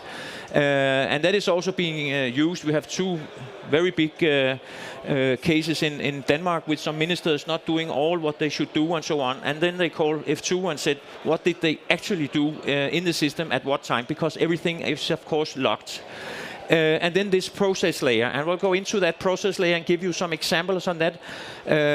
Again, Niels also told about this, and Maria showed how easy we are able to also make some of the processes and make it easy for the customers to do it themselves. That is a big thing that the customers are asking for, so we are into that. In the city of Copenhagen, we have implemented the F2, and there's a Lord Mayor, but there's also 6 other mayors. And all together, we have now more than 3,500 users. And we are only started, like we started ZBrain from the beginning, in the ministries with the minister and keeping him happy. Now in City of Copenhagen, the Lord Mayor is very happy, and the rest of the mayors are beginning to also be more happy, and even all the managers and top managers, senior managers, is so happy with the system, because they are able to make a request down in the system. A lot of people going up and back and forth to make it to the right decision, to hit that political committee or press conference or whatever, and also being able to follow where all these requests and approvals are in the process. And we all know that keeping the management happy in a IT implementation is one of the key factors to get success. So therefore, using this system and coming in from the top and making this very easy to use system a success means that now I'm starting to move around. This is a town hall. They are also typically around the city in buildings, trying to go into other kinds of processes, and have a lot of dialogue with that for the moment. But showing you a little bit more about how the system works, and also Maria showed a little bit here. This is looking like you have common Outlook, and that, of course, we are using that. But you're actually able to make your own different categories and set it up so you can make, so you can see the cases that are actually especially interesting for you, and therefore you are all the time you can use this and you can see the cases and the documentation on every case. So this is an overview of the system. And again, if you need a request, you fill it out, and there comes a window up, and you can fill it out and send it down to the one you want to deal with it, and start out an approval process. And again, it's a simple window we are using, getting away from this email thing, but getting into a approval process where you also set a deadline, and you're also seeing how many people. Some of these things is standard, but in the beginning you will set up which managers or people had to approve this here when it goes up through the system. And here you are able to, in the boxes without their comment, with comments, and you can send it back and forth and until it's approved on the way. So it gives a good and easy flow, and you get a good overview on where the status is on the approvals. And this is when you hit the approvals button. Then you will get this, and you can set it up for how many you want to see. But being in the mayor's office, or in a secretary for the waste department, then it can be interesting to see and follow where are the decisions right now. And here you can see there's a lot of coding. Having a red one is not good. And having a red one with an arrow going back, then it's over deadline, and it's and it should be fast up. And actually also the mayor's secretary is able to push one of these here and say, put it up forward to me now, because the mayor needs this in the next couple of hours. But here you can also see where it is and who is responsible for it. So all the time you are able to follow up on where the 154 decisions in pipeline are at this moment. On to that, we also make not only dashboards, but we make some C reports, or we are also able to push all the data from the F2 into the customer's Power BI, so they can start analyzing on the decision making. Here it becomes very obvious where the problems are with the decisions. Where do you typically have where do you get stuck in the process? And starting analyzing that, is it because of the resources in the organization, or what? And so what can we do to make a better flow? So that we are working on now to become even more efficient on that as well. So giving an efficient and transparency around this, we also saw in many of the ministries, it became much more, as the employee satisfaction raised a lot, because in those kind of organizations where everything has to go very fast and you have to deliver, then it's good to see where are the decisions, where are we in the process. So that became very satisfying, because it's often one of the managers who has the problem with approving things before going further.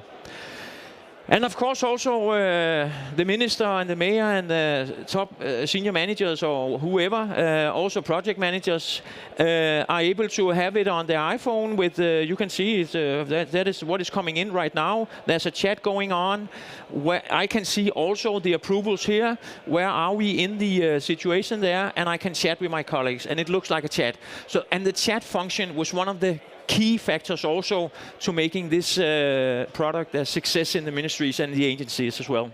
And also now in City of Copenhagen.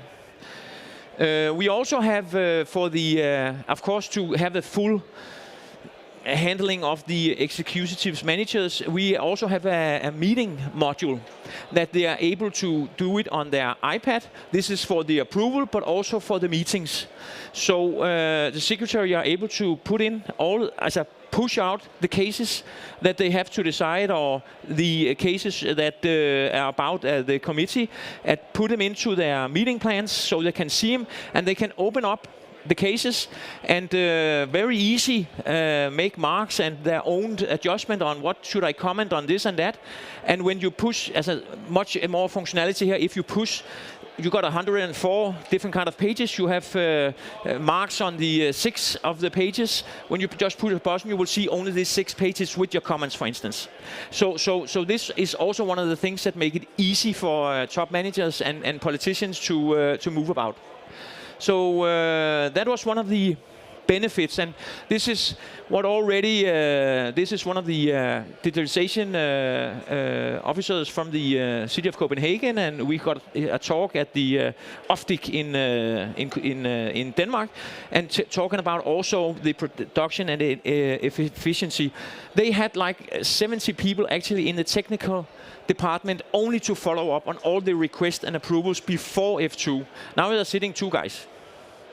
So it's a huge organization, and they are very strict about getting all the building permits and whatever, get them ahead. But and again, also here, also comments from employees saying that they are very happy about this transparency about the decision making.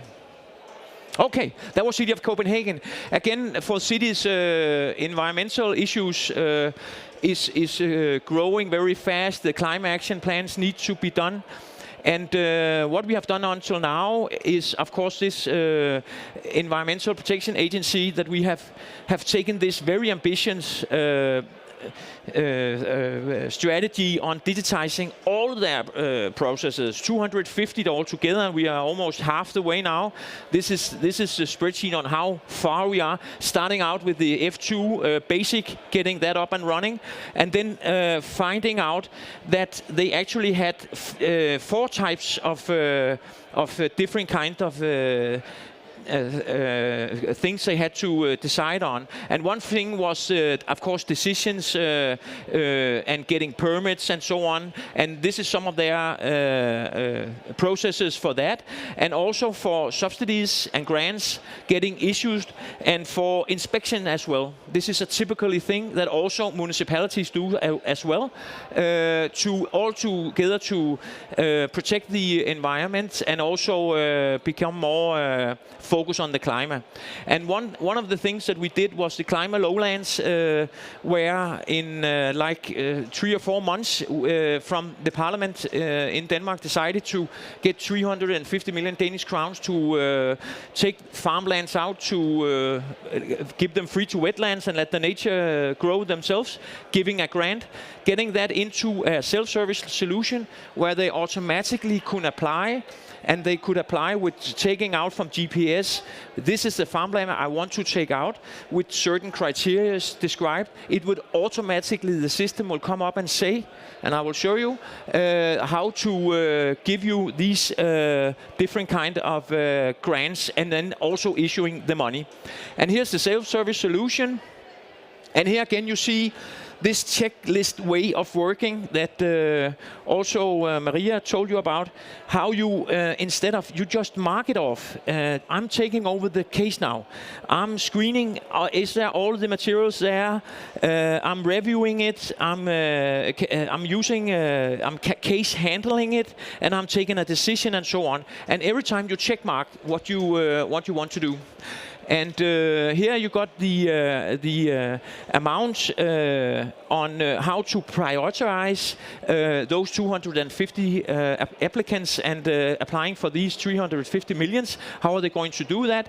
All that come into the system, all have their own cases for each applicant, but they are able to actually see how can we prioritize these subsidies, and then coming out into a list.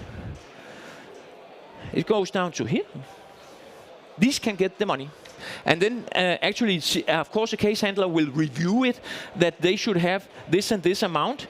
And then being able to push it further and saying that now I'm evaluating that Toby Skov, he will get this amount and he has this area, and it will be checked also physically before issuing, not only by seeing it on Google Maps, but actually they also are quite keen on seeing it, but then afterwards being able to again be able to send out the money and pay them out in to their account. And here you can see then sending out again, just when you mark this, automatically taking data from the database, pushing it into the letter, and be sent out in the e-box email. So that is the easy way to work. And again, we make, of course, dashboards for these types of cases, so they are all the time ready to see How many cases do we have in the system at this moment? In what week do we have them? Which kind of work employees are working with the cases? Is there an overload for the time being? Do we have to prioritize which kind of employees have to work? Do I have to get more people to work with some of the cases when you're in red or so on? So also having this overview on the cases is one of the key factors in the success. And as I was saying here, Deloitte was out giving a thoroughly investigation on what did the environmental protection agency got out of it, and looking into almost 27% of efficiency on this case handling system as well.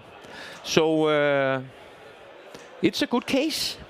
Just a short case, and prepare yourself if you have any questions for this system. This here was the family law, as I was talking about shortly. This is also the agency not only taking care of separation and divorce, but also adoption and guardianship and child support when you have to issue that. And you have to, again, apply for it, and you have to follow up on documentation. There's integration into the tax system to find out how many money are you making and so on, finding out what could the grant actually be. And also being able to pay, you have to pay some money for getting the case handled, so that is also taken care of.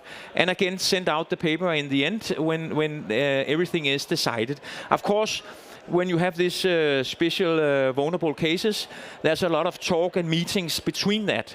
But that is also being supported, so when you have these meetings, you are able to write it directly into the case, what is being decided on these matters and so on.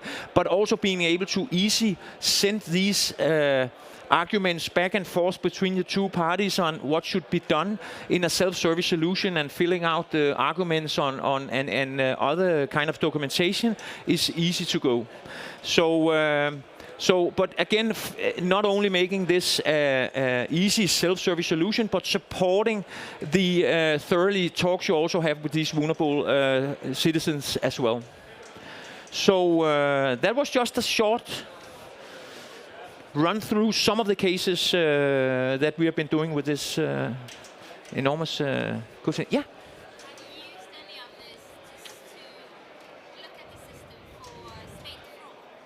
Yeah. Yes. We have done that. I've got a question here. We've been using it for state fraud. Actually, we have. We have we had a big fraud case in Denmark about getting taxes from stocks abroad. And the companies became very creative in making up other companies and so on to get the refund of their stocks back. And before they found it out, it cost the state a couple of billions or whatever. But we made that solution now. So actually, as I showed here, with the case guide and application, the companies has to sign up. And we are right now also developing further this system. And they have to sign up and send in different kind of documentation for their companies. And also asking again for more documentation for the companies. And therefore checking out if is it really that they should have this refund of money, and that reduced that payout to companies thoroughly. So that's one of the parts where we have been working with fraud, and fraud is an issue, yeah.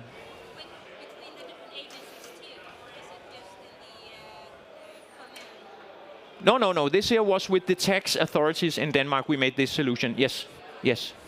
So as I was saying, I'm from the city. My good friend Nils comes from the state, and we are now. I'm focusing on getting also into the municipalities and the cities.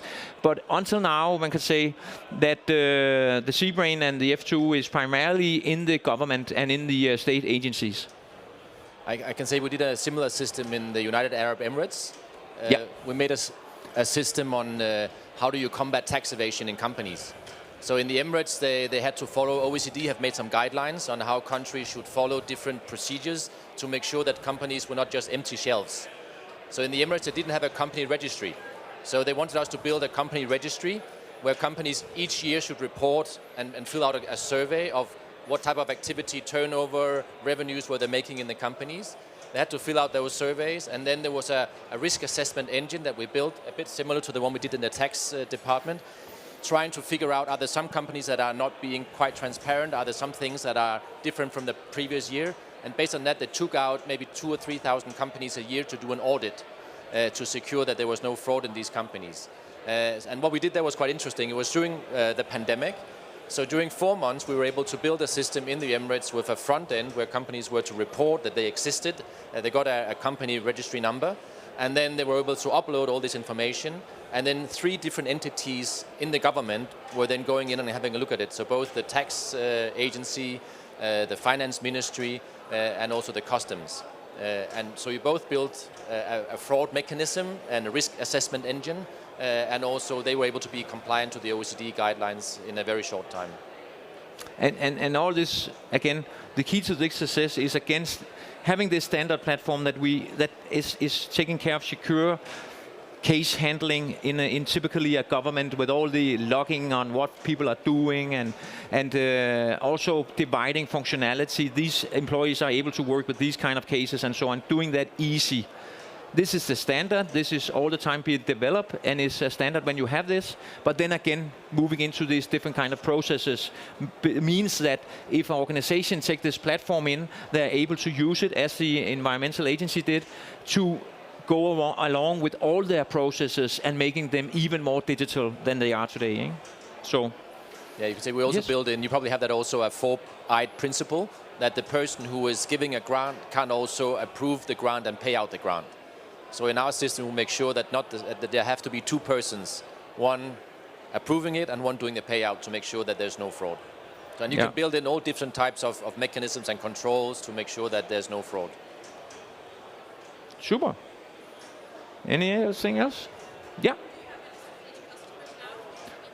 Any? We don't have any Swedish customers. You have to help us out with that. That's why we're here. Yeah, so we're quite big in Germany and the UK and France and the US and Denmark, of course, where we started. So the last 5 years, we're trying to take this software internationally. And this is our first time in Sweden to discuss and see if there's an appetite. And it's just been announced, we are very happy with that we have got a new order in Kenya for making out, what do you call it? It's extended producer responsibility. So actually Kenya is one of the front runners in making sure that when you are producing plastic, you as a company also have to make sure that you bring it back into the production and will recycle it. So they passed a law, and then they had 6 months to register all companies who are producing plastic. And that is a huge undertaking in a country where you don't really know how many companies you have in a big informal sector. And you also had to register all the people who were recyclers. And you created 2 million jobs because a lot of people would go out through the fields and then pick up the plastic. And you had to make a secure payment system also.